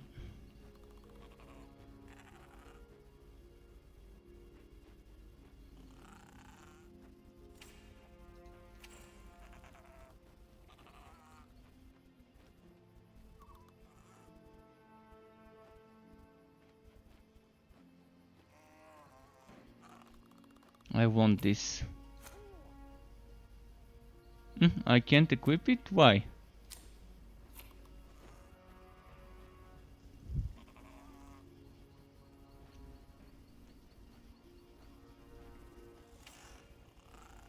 And that's it for basic attack stuff. Let's see in the storage, maybe there's something else. In the meantime, let's equip this and let's equip this.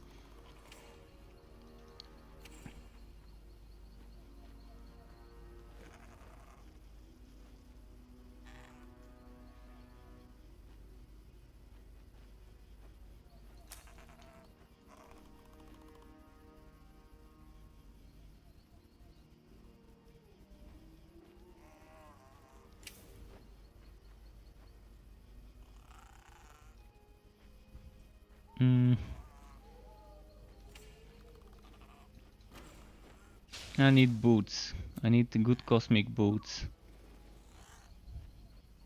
Good cosmic boots, level 60 is all we need right now.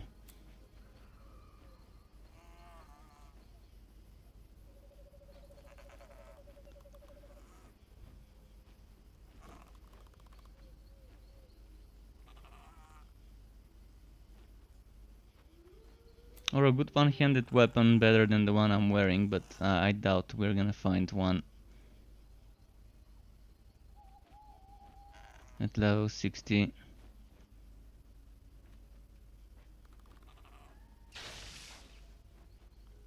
This one would work well.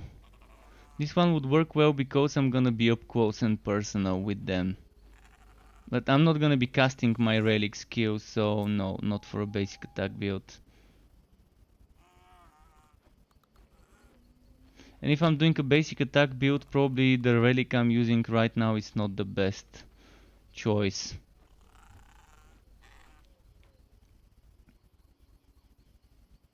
Because it's got 20 points into the relic level, into the relic active skill levels.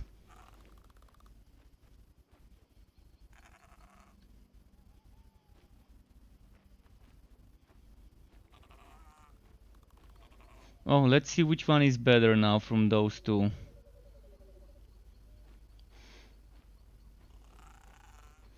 The difference is small. One of them has more defense, the other one has more electric defense. So it's a tough choice, but let's say we go for the more universal one.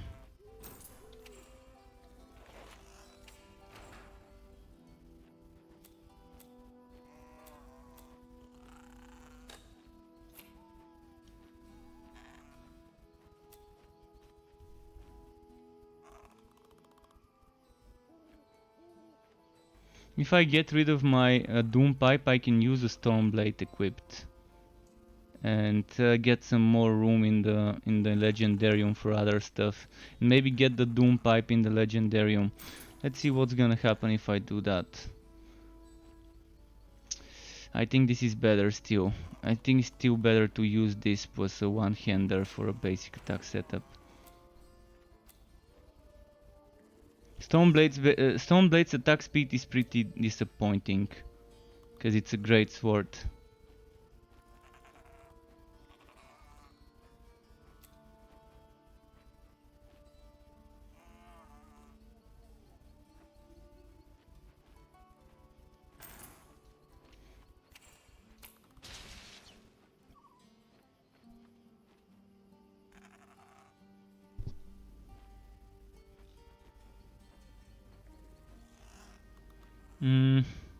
Just checking what else I can get here.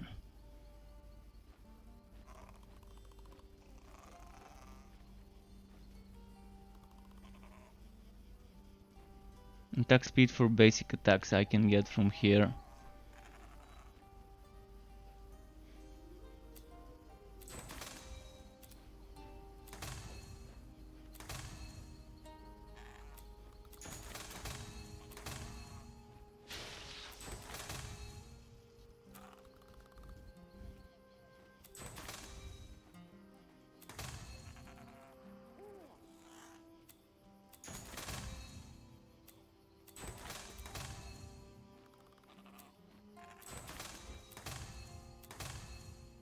Ah, damn.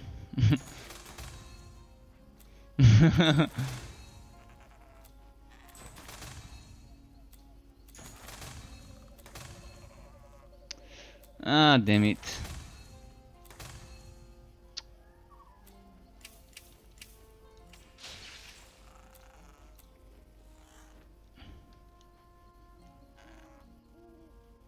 I'm gonna go to the town to sell. Well, fucking RNG.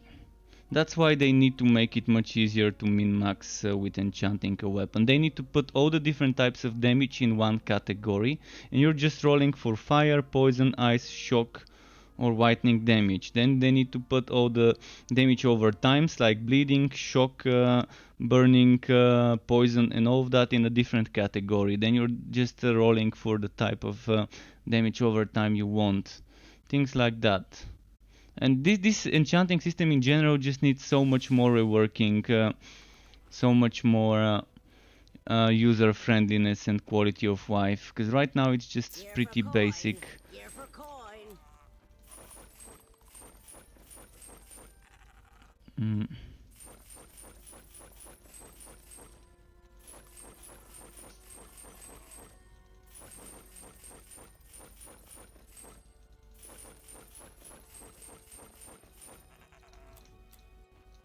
Okay, we've sold some stuff.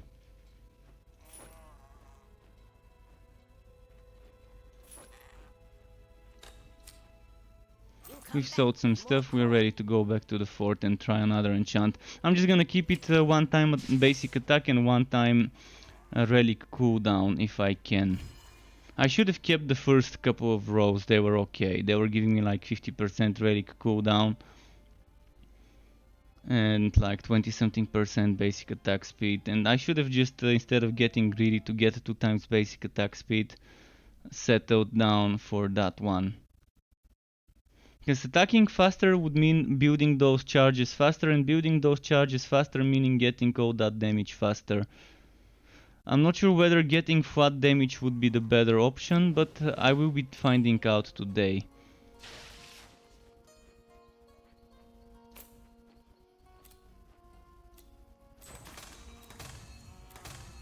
Alright, that's fine. That's fine. Now let's get some maps.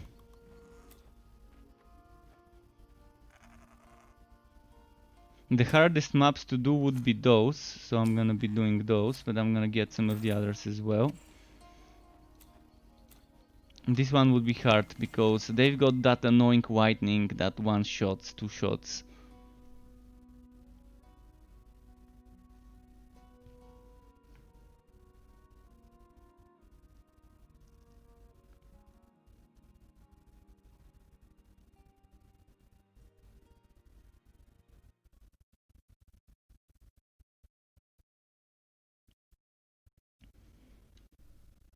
So I just need to find boots, good cosmic boots, so I can equip them and get that extra, what was the boots bonus?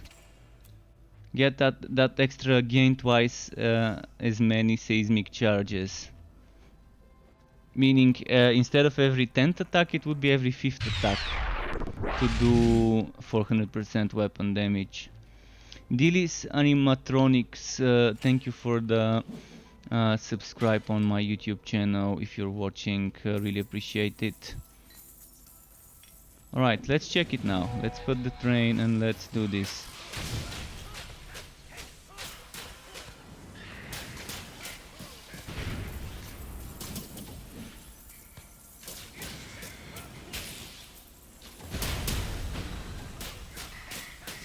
Oh, it's lagging. I'm barely seeing damage numbers sometimes.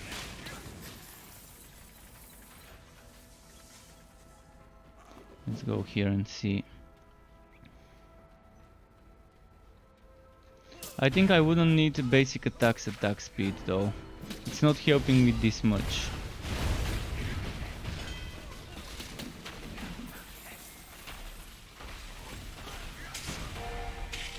This train keeps getting bugged out. It wasn't moving, so I pressed number 1, then I pressed it again to make him move, and he didn't until I moved some more.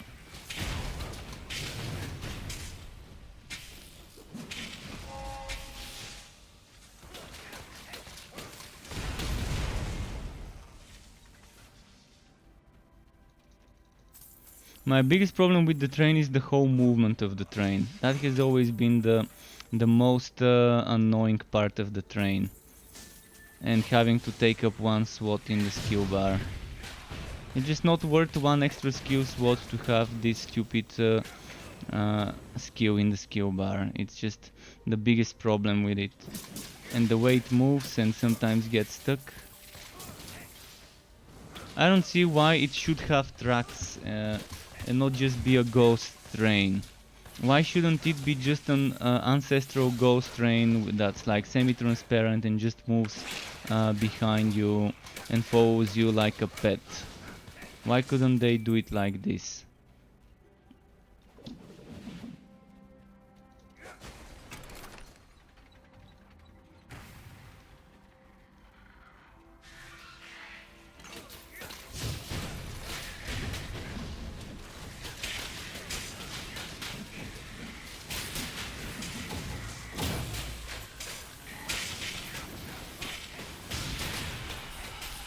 It would have been amazing if it was a ghost train and if it actually had some skeletons on top of each car doing the things that are happening, like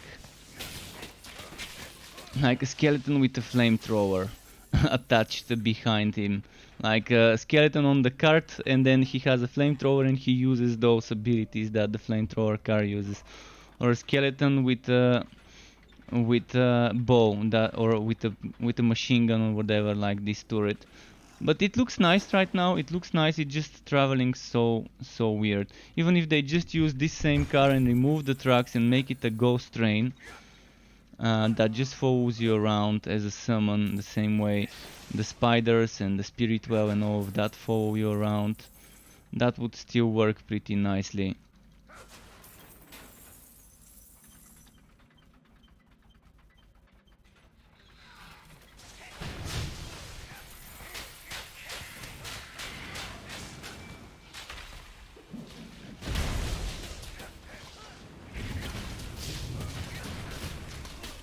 That way hybrid builds would become more viable if you don't need this skill in the buff bar. Hybrid builds would be a little bit more viable as well.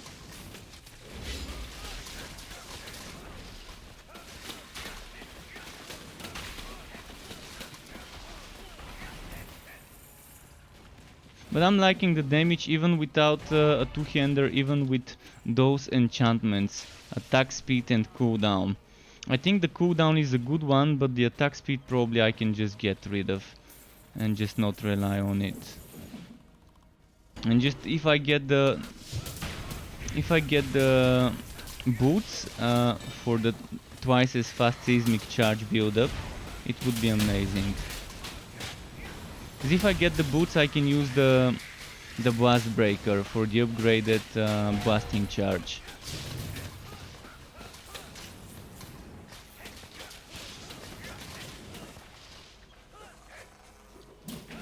You can see he's attacking pretty quick now with the frenzy.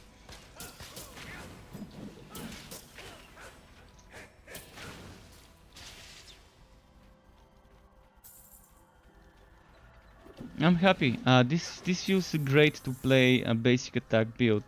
I know a lot of people love playing basic attack builds, and this isn't a bad choice. It's not a meta build, definitely not a meta build, but it can kill stuff. It can kill stuff. It can survive.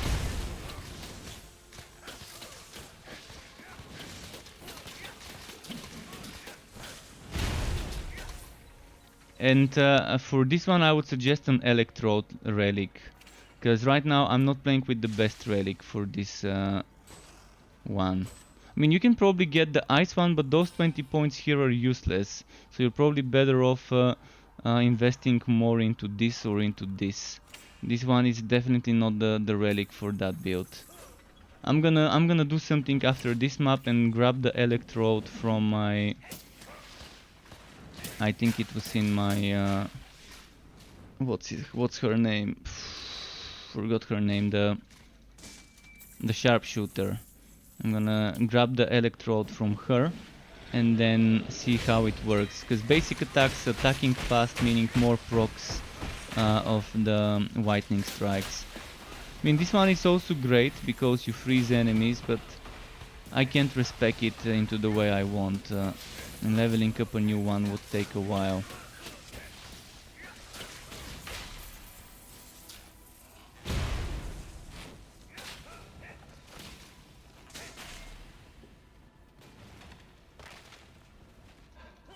And the electrode is also leveled up for what's its name, for attack, for relic active skill attack. So I'm gonna need to level up a new relic, any type of new relic for non-relic active skill based setup. Where I'm spending the points in the other places. And I think electrode would be the best one though, because you're gonna be up close and personal and activating, even if I have the relic active on one of the key layouts. For example, let's say I get rid of hammer spin, because I think the shield car damage reduction might be enough for me, and then I can probably just wipe stuff with the electrode active. It's not the active skill. The electrode doesn't have effect on the active skill. I'm talking about the lightning bolts. Basic attack build means you're gonna be standing next to the enemies, meaning the electrode active skill would be hitting enemies around you. If you're playing a ranged build, the relic active skill on the electrode is kind of useless, unless you have enemies next to you. But if you're playing basic attack or melee build, it's amazing. Basic attack has effect on the thunder strikes, and the thunder strikes means more basic attack hits means more hits. You can't cast that.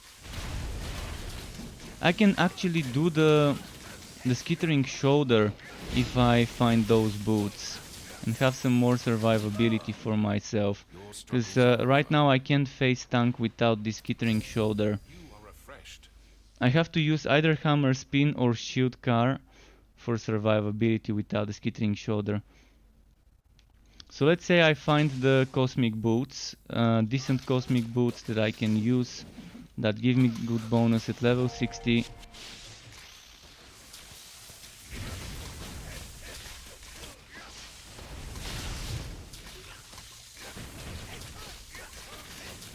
Wow, that's a lot of stuff there. But yeah, I think the relic active skill is only gonna give me every second extra little bit of damage with the relic active on the electrode. See, right now without the skittering shoulder, this just doesn't work on this boss. It just doesn't work with this boss. I'm supposed to have 50% damage reduction in melee. I'm not seeing this damage reduction working in melee, because that means when I use my hammer spin and have that extra 50% damage reduction, I should be at 100, and I don't see that happening.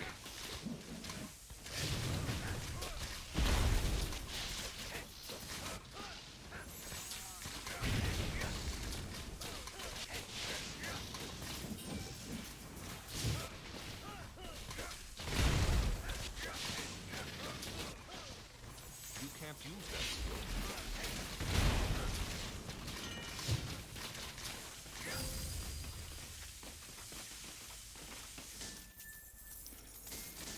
But I think the electrode would be the best still, because of the thunder strikes. Thunder strikes means every time I hit with my basic attacks, there's a chance to get it to proc that extra thunder strike.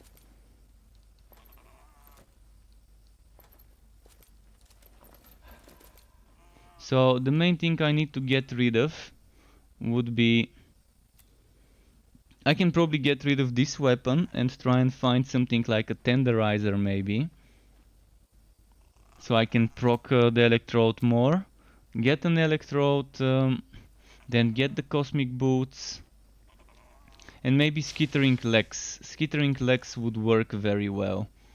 Level 60 good road skittering legs with some crit chance, because I'm gonna be right next to the enemy and the skittering legs would proc often, and a skittering shoulder instead of the powdrons. I mean, I can use skittering shoulder in the legendarium if I get rid of the cosmic boots here.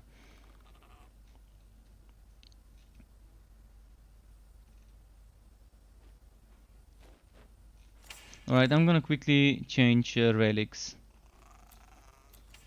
and just test it.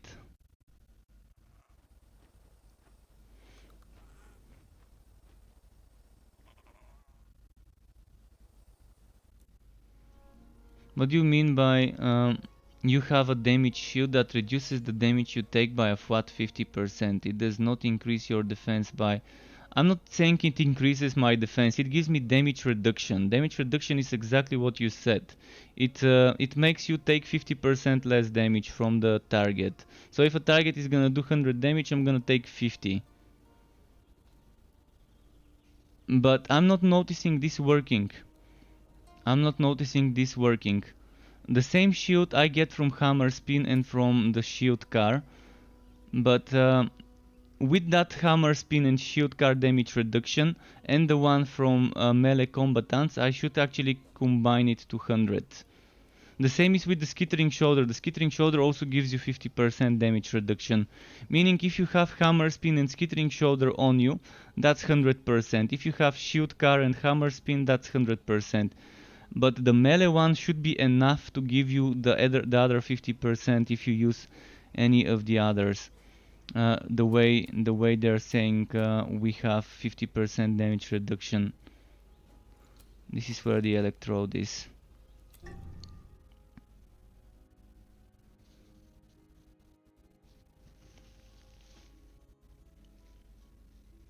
No, you would be immortal. I know that it works because on my other Realm Master I can be immortal. With skittering shoulders and hammer spin, I'm immortal for the duration of hammer spin, as long as I'm in the field from the skittering shoulders. So if you rotate your hammer spin and have 3 charges of hammer spin, you can have 15 seconds of immortality, as long as the skittering shoulders 15 seconds remain. Because 3 times hammer spin means 3 times 6 seconds, so that's 18 seconds. You have to make sure that every 6 seconds, like after 6 seconds, you have to reapply the hammer spin. But it works. I've tested it. You're practically immortal with skittering shoulders and hammer spin. But the one for melee combatants doesn't seem to work. Or at least I'm not seeing it working. It used to be 30%, but they boosted it from 30 to 50%, but I still don't see this happening. If it worked, I should be immortal just with hammer spin for 6 seconds. But I'm pretty sure I can be immortal if I combine hammer spin and the shoulders, or hammer spin and the shield car.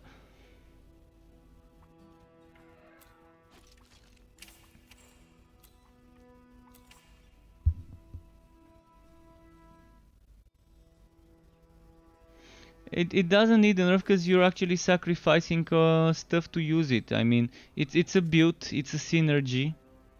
I don't think this really needs a nerf. But I'm definitely noticing the melee one doesn't seem to be working.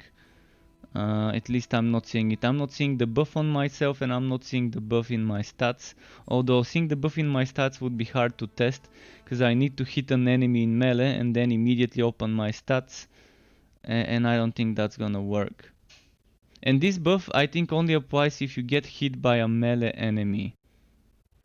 So things like the whitening bolts that got me killed earlier probably don't work for the melee damage reduction. The melee combatants damage reduction. I think it's just damage when you melee an enemy and that enemy attacks you. I think that's just 50% damage reduction versus that enemy. Thanks for the gold.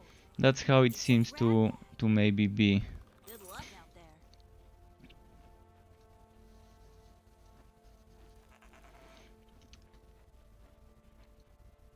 Yeah, Saran, I got a very good weapon earlier as well, but it didn't have sockets. I was so bummed. Maybe that was much earlier, but I remember getting a good weapon that was amazing, but didn't have sockets. Not sure if it was one-handed. It could have been, but maybe not.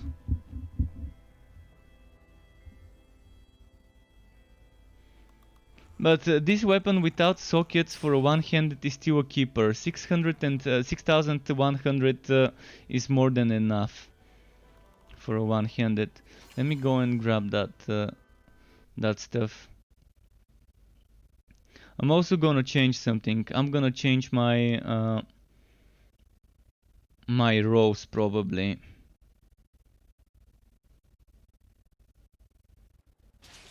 I'm thinking that maybe going for basic attack speed is not the best choice here.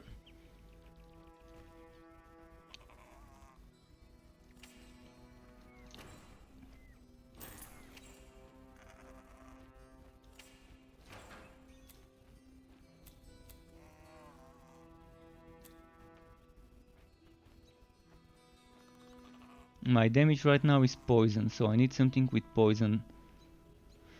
Poison, or I can go for this one. This one is fire, but it's mortar car.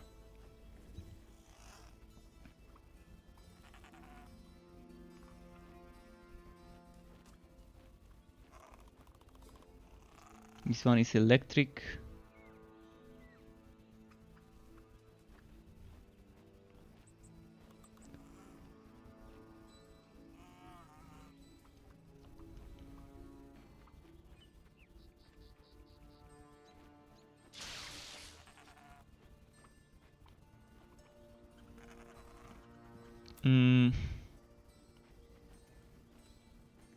Still not sure exactly what to go for, but okay, let's just keep it as it is and let's just get that relic.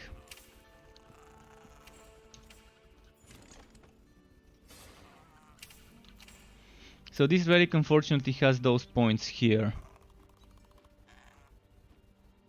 And I don't have 1 point into the stun, which is kind of a waste, because I would really want that 1 point to on the stun. Because stunning the enemy would mean I do more damage to that enemy for the duration of the stun. It's still not bad, but those 20 points here seem like a waste for the basic attack build, unless I figure out a way to add this into my rotation and into the skill bar. I don't want to get lose the blasting charge. I don't want to lose this or this or this. I mean, alternatively I can lose flamethrower car and just play with shield car.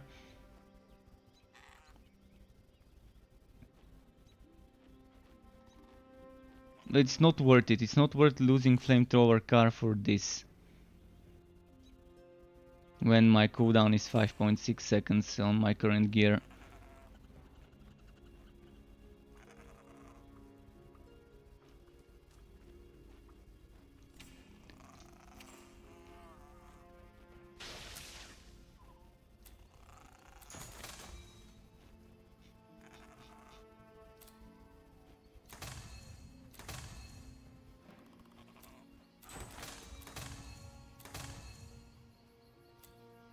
Ah, fuck that goat. Goat is always my problem in this game. I never have enough goat for enchanting. I never have enough goat for enchanting in this game.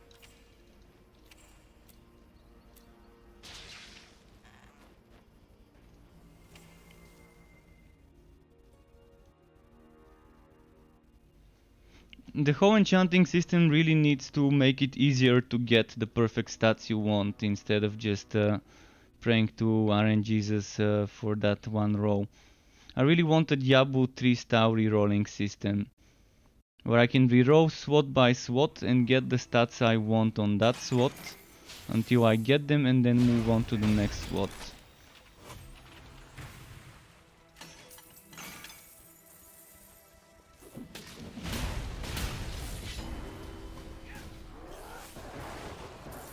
Yeah, robots definitely harvest pretty nicely. Anything, not just the rocks and the trees. I'm a big fan of the forged and the mage harvesting animations.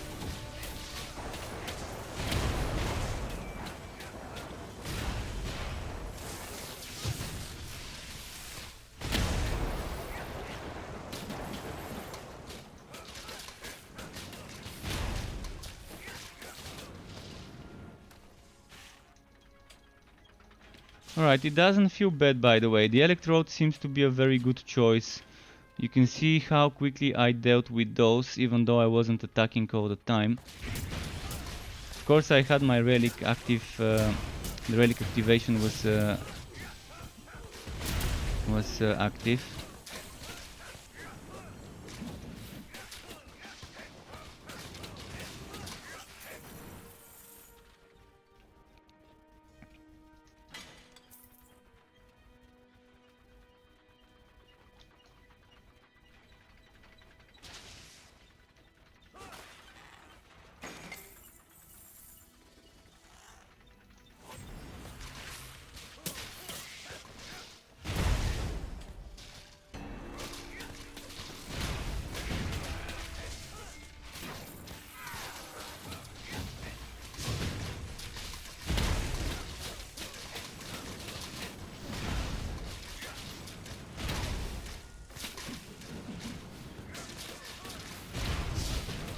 This works, I'm loving this. I'm loving this basic attack stuff, and that's with my weapon having pretty bad rolls right now.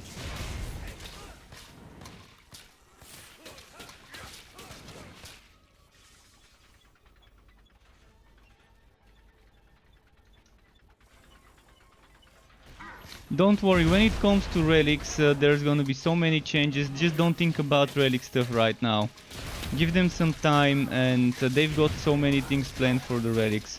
Believe me, they've got huge, massive, game-changing things for the relics planned.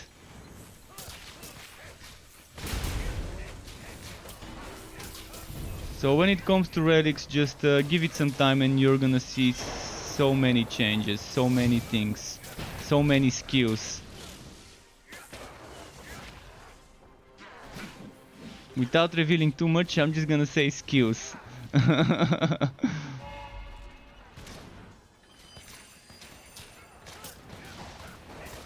So yeah, there's gonna be a lot of choice there when it comes to relic, and every relic would be distinguishingly relic for that thing. So the Bane would be so much summons, the Blood Drinker would be health drinking, health leech on hit and things like that. People want Wife Leech on hit. I've always wanted Wife Leech on hit. I love Wife Leech on hit builds, and the Blood Drinker would be that kind of relic. So spin to win builds would be even better. If only one could kind of dissipate energy while spinning. And the whitening relic would be all about the randomness and the chaos of whitening, so it's gonna be a lot of random damage, I guess.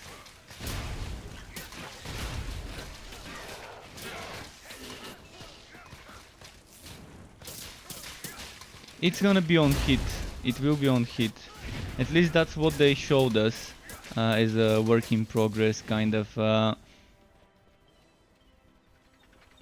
thing, like some spreadsheets. They basically showed us some spreadsheets with all the things they are planning to do for the relics, for each relic. All the skills, passive skills and all of that. I'm not gonna review much, but I think that's enough to hype you for the changes. But prepare for those changes, because they're big. Not gonna be saying much, because some people might not be happy if I reveal too much. I mean, not the developers, but the gamers themselves. So I'd rather the developers reveal the news in the right way. They know how. And first of all, they probably haven't even decided whether they want to go with those changes. So I don't want to hype people for something that may not come into the game. But there's changes, so feel free to send them ideas about things relic related, about skills and stuff. But I think they've already got some good ideas, so that's why I guess just don't worry about relics for now. They're getting a rework. A big rework.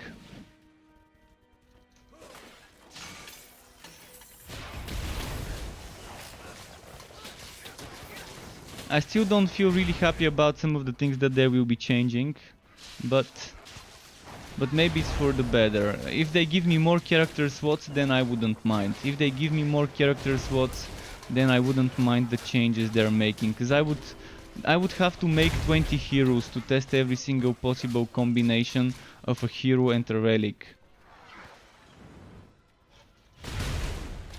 And I won't mind leveling up 20 heroes. One hero with each relic should be fine for me. I can level those.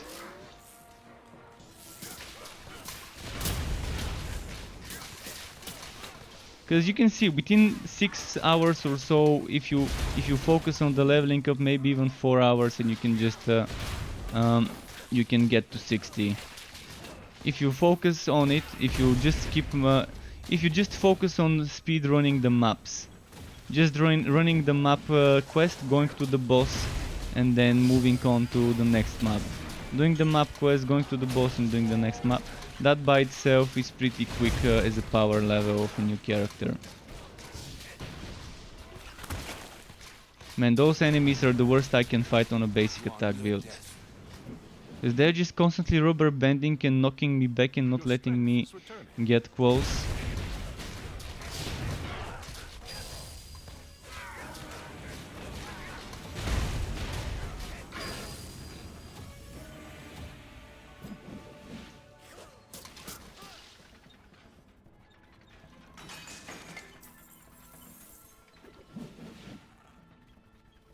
Let's see the boss fight now. I want to see how I'm gonna do in boss fights, because the boss fights are what matters. Even if I can clear the the trash mobs.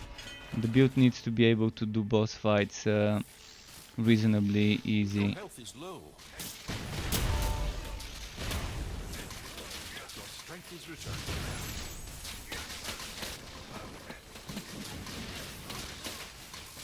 Man, this is too much damage.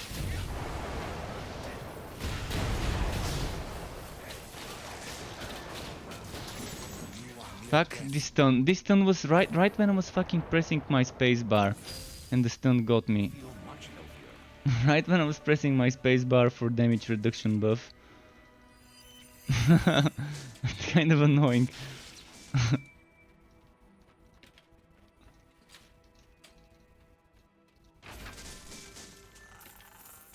But yeah, right now what I need is the boots. The boots here, so I can open up a slot in the legendarium to maybe put that skittering shoulder. And if I put the skittering shoulder, then it's gonna be GG. I can just face tank stuff inside the skittering shoulder field. Or I can put Doom Pipe and wear a skittering shoulder, which would be the better build would be with a two-handed weapon. And I can put the skittering shoulder on me, I can wear the boots on me, I can wear maybe skittering legs, and then the Doom Pipe can be in the... what's its name? In the legendarium. But that's gonna be a lot of min-maxing to have all this working in my favor.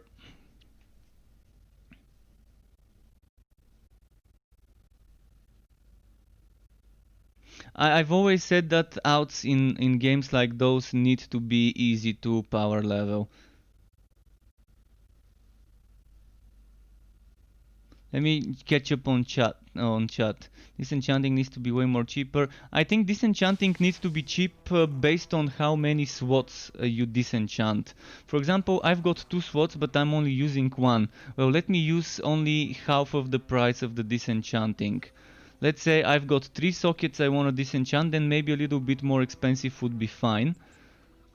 But even with 2 slots, I think a little bit cheaper would be fine with that system. It's not like we can carry 100,000 gold coins.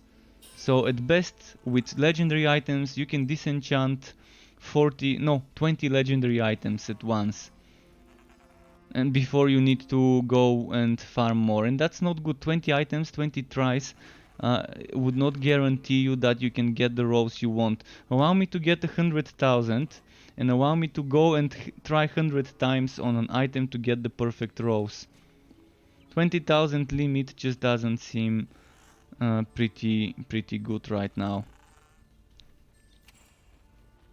It's not like we lose too much when we die outside of quest zones. Okay, I'm gonna try and disenchant this again. Let's see some of the other chat messages I might have missed. Your pet has arrived.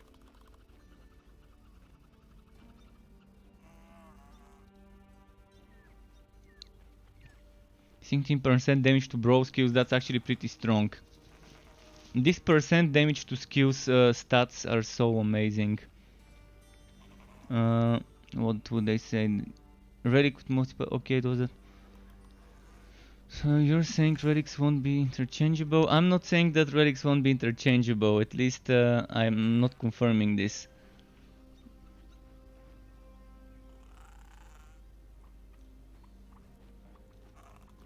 But yeah, power leveling out definitely needs to be a little easier. I am not saying power leveling a hero that you've never finished the story. I'm saying, for example, I have one Realm Master that has finished the story and I've made a second Realm Master. Well, this second Realm Master should be able to get some more XP, like an XP buff before he reaches 60. But that's only once you've completed the story on this hero. And then if I've completed the story on a Realm Master but start leveling a Forged, the Forged would not get this buff unless I've already leveled another Forged.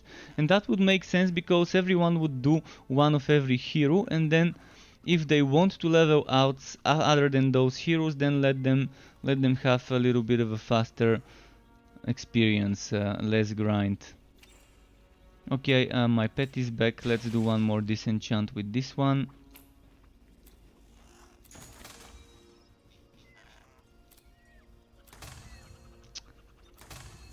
Fuck. Well, I can disenchant again.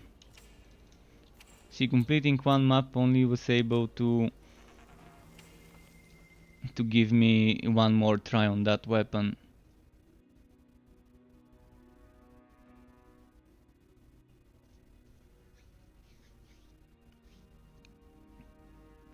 Would make some sort of guided enchanting, and the more specific you want to do the enchanting, the more expensive it should be. That wouldn't be bad. As I said, I think the whole category separation is wrong. They shouldn't be separating by element type, they should be separating by type of enchantment. So all the flat damages should be in one category, all the damage over times in one category, all the debuffs like slow, blind, immobilize, etc. in one category. That's how I think it should be. So if you want flat damage, then enchant with flat damage and then get poison or ice or whitening or physical. Have those be in one place. And just let people roll until they get the one they want as an element. And that feels much better, much more streamlined and logical. Instead of the way they're doing it right now.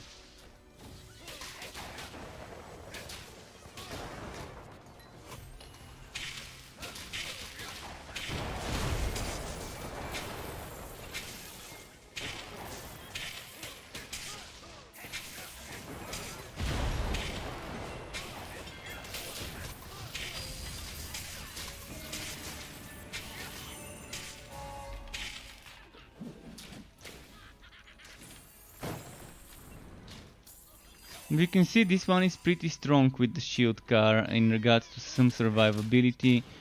I just need to get those shoulders, and then bosses would be a GG when you want to survive.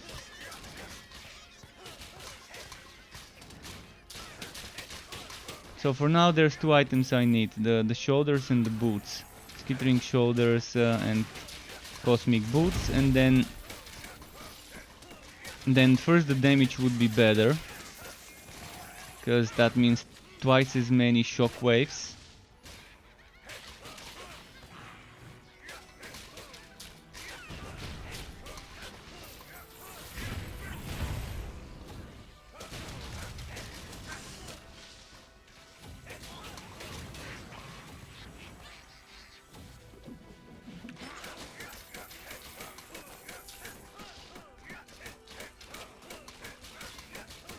Just testing stuff here.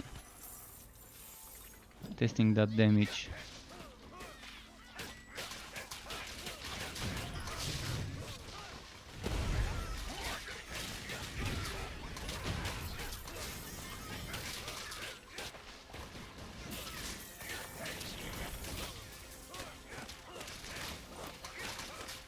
Wow, this one's tanky.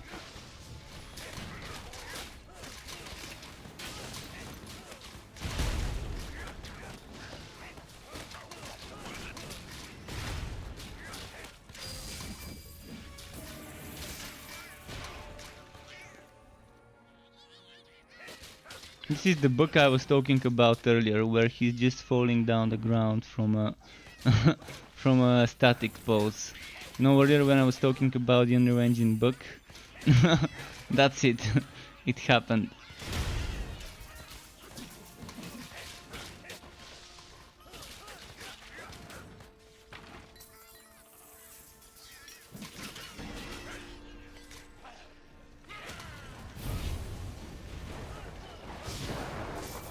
Your health is low.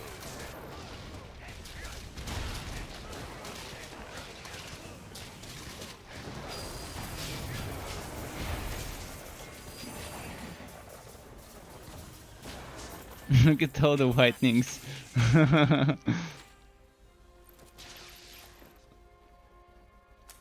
That's pretty nice.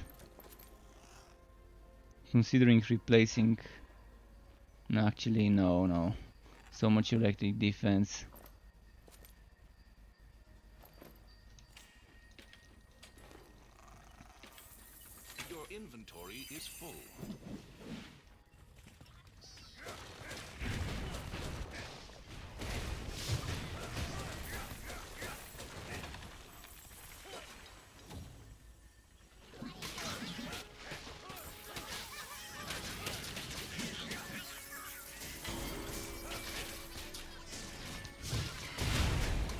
Okay.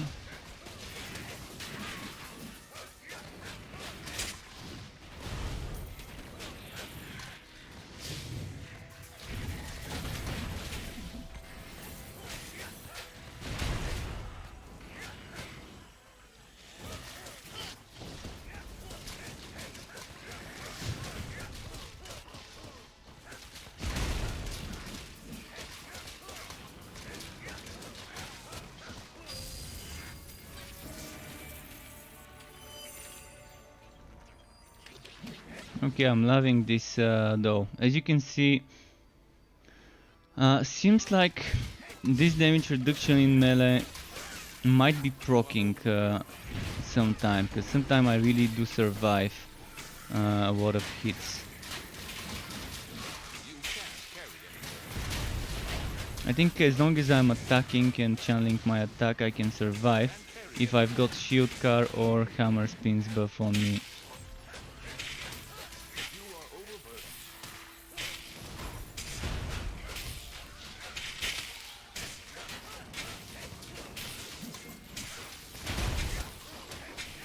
You're badly hurt.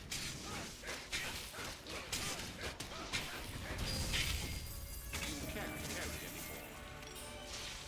anymore. Right, pet, go, sell.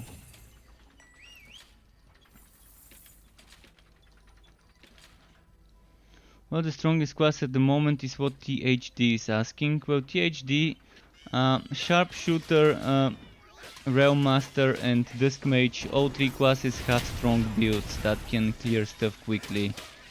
If you're asking about the biggest damage on hit, that's probably Dusk Mage and Sharpshooter. They have some builds that can be pretty one-shotty.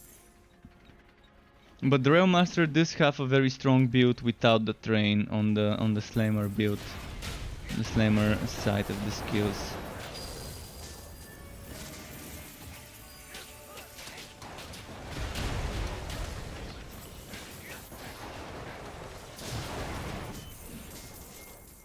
Your pack is too heavy. Right now I'm playing a basic attack build, which is far from the meta. It's just an experiment to see how I can do a basic attack build and get it to work. And it seems to be fine. I mean, you can see I'm killing stuff. I'm killing stuff, and that's not even optimized build. I'm looking for 3 specific items as drops. Skittering shoulders, a legendary item on my shoulder. I'm looking for boots, the cosmic legendary boots. And that means I can maybe use a two-handed weapon after that and put my doom pipe in the storage, in the warehouse.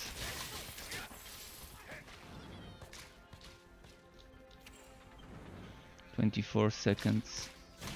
Okay, let's pick this one up. But it's an experiment I wanted to do for a while. Just never had the time to really do it. A basic attack centric build.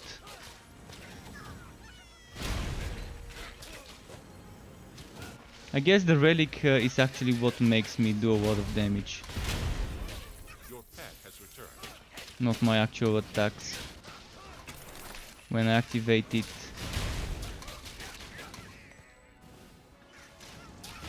You are overburdened.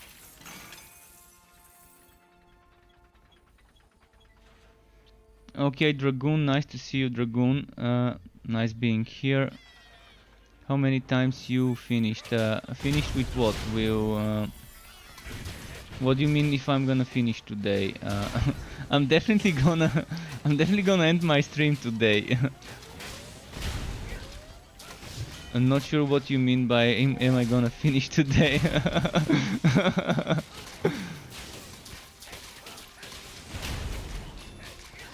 And how many times?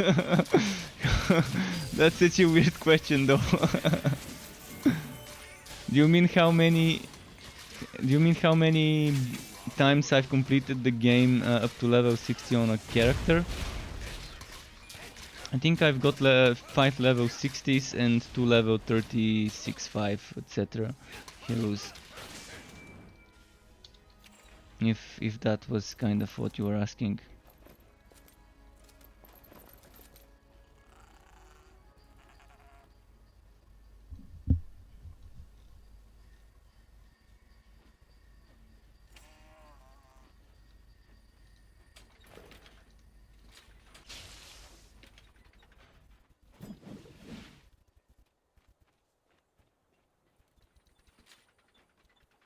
Yeah, how many times I've completed the story is I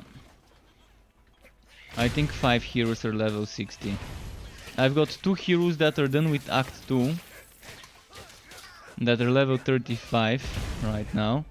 Just haven't gotten the time to level those up. My Summoner Mage and my Rapid Fire Forged.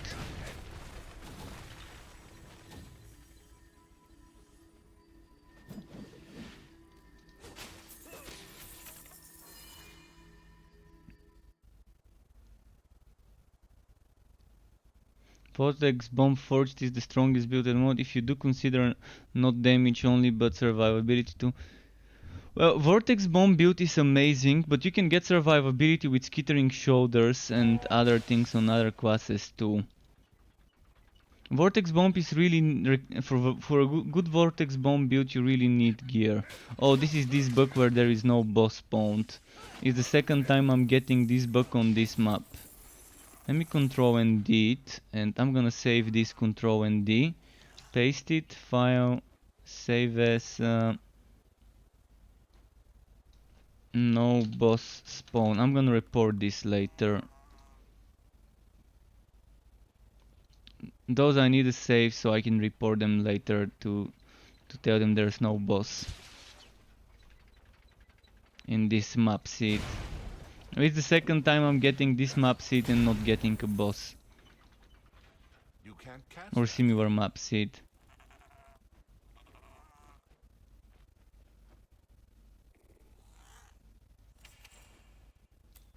Right, let's go to the character selection. You can die on other builds as well. On my Realm Master, on the other one, if I use the Skittering Shoulder and I do Hammer Spin, I definitely can die. So that's like 15 seconds of immortality. On a Mage, you probably can die as well with Skittering Shoulders and what's that thing, the Damnation. And with Curse of PP and Skittering Shoulders on the Sharpshooter, you probably won't be able to die either.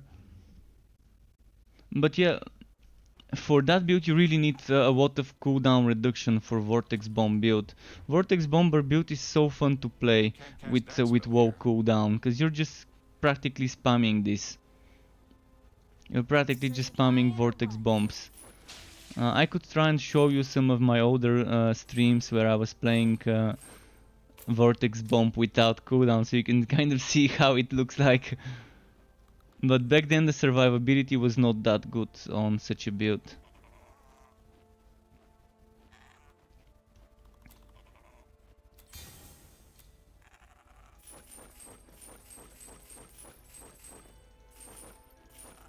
Right, let's try and enchant that weapon again. Maybe I can get something good this time. Should I keep trying to get this sorted or the sharpshooter sorted? Let's say I try and get boots. Or the shoulder. Let's try to get the boots first.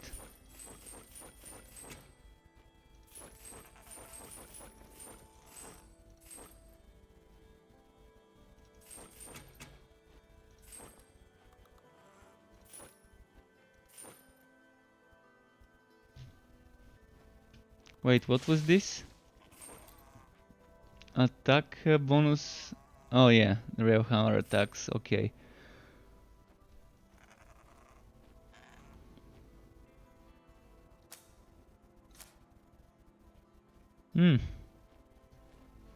This one's also tempting. Crit damage, extra crit damage. See ya. How's my crit damage right now?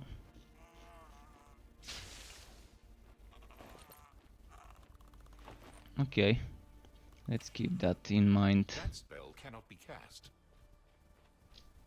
Let's go to the fort and try. Actually, I'm gonna start the next map probably right now.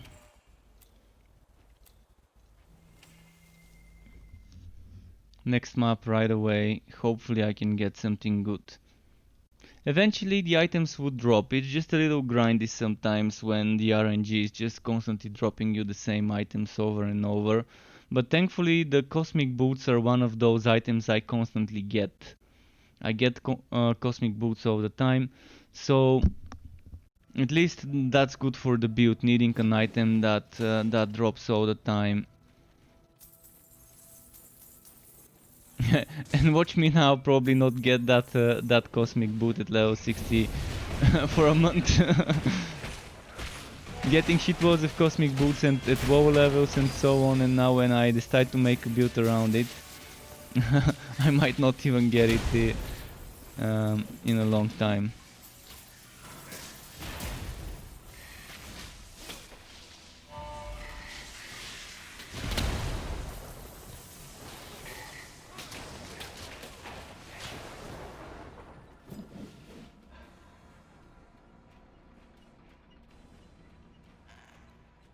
Let's group them up like this and then do this.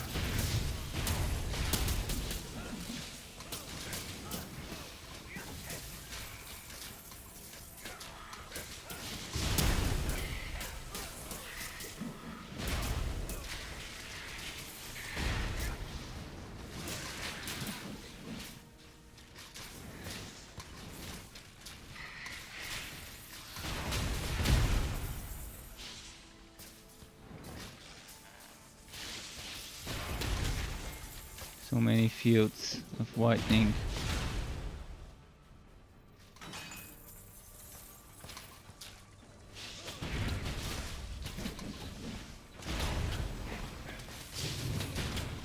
At least they grouped up together with this teleporting, so they actually helped me.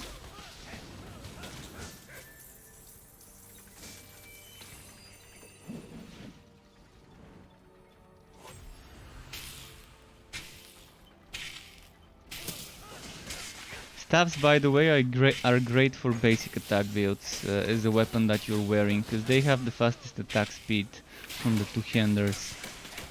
Or at least used to, I think they still do though. Staffs seem to have the same attack speed as a sword, even though the item didn't say so before, when every item had its own separate attack speed.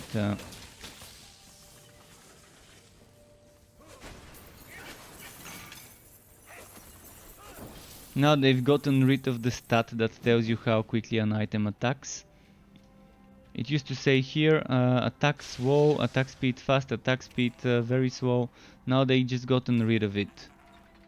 They probably didn't feel like fixing this attack speed too much.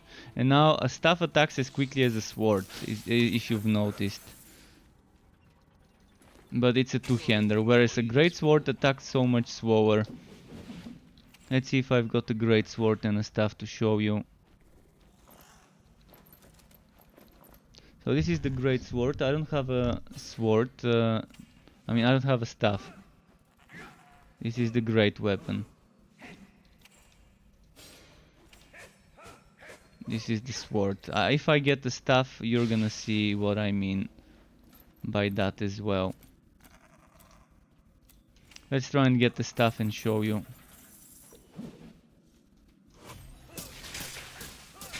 So ideally I would have to find a very good two-handed staff and put my Doom pipe in the storage, in the legendarium I mean. But to Pew, is that how to pronounce your name? About to Pew, hello, how to find the maps when all done. I'm gonna show you in a moment. Let me finish those enemies and I'm gonna show you how to get maps. Basically you have to press C. C for Congo, for cereal. Although that's a bad example. But yeah, you press C for combo, or Congo or whatever. And then you go to the contracts menu and you select this contract, the adventurer contract, and you make the adventurer contract active. And as you keep killing stuff, you're gonna be getting fame. As you get fame, you're gonna be getting levels, and as you get levels, you're gonna be getting things like those bags and those bags. And then once you finish the 40 levels, you get 10 repeatable.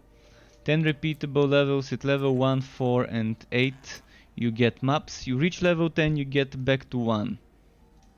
So you keep getting those maps and you open those maps and you get 3 maps. 3 blue or 3 yellow maps with 25 or 50% gear work. And that's kind of it. It's simple, and there's a lot of maps you can get if you keep doing this contract. In fact, at one point you might find yourself having so many maps that you might even start selling them to the NPC for money. I know I've already done that. I've actually stopped doing this contract because I need to get rid of some maps. They're just taking storage space right now. So I'm doing contracts for materials and stuff like that.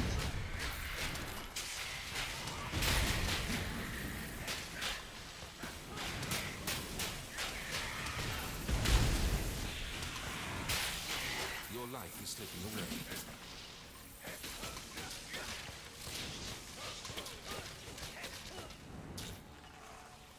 You feel better. Okay, what's over here? Let's see. More Vultura maybe?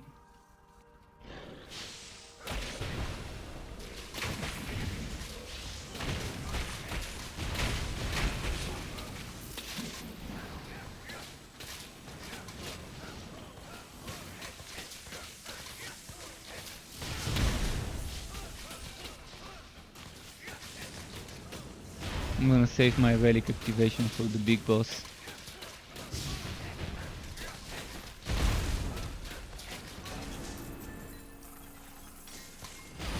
Okay, wow, look at what's happening. What's happening? What is happening? I'm gonna use my relic activation. Was that endless spawns? Did you see what happened? I said I'm gonna save my relic activation for the big boss, but I just had to use it here. There were just too many. I think that was a bug where it kept spawning more and more and more and more. If I didn't kill them all at once, maybe it would have kept spawning more enemies in that in that pack. So I used up my relic activation. I think on this build I really could benefit from relic cooldown like I was using earlier.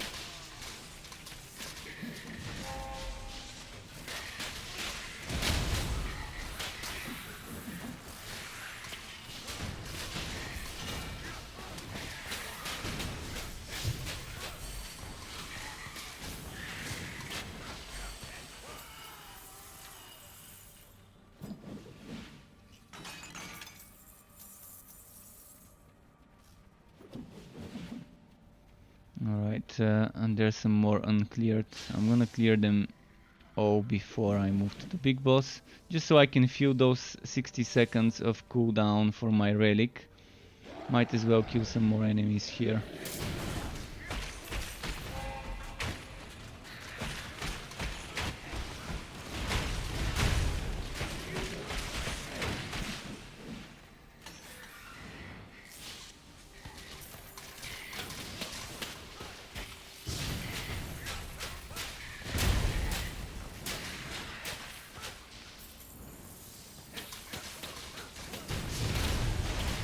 Yeah, this basic attack train setup is interesting. There's room to grow it and it doesn't feel too bad. I was expecting much less from the basic attack build. I knew it's gonna be strong, but I didn't expect it to be this strong. I guess it's all the electrodes work, not actually the build itself. It must be the electrode what's making it kill bunches of enemies quickly when you activate it.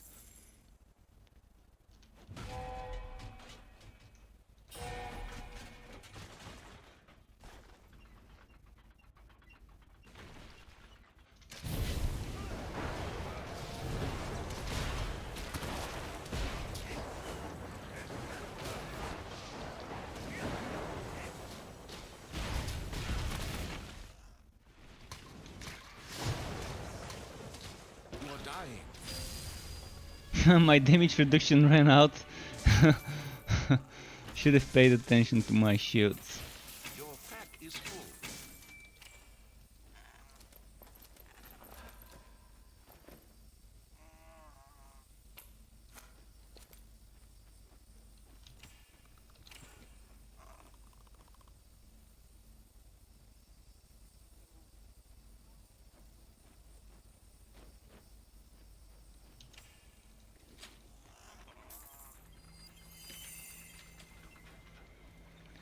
Okay, let's see.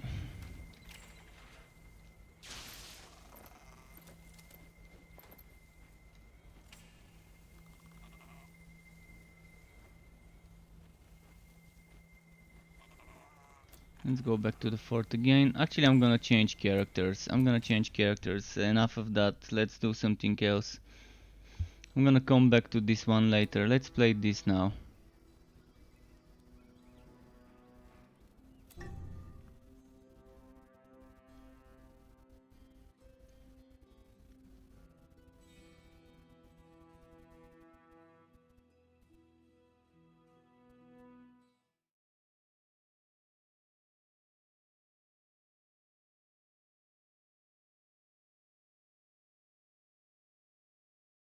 What does item level 33, 37 means? Does the item upgrade?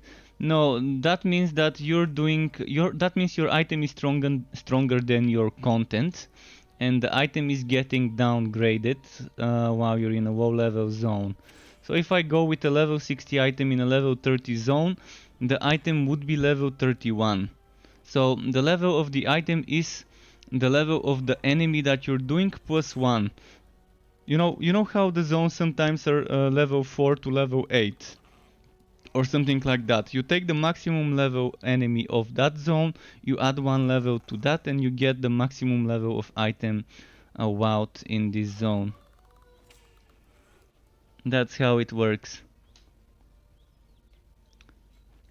So it's pretty kind of simple, but yeah, it kind of allows strong people to still have a little bit of a challenge when they go in lower level zones with this downscaling.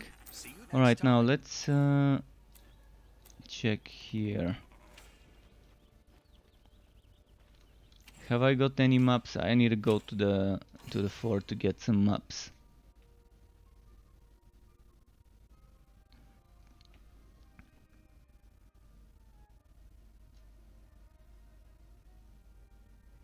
Now this one is strong.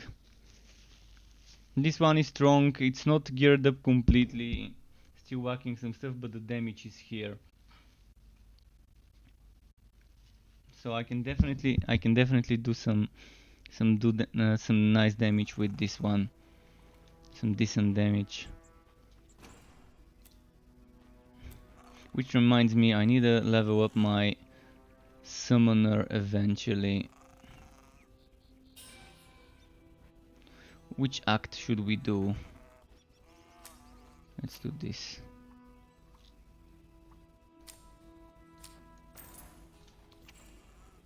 Because I want to try this on a spirit well build. It looks like very nice, by the way. If you've not seen this one, just have a look.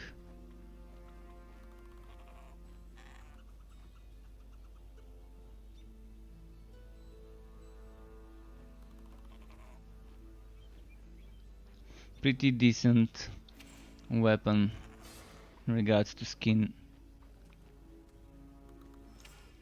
Okay, going on to the Goblin Frontier.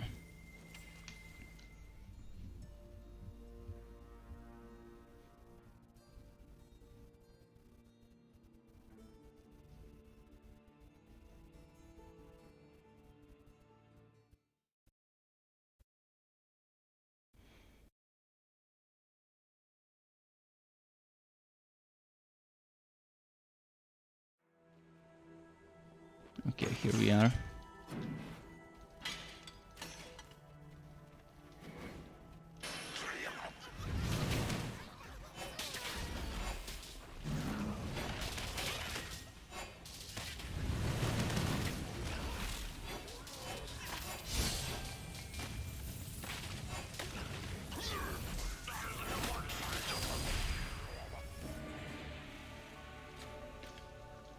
For this one to do damage, I need to charge up my buff bars. When I do, the damage just floats.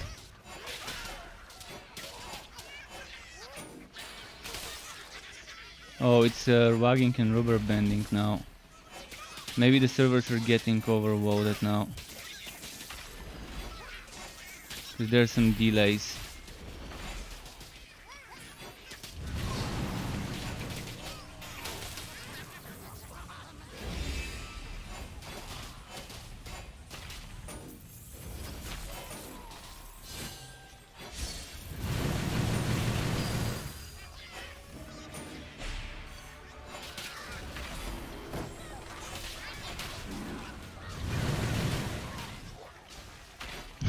It's lagging so much with the teleports now.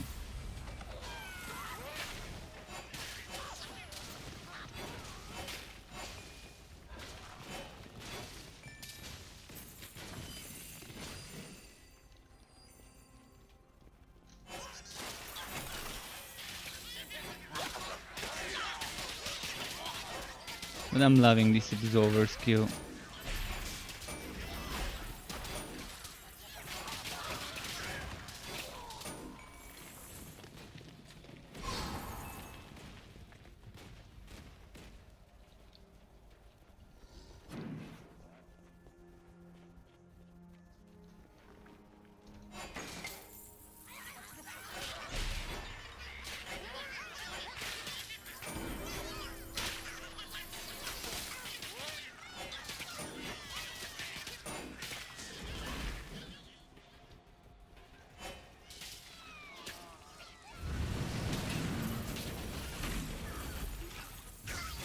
What? Damn, this rubber banding is kind of terrible. You're hurt.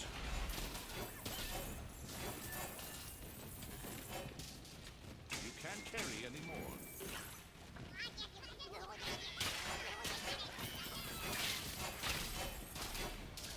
Let's see, here and here and here and here.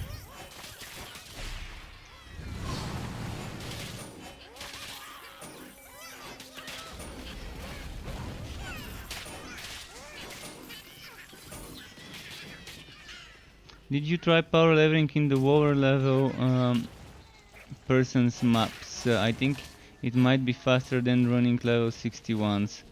At least up until level 50 plus. I'm pretty sure it probably would be. It probably would be faster like that. But who would wanna do it? I wouldn't mind actually doing it. To power level someone as a Wobby in their own maps. Because I can still get legendaries for my legendarium. So I definitely wouldn't mind doing that, especially on the mage. The mage I can just try and get some of those. On the mage there's the most amount of items I need for the legendarium. I've been so unlucky with this one.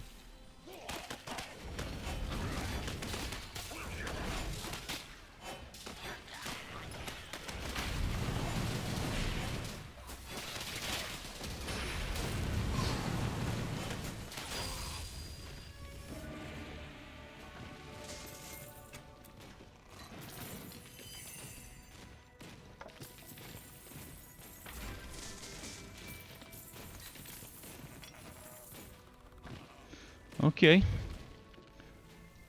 Keep in mind the best way to do it is rush the boss. Rush the boss, complete the map. Rush the boss, complete the map. So basically do the quest and go for the boss. Because that means more chests, which means more fame and XP from the chest, which means faster power level. Instead of completely clearing the map. That's the better way to do it. If you're gonna do it that way. If you're gonna be doing goblin maps, I might as well equip this.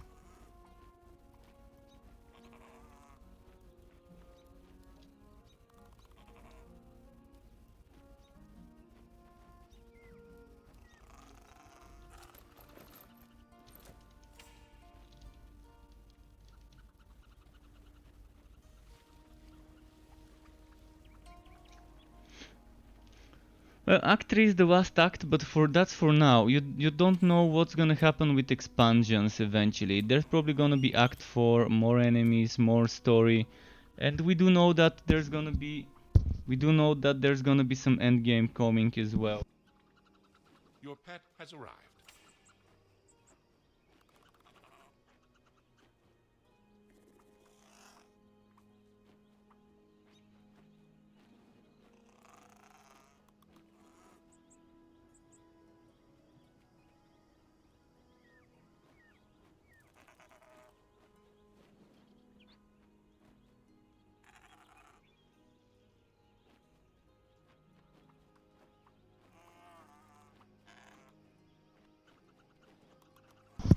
But yeah, let me know when you're in the map so I can teleport. Instead of us meeting, it's better. I tested it that way, it works better. If I just teleport every time you're in the map. Actually, you don't even need to let me know. I can just check your name and you can start your map and I'm gonna enter and just come and help. It's faster that way instead of me teleporting to you every time and trying to find each other in the same town.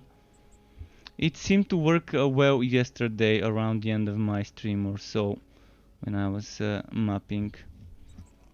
I forgot with who, but I was mapping with someone yesterday.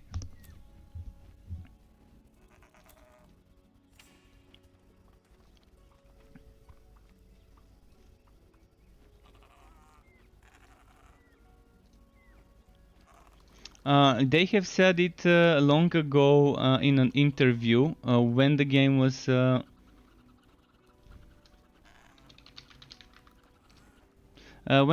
Torchlight Frontiers. Max Schaefer said they have plans for 5 years of content, at least.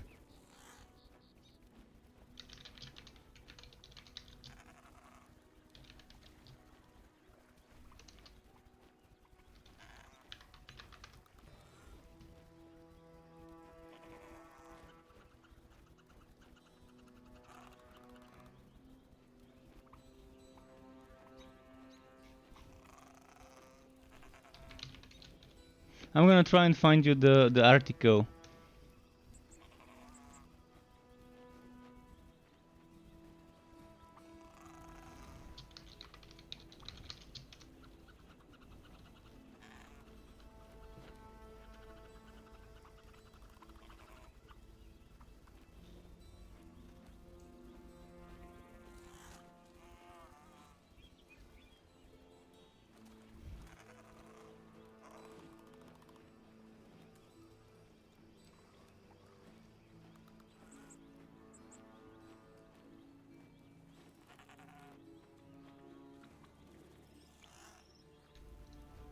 Okay, I found this. So this is an old article, and this was about Torchlight Frontiers. But he said that he's got plans for like 5 years of extra content or so at least. Which probably meant Frontiers, which now translates to Acts. What happened to the party? I'm not sure what happened to the party. Let me check. Did he disconnect? Did you disconnect, dude?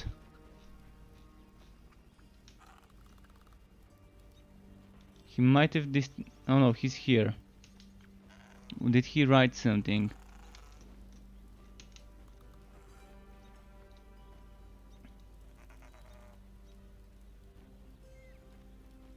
He said he has to go now. Okay. As for this, oh yeah, I was actually probably with Hixie, but I don't think it was with Hixie. I think it was after Hixie. I was playing with someone after that. It was not with Hixie last night when I was doing that. But anyways, Ritkitu, this is not really one-shotty build, but it does a lot of damage, and it doesn't matter what you're using, what relic. I mean, the relic is completely optional. You can use the electric one, you can use another one, you can use any relic you feel like using. It's completely up to you. Okay, let's do another map then. This is my piercing light build. Just I'm playing it with the cold relic right now, but you can play it with whatever relic you want. And as you can see, I'm still using some blue items because they give me good stuff, like my blue legs. The items I don't think I can lose are my celestial chest, celestial helmet, and celestial gauntlets. The boots you can wear. The boots I think you can probably wear. Yeah, you have to wear them. So that's the four celestial items you need are those. I strongly recommend having those 4 legendary items. The rest can be blue if you don't have a good road legendary. In fact, right now blue is the better option for those slots because the things that can roll on legendary are just underwhelming.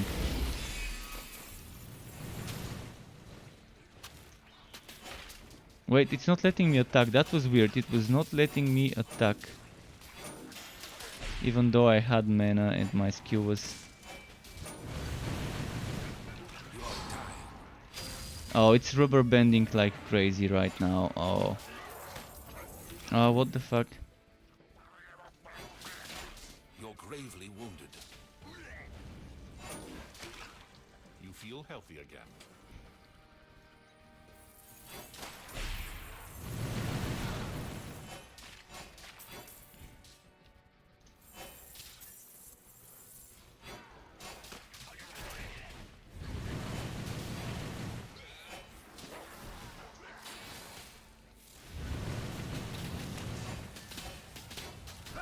Fuck, there's so many of those chargers. You're refreshed.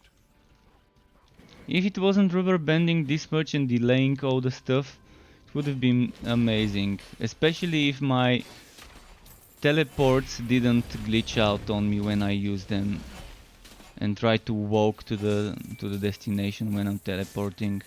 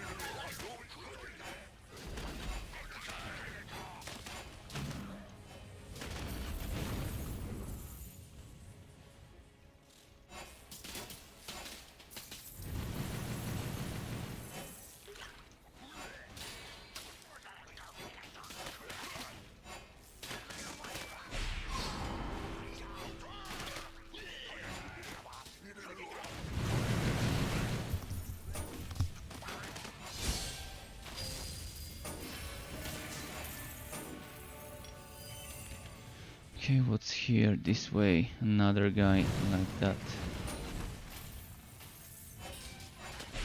Look at where Dark Spears ended up getting cast. Right, I'm just gonna pull him, fuck him. If he's gonna hide on that fucking bridge.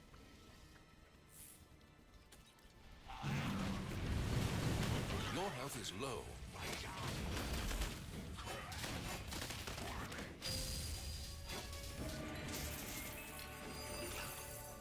You are wounded. Too heavy.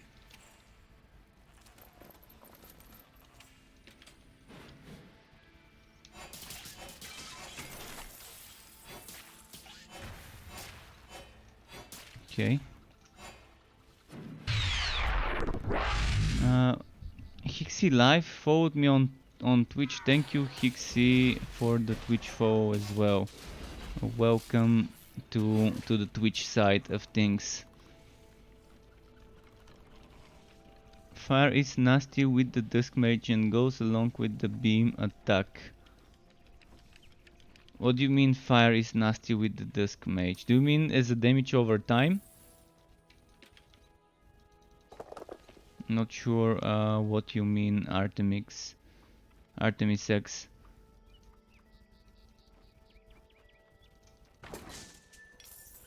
I mean, any damage over time goes well with that, but I would say poison also goes well with the Vitality Extractor. If you've got the Vitality Extractor on Holy Fury, you might want to consider actually going for poison. Poison stacks 3 times, bleeding stacks once.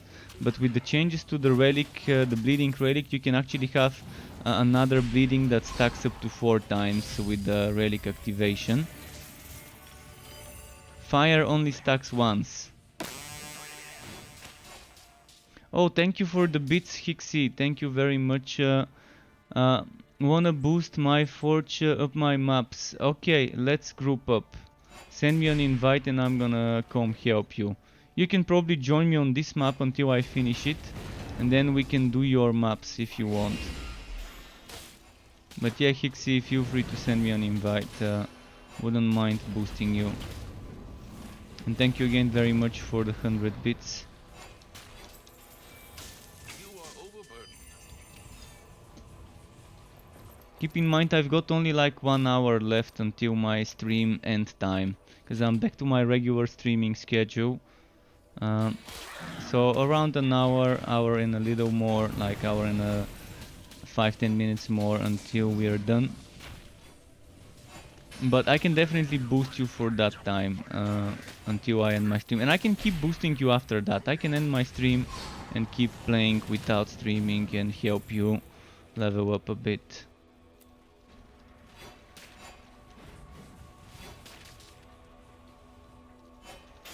Alright.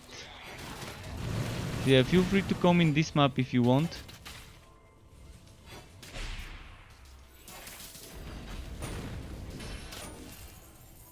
But I think if you're doing a beam build, it's very nice to stack different elements if you want to be going for damage over time.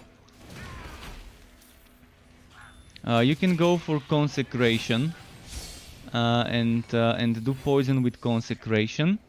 And you can go for a weapon maybe that does one type of damage over time, and an offhand that does another type of damage over time. So you can stack poison and bleeding for poison and fire, or bleeding and fire, or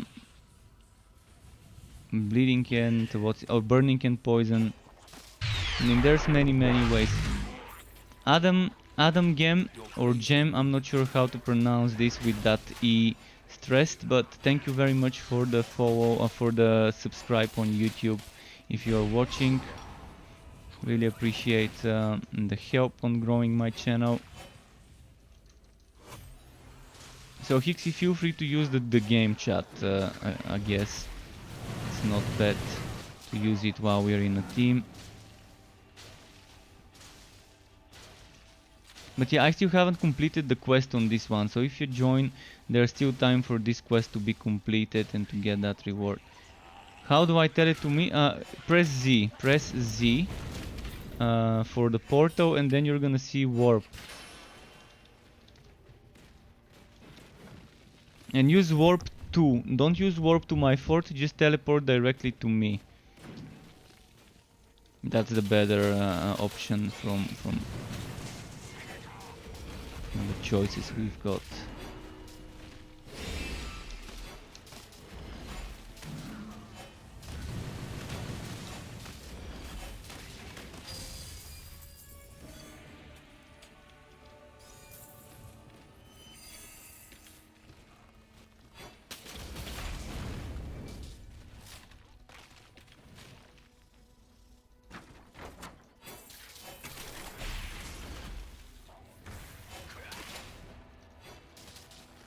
Okay, what's here?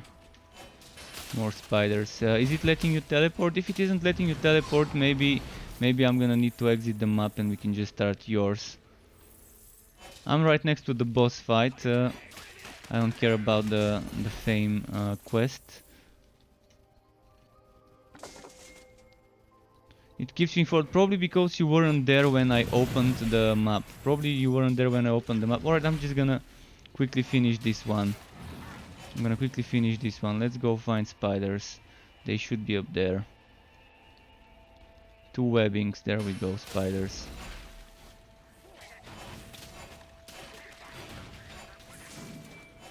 Okay, there's 1 webbing.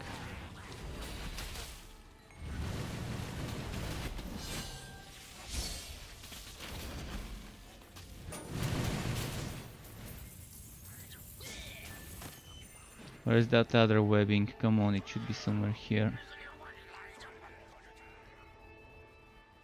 It's probably over there somewhere.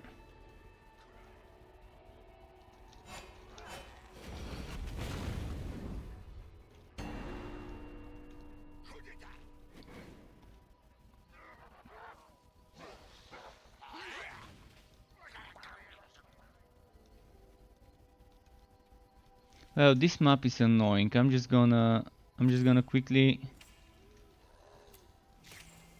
You can start the map. And I'm gonna teleport to you.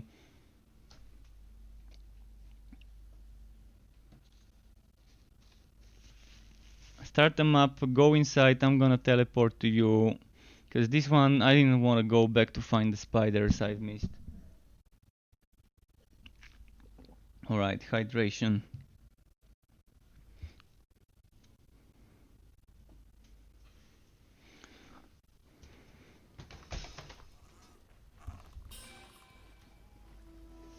My fort is crazy busy. I still haven't finished with that fort. It's a constant work in progress. There's a lot of stuff to create. Okay, you're teleported. Now let's port to you. I need to move the Tree of Work. I'm trying to find the best place for the Tree of Work to be in such a place where it's not gonna be in the way of most of my structures.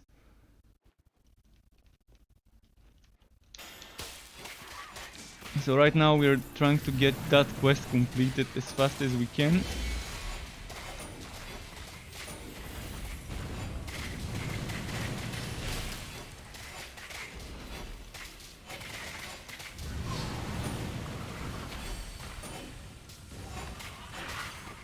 Once this quest is completed, we can just rush for the boss.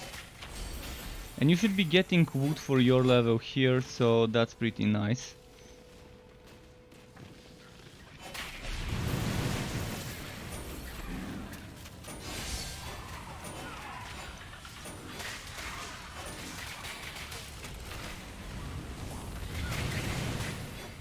Alright, quest done. Now we can just go for the boss, I guess.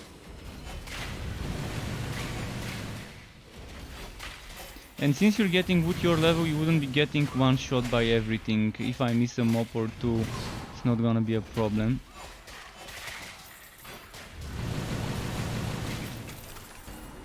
Alright, let's run with this shrine. Just run.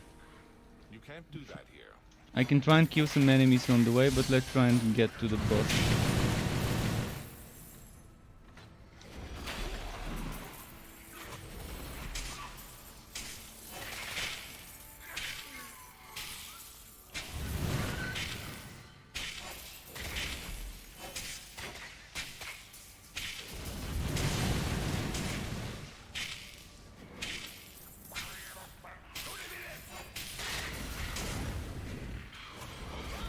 Wait, let's kill those, I guess.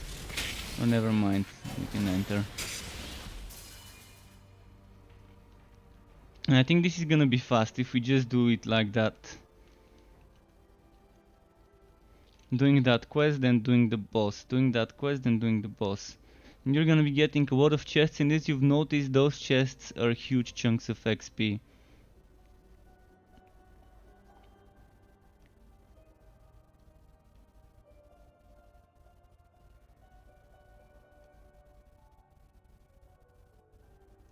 Is it loading? It might be buggy. I think we might not be loading into the zone. Yeah, it's out and F4 time. It does seem to happen a lot in this act. Some of the maps in this act seem to be buggy and not spinning up.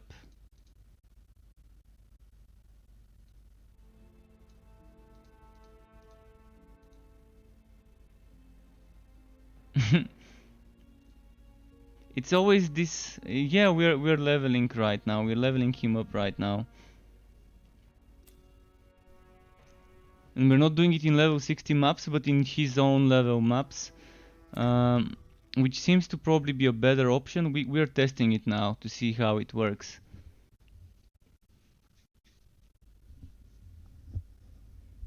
Whether it's gonna be faster to power level that way, or whether it's faster to just do it in level 60 maps. I personally don't mind either. Okay, Hicks is here. We can just invite each other.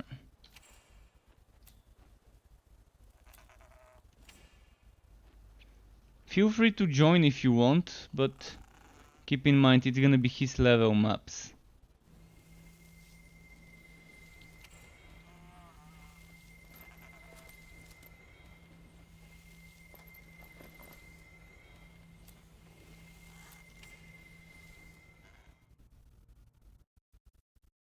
Oh, you're not done with the story. All right. He's also not done. He's level 10.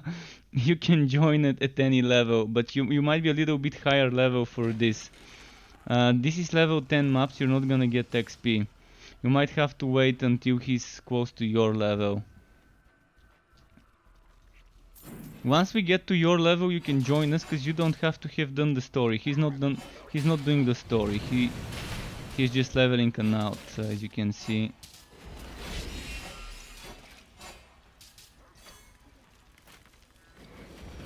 You're level 12, then you can definitely join us and get XP. We can invite you after this map then.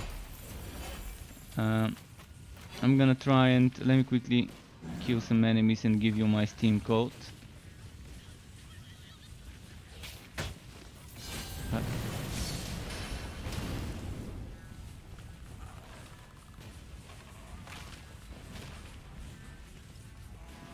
Okay, this is my Steam friend code. You can add me and I can invite you afterwards.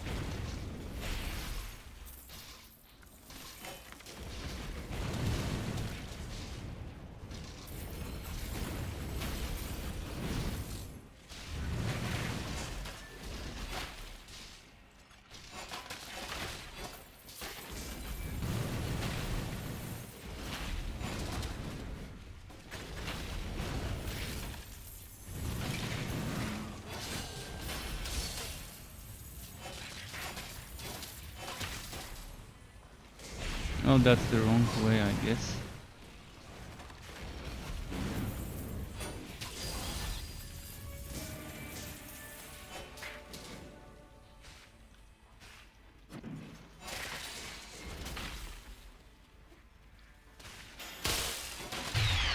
Ah, fuck. And thank you, Layli Mouse, for the follow. Welcome to the Struck Web to my Twitch channel.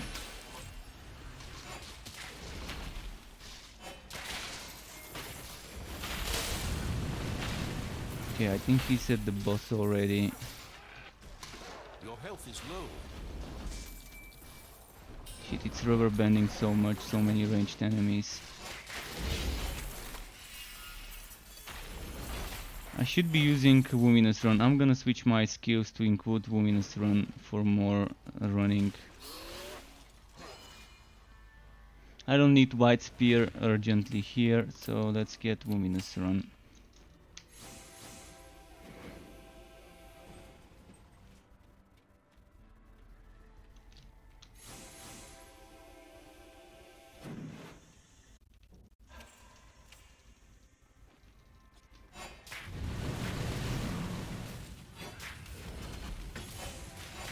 Oh wow.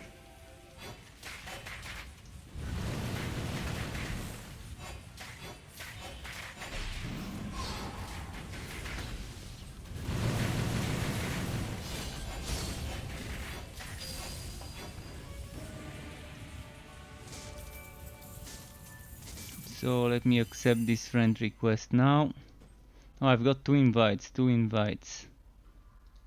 Layli also sent me an invite. Well, thank you, Layli, for the invite. So, okay, who am I inviting now? Let's first exit the map. You can't carry anymore.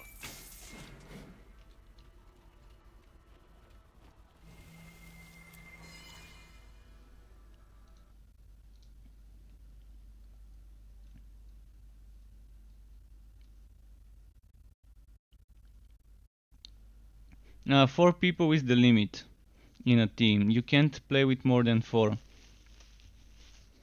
So let's see.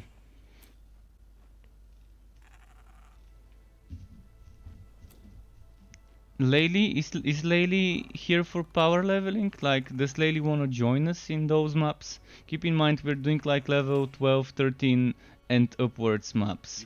We're not gonna be doing level 60 maps.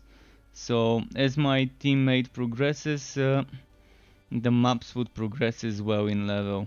So if you want to join us, just send me a whisper in the game or write in the Twitch chat or the YouTube chat for that one slot. Okay, Lady Mouse, good, good.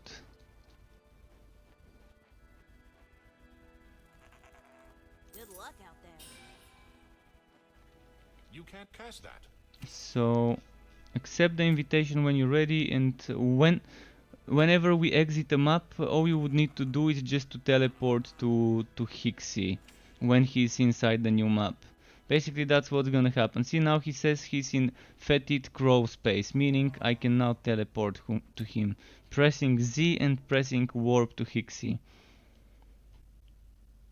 So we're just waiting for the zone. We're waiting for the zone under his name to change, and then we're traveling.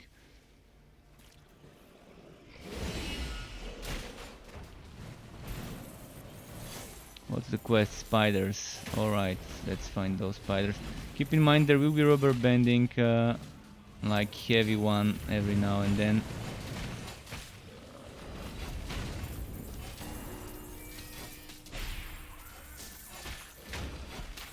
Oh, Goblin Hound. It's a legendary. Oh, Health is low. it's wagging, and there's another well.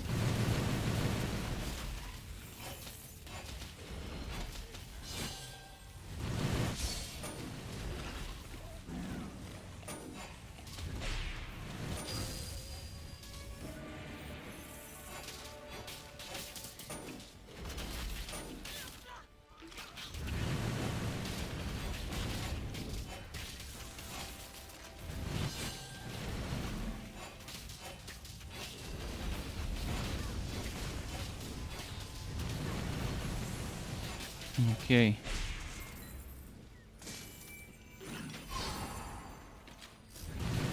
More spiders. We need more spiders, yeah.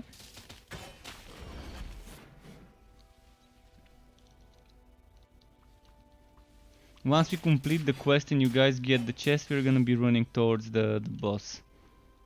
Ah, fuck, another Goblin Hound. Well, we have to kill it, otherwise we don't know what's gonna happen with those annoying charges out of nowhere.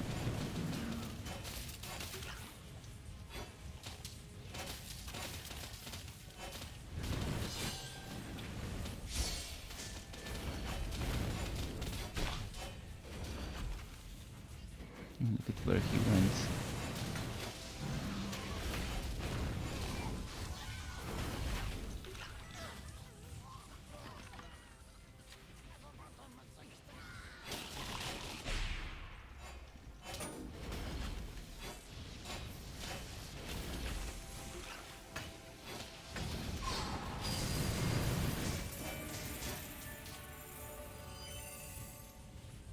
Now I think the quest would be done after a couple more spiders.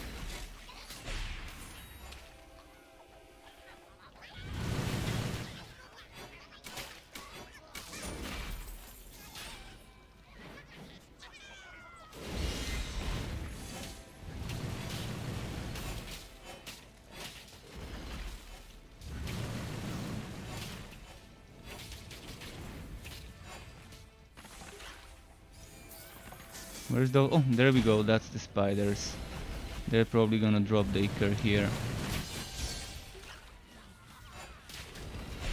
Yeah, I see Icar on the ground, so...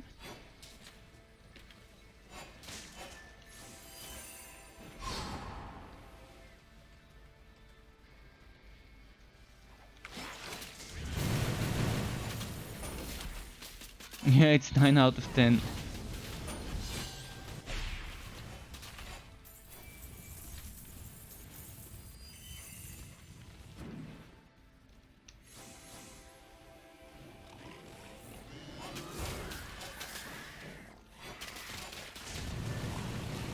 Alright, 10 out of 10. Let's go.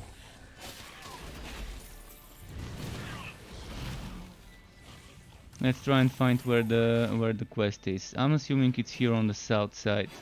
I'm gonna be killing some of the enemies on the way, just to make traveling a little bit easier for you. There's a regeneration shrine here.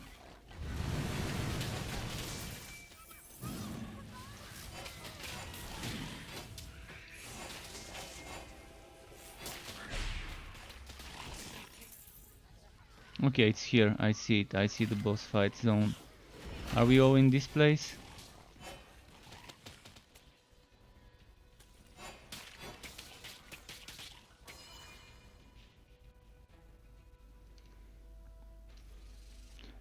Lady Mouse, I'm from Bulgaria, by the way. I just saw your question. I'm from Bulgaria. It's in southeastern Europe,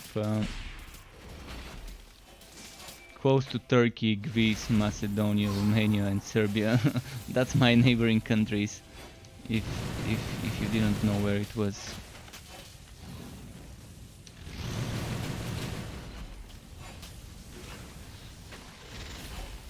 And welcome to everyone else who is new to the stream.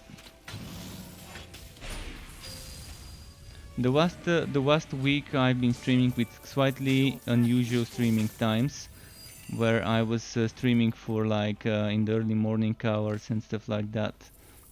Like after midnight. Normally I stop like midnight my streams, but the last few days or a week I've been kind of going all the way to 4 or 5 in the morning sometimes. So that's not gonna be happening now. Okay, let's go back. And once Hixie opens the new map and we see him in the new map, we can teleport again.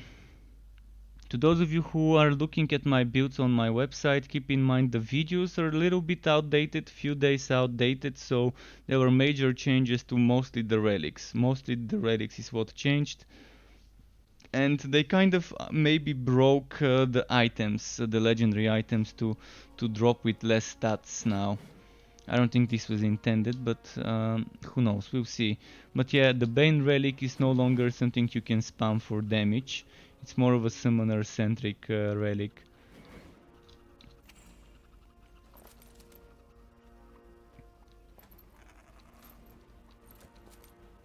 So yeah, Hixie is in the pit of death. Is that the new map? Map up, he said. Okay, let's teleport.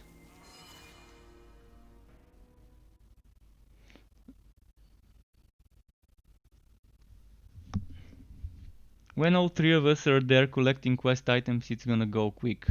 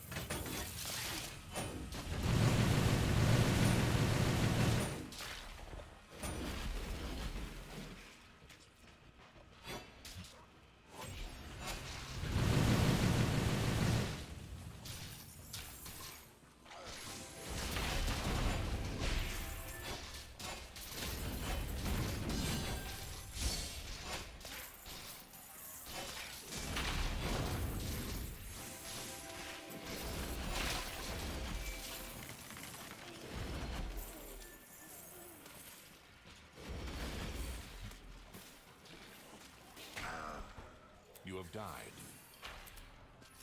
You feel refreshed.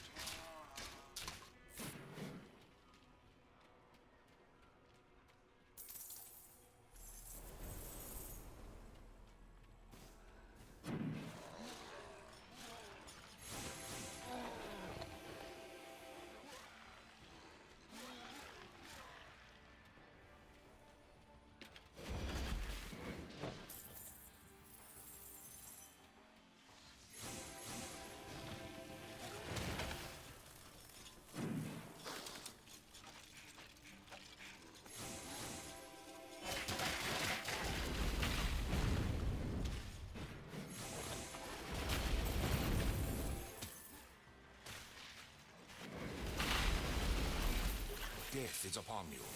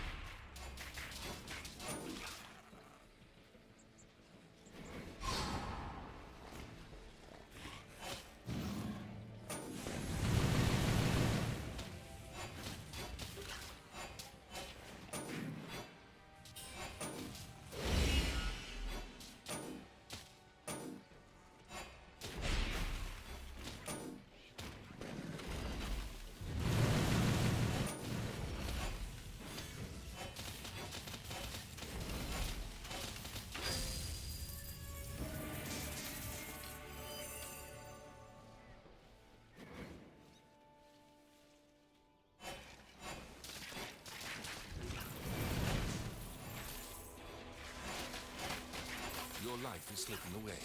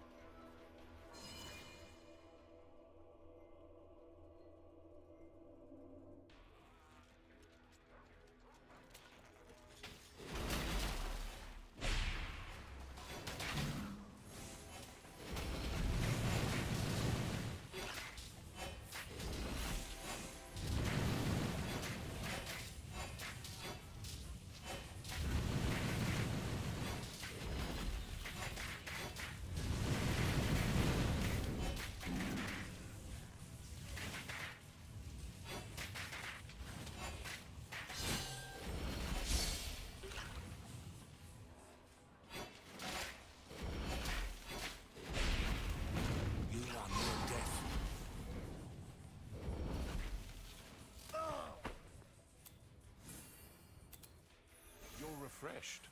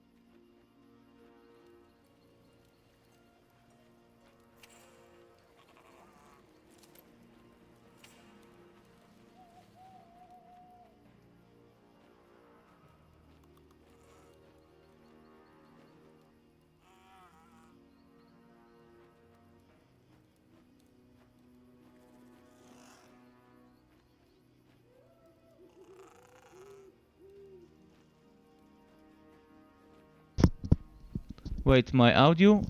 You said my audio was off? Maybe it was switched off for a moment. Can you hear me now?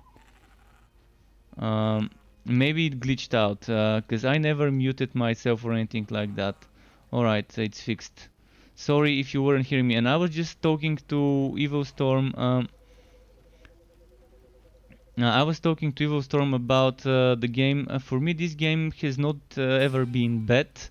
Apart from certain parts of it. Certain parts of the game have felt wrong, but not to the point where I would call the whole game bad. The thing that we're missing right now is the end game, and they're working on it. We know it's coming.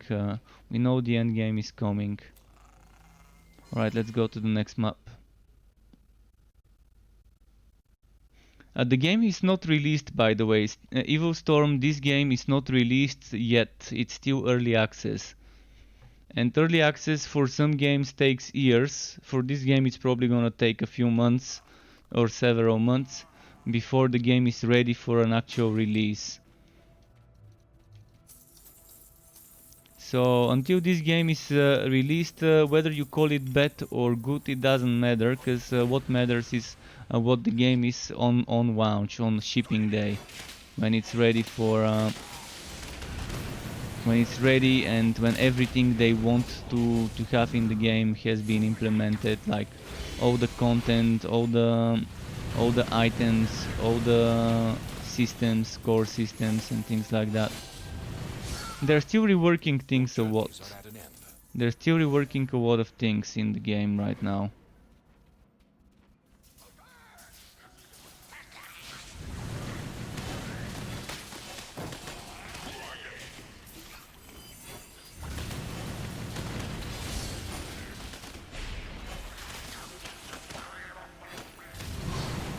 You can just rest. If you die close to the entrance, it's faster if you rest. Because you can miss XP if you're dead. If you're dead, you're not getting XP. Reached your end. You only get XP while you're alive and next to the monster that dies. And I was saying the same at the boss fight. At the boss fight, if you die, respawn. I can try and not kill the boss until you guys have respawned when you're doing boss fights. By the way, right now after we kill this enemy, we can just go for the end of the map boss. Because we've done the quest already.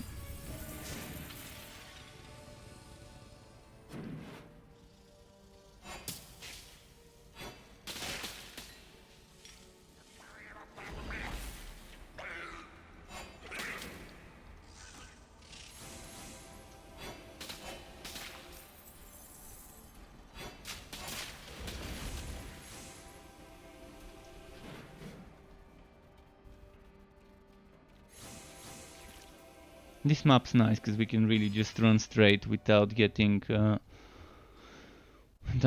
swarmed by enemies on the way.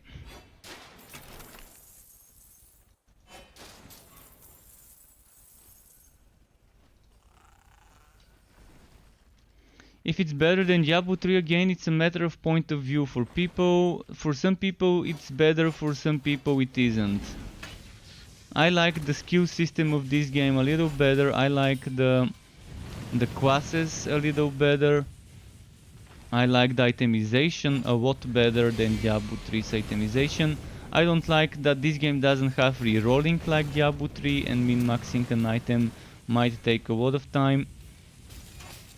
I like the endgame system that they're working on, because they've shown us some previews of the incoming endgame system, so I do like that one. They're planning on releasing soon. I like that endgame system better than the Diablo one. I like that this game doesn't have endless paragon levels like Diablo, and I like that this game doesn't have leaderboards like Diablo, where people are competing for who is the biggest no-lifer of them all, and who is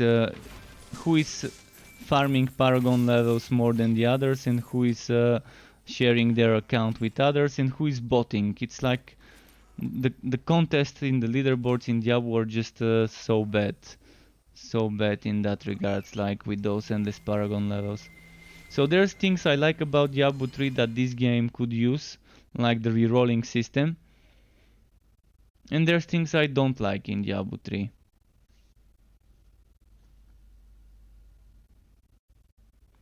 I mean, Diablo 3 could use an end of the rifts, and it could use a limit of the paragons, where people could actually compete for better time and have some sort of something that's not a no-life competition. I mean, some people are just botting, others are giving their friends their accounts to play them, to farm paragons for them. This just seems bullshit of a system, having endless paragons and having endless rift levels.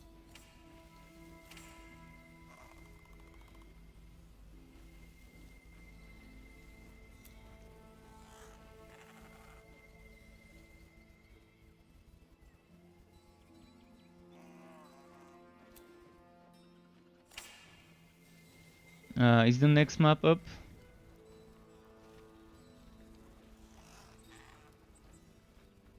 Right now, the end game of this game is rubber banding. You're fighting the rubber banding. You're fighting the connection server desyncing. This is the current end game. Fight the rubber band. Okay, map is up. Okay. Paragons is really the worst laziest system. Even Chaos Bane did it better. Even Warhammer Chaos Bane has a limit of how much you can invest into a certain stat. So in Warhammer Chaos Bane you have 6 stats, one of them is broken, so let's say you have 5 stats, and you can put 200 levels into each. 100 for chance and 100 for power, because all of those are some sorts of procs. So even in Warhammer Chaos Bane you have a slightly better way of handling a Paragon kind of system. Yeah, you can probably level up after 1200, which would be the soft cap. But you really don't need to, you're really not getting any points after that. Because you won't spend them, because you have a limit of how many levels you can put into those stats. And the Rift system with no limits, endless, I'm not a fan of endless, of true endless stuff. And I'm only scared that the developers of this game might end up making the true end game endless, and I'm hoping they do make a limit. Even if the limit is like 500-600 stages, I wouldn't mind it as long as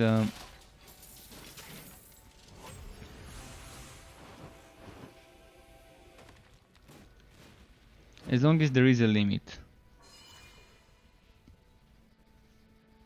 Because you do have limit of the levels. The level limit would always be 60 and the item limit would always be level 60 items. You're not gonna get stronger items based on how far in the end game you've reached.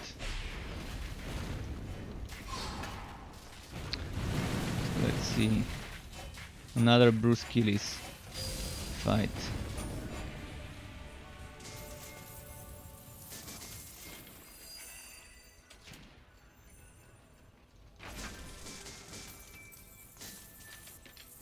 I'm right now, as you can see, leveling up, power leveling some of my viewers.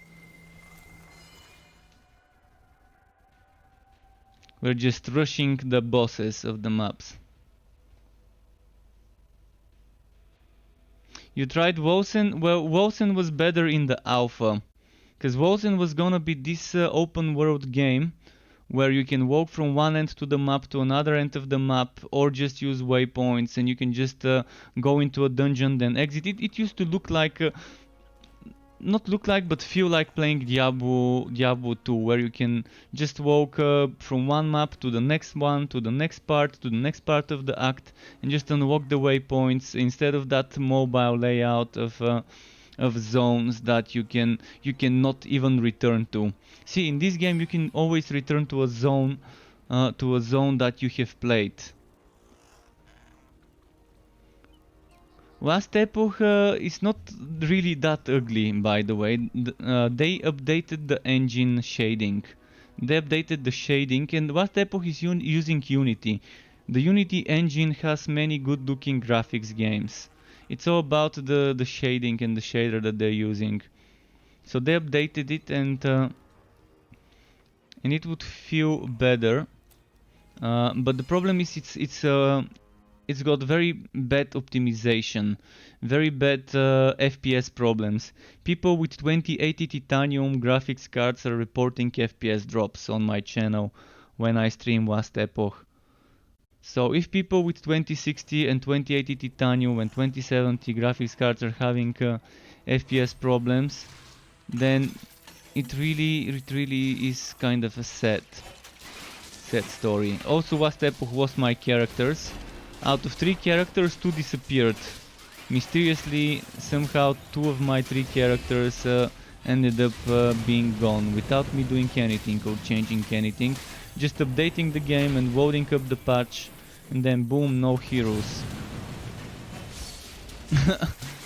I mean, Last Epoch is in early access, so things like that are normal to happen in early access.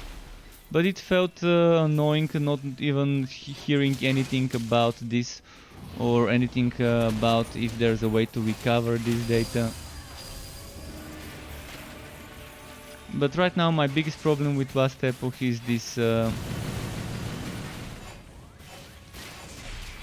FPS problem and the endless arena. I'm not a fan of how bad the arena endgame is. It's yet another no-life competition. But it's even worse than Diablo, because with the arena in Last Epoch you really have no end, and you actually have to do it in one go. So if you have to take a break and continue tomorrow, you can't. You can't do it. You either do it for like 5-6 consecutive hours, grinding the same type of boring, simple type of content, or you just forget about the leaderboards. Because if you want to reach high in the leaderboards, you better be prepared to do a big session, big long session of multiple hours of grinding the same shit over and over again.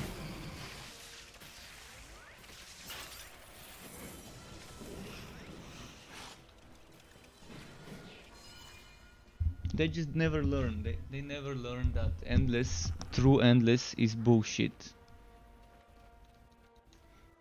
People can always compete about time, of who clears the final stage quicker, or for points, of who can earn more points by doing the content. You can let them maybe spend points to get stronger, to make more points quicker, or to get better time, or you can maybe have the people save their own points and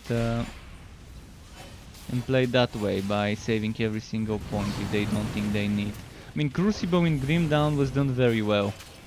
It was done amazingly well because you have checkpoints that you can start from, you have some sort of points that you can use for buffs, and you have wood chests at the end, so it's pretty nice how they've done it. With Vast Epoch, I think the arena is a little bit boring. Yes, it does have wood chests at the end as well. And it does let you trade and access your stash every 5 levels. But this real endless shit is just so boring. But Vast Epoch has one of the best skill systems ever. You can have every single skill with its own passive skill tree. So not only does your character have a passive skill tree where you spend points, but every skill itself has levels and also separate skill trees that are tied to those levels, and you can spend skill points into different versions of each of those skills. So the crafting system in Vast Epoch is also one of the best ones. It gives you a lot of customization, a lot of things you can do with an item, and that's even not the final version.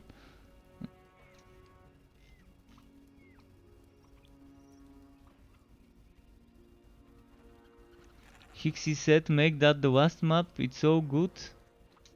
So are we doing one more, or was that the last one? Okay. Okay, there's gonna be more next time, I guess. As for me, I'm gonna probably switch heroes then. Let's switch to my Slammer Realm Master, because there's not much left. I'm probably gonna stream for another 15 minutes or so. So let's play a little bit on this one. Path of Exile for me is the best and the worst ARPG out there. It has the most amounts of shitty things in the game and the most amounts of good things in the game. So it's like at the top and at the bottom of my list of ARPGs at the same time. If that makes any sense to you. It's got so many good things and so many annoying bullshit shitty things. Like just earlier I gave that example of how dying in Path of Exile feels. It feels like taking 2 dicks in the same hole at once. That's how dying in Path of Exile is. First you have, for example, if you're doing a 6-man team, if you're doing a 6-man team and you die, that's it, because all 6 portals have been used. And then you also lose XP. And then when it comes to playing builds that are viable for bosses and things, most of those builds end up being so boring, and the builds that can do the hardest content in the game. The more fun builds end up being kind of trash builds. In a game that allows for trash builds to exist, for builds that are completely terrible and can't do the hardest content, then that really needs some rebalancing. In this game, the most trashy build with the right items can beat the game, because you're choosing playstyle, you're not choosing meta when you're picking your build here. See, if I want to play with that skill and another skill together and I want to use this item, well, I can do it. Maybe not as good as someone else's build, but I can still beat the hardest content the game can give me. Maybe with the new endgame that's not gonna be a thing, but with the new endgame you really wouldn't need to do it the hardest. The new endgame would be just for bragging rights to see who can reach furthest in the game. That's how it's gonna be. It's not like it's gonna drop better items, it's not like it's gonna have a higher chance of dropping the best gear. It's just gonna be for a challenge, and which is nice, it's definitely nice. I'm not gonna get higher level items in the end game, but if I wanna be testing my builds, I wanna be checking how far I can go with those builds in the new end game that's gonna come. But in this game, I'm telling you, if you give a 5-year-old the game and tell him to make a build, and then you just go and farm the best items for this build, you're still gonna be strong enough to beat the current hardest thing the game can throw at you. Map works and things like that, which is not the real end game. So as long as you have the best items, you can play whatever you want. You have the freedom to choose the skills you want without worrying whether you're playing the best thing that can do the content. And that's something I really admire in this game. I'm not being forced to play the meta builds because they might feel boring to me. In fact, you don't really need builds. The only reason why I make builds is for people to see synergies, for people to see how I'm combining certain skills with certain items and with a certain relic weapon to get some sort of a synergy under the form of a build. But really, in this game, you don't even need to watch someone's guide online or to read someone's guide online to be able to do something. So you've got a lot of freedom to pick the items you want to use and pick the skills you want to use. It's true that some people can one-to-shot bosses with some meta builds, and people can kill bosses in a few seconds, whereas others might need 5-6 times more to kill a boss. But for me, whether it's 3-second kill or 30-second kill, it's not that big of a deal. It's not the end of the world if I'm not killing a boss in 2-3 seconds with a certain build that I enjoy playing. Whereas in Path of Exile, believe me, I can make a build that's so bad that it won't even kill the regular trash mobs. If I decide to, if I like try super hard to make a super bad build. And you're also getting forced to do content that might be challenging for some builds like the Labyrinth. So tying character progression to things like the Labyrinth feels wrong to me. Things like that should... everything that comes out of like character progression, skills, passives and all of that should be easily obtainable. It shouldn't be super hard to get that ascendancy or whatever it's called. But apart from that, Path of Exile had some of the good mechanics, like every single league and season brings some crazy wacky idea. But unfortunately you have to play the league to get that, or wait until the league is over to get it in the non-league server, in the standard league. And I don't understand this, why don't they allow those new mechanics to be in the standard league as well? Why force people to play new characters every time? Why not allow them to use the new mechanics without waiting for the league to be over? I mean, I can go on for hours and hours about the things I like or dislike in Path of Exile, and the list is long because there's so much content, so many things in the game.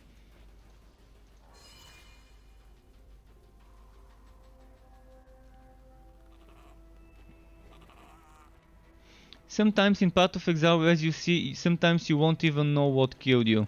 Sometimes it could be me lagging out and not teleporting on time, or not moving away on time. Sometimes it could be my connection dropping and then when I walk back I've already died.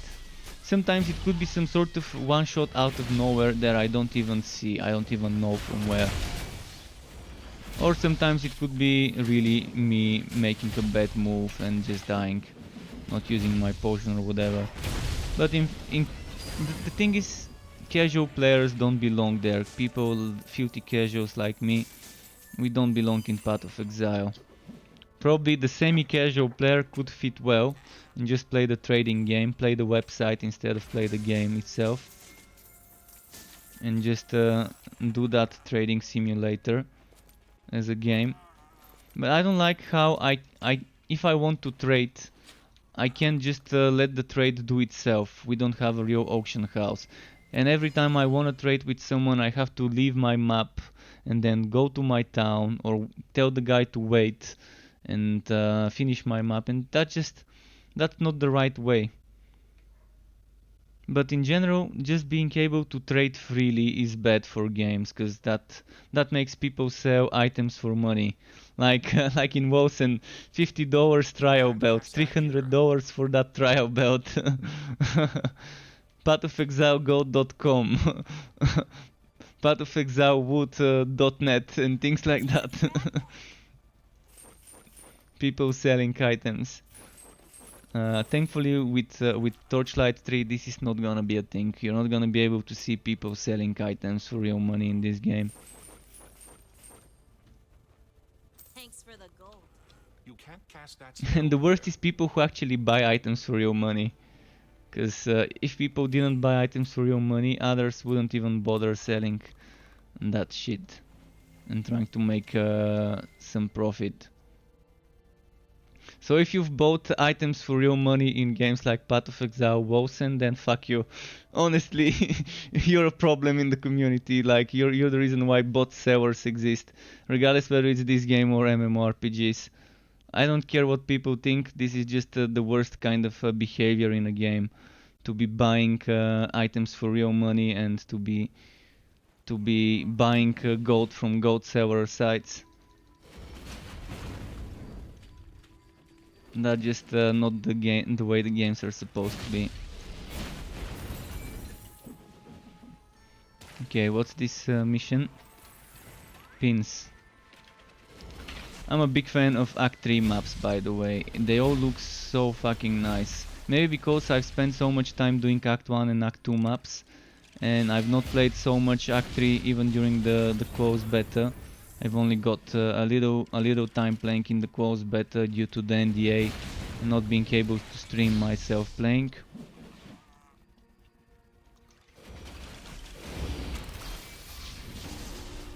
But yeah, there's a lot of good stuff. I like those designs, those metal houses with that conductivity.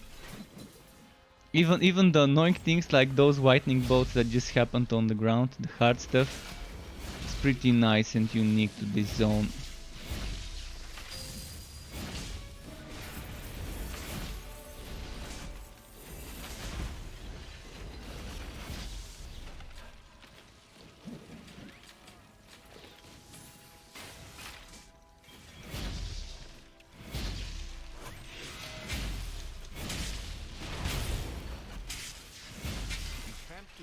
Am I done with the quest? I guess I am.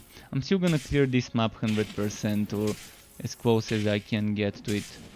Because when I'm not doing it for levels, I kill everything and I loot everything that can be looted. I mean, I'm not talking about picking up every green item, but I'm definitely talking about checking every chest, every destructible thing. You never know where the legendary would come from in those games, especially in this one.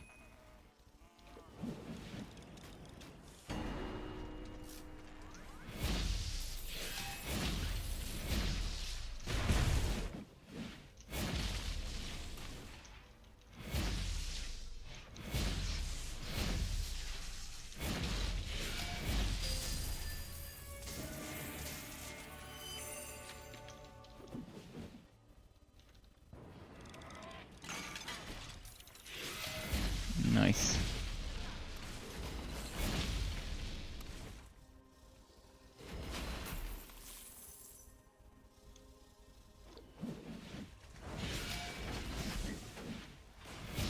Torchlight graphics have always been beautiful, and this is the Unreal 4 engine.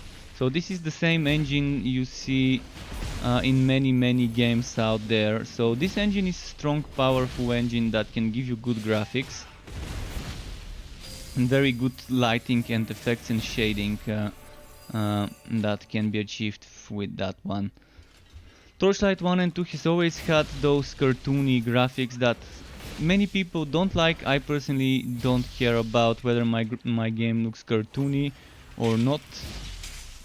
You can see cartoony games can be successful. Just look at fucking World of Warcraft. This game has so many people playing it even now. Even people are playing the classic server where they're starting over. And they don't care. It's got good gameplay and they play games with cartoony graphics. I also don't care whether the graphics are like this or not. But some people would argue that this game looks cheap, it looks mobile and so on. I think those people are just fanboys of other games and are just trolling. I don't see any reasonable explanation to just say no to a game just because of what it looks like. If the gameplay is fun. I've played 8-bit, 16-bit 2D games because I've enjoyed playing them. Because the gameplay was fun. Regardless of whether they got 3D graphics. I mean, it's hack and slash ARPG. You're not playing the next shooter where it's all about those amazingly good-looking cinematics and cutscenes and so on.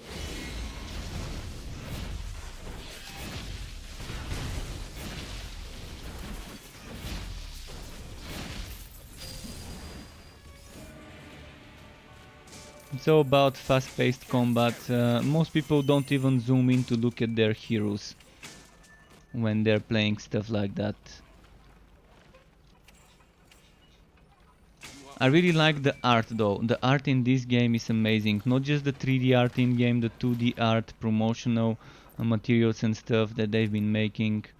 It's something super distinguishingly Torchlight. Or at least Torchlight 3. So far all of the 2D art that I've been seeing really kind of hits a spot somewhere out there. I think it's about the use of colors and the contrasting of those, maybe some of the colors being a little bit glowy and things like that, having a little bit of contrast to the dark elements. But just look at, I'm gonna show you some things to see what I mean. Just a moment. I've got a collection of different Torchlight stuff in my... so let me just quickly change this to images. So let's go Torchlight 3. Struck Torchlight 3. So for example, you can see that's one of the first Torchlight arts. Looks super nice. Then you've got this one back from Frontiers, back when it was Frontiers, this map. Pretty decent, okay. Then you've got things like this one, again from Frontiers, or this one, again from Frontiers. But that's actually in-game engine footage here. Then you've got this one. This one is amazing. Just look at the contrast of the dark zones and the light zones.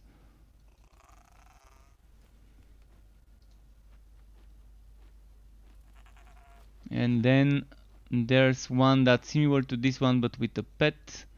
This one. Pretty nice.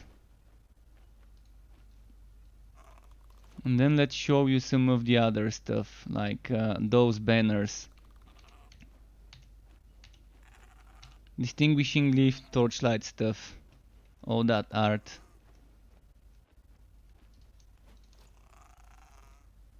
And there's even things like that one. Or like that one. Okay, that's not good quality. This one's better quality. Super well drawn things. Super well drawn things. And I've always liked that. That type of 2D art style direction. Alright, let's do one more map. Let's do one more final map.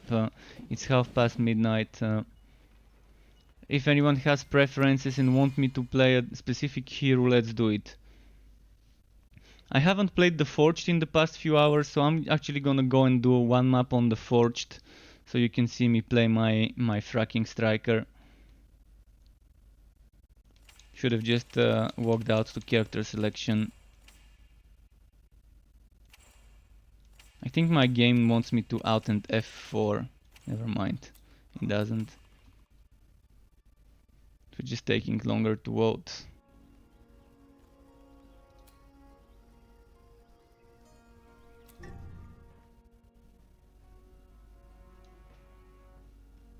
But yeah, I've always said that cartoony games do age well. They age like good wine.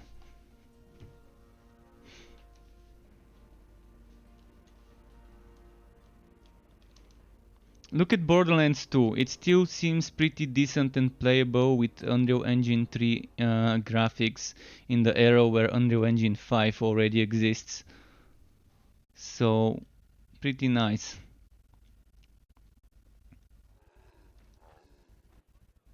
Alright, Forge Boy. The Forged actually needs a map, so he needs to go to the fort. But yeah, this is gonna be the last map. What should we do? Hive it? I don't think I've completed the full Hive it map recently, except those speedruns earlier when we were boosting. So let's do that one. Let's do a Hive it map. This one's such a different build compared to the others I play, by the way.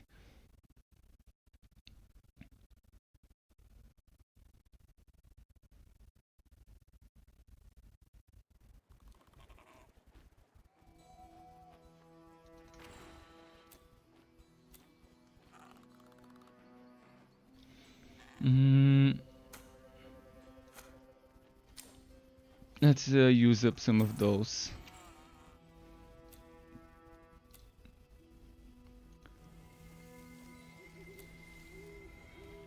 Shock duration? Oh, I'm missing something here.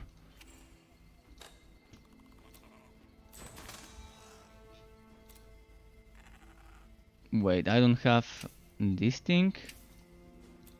When did I run out of essences?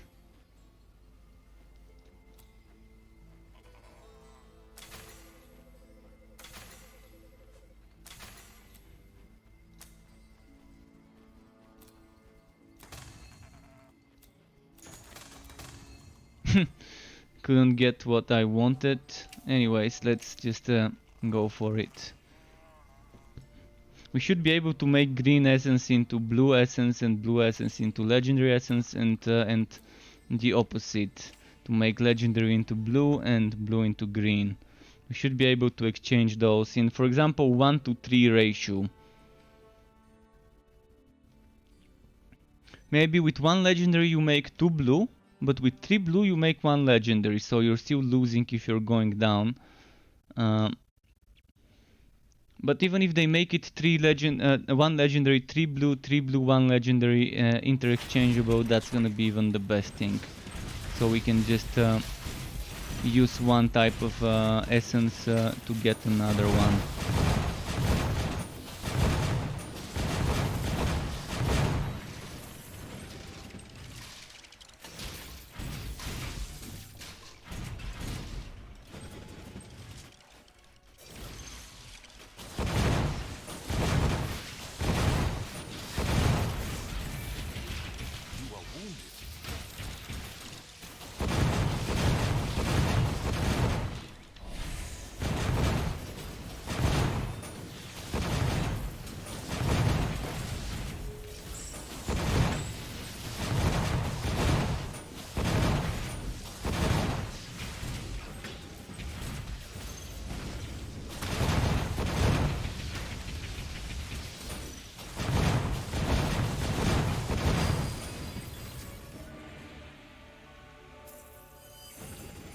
Okay.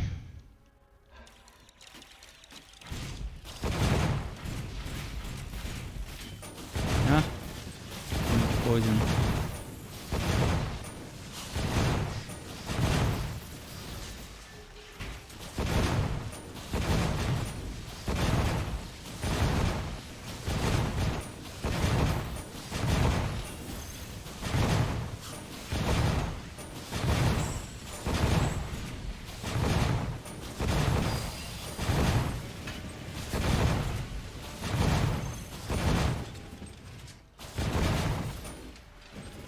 Okay, moving here.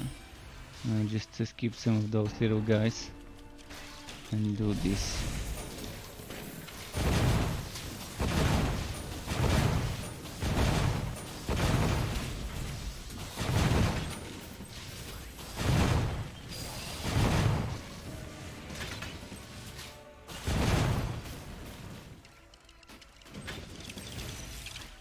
Okay, this guy, I don't like the way he's standing there.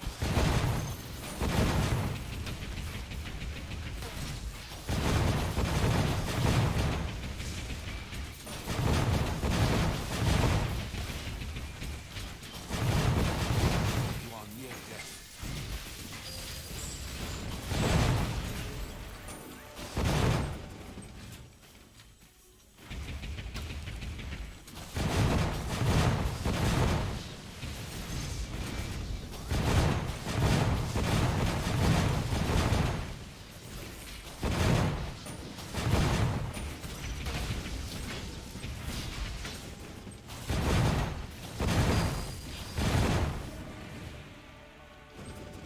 Okay, boss time.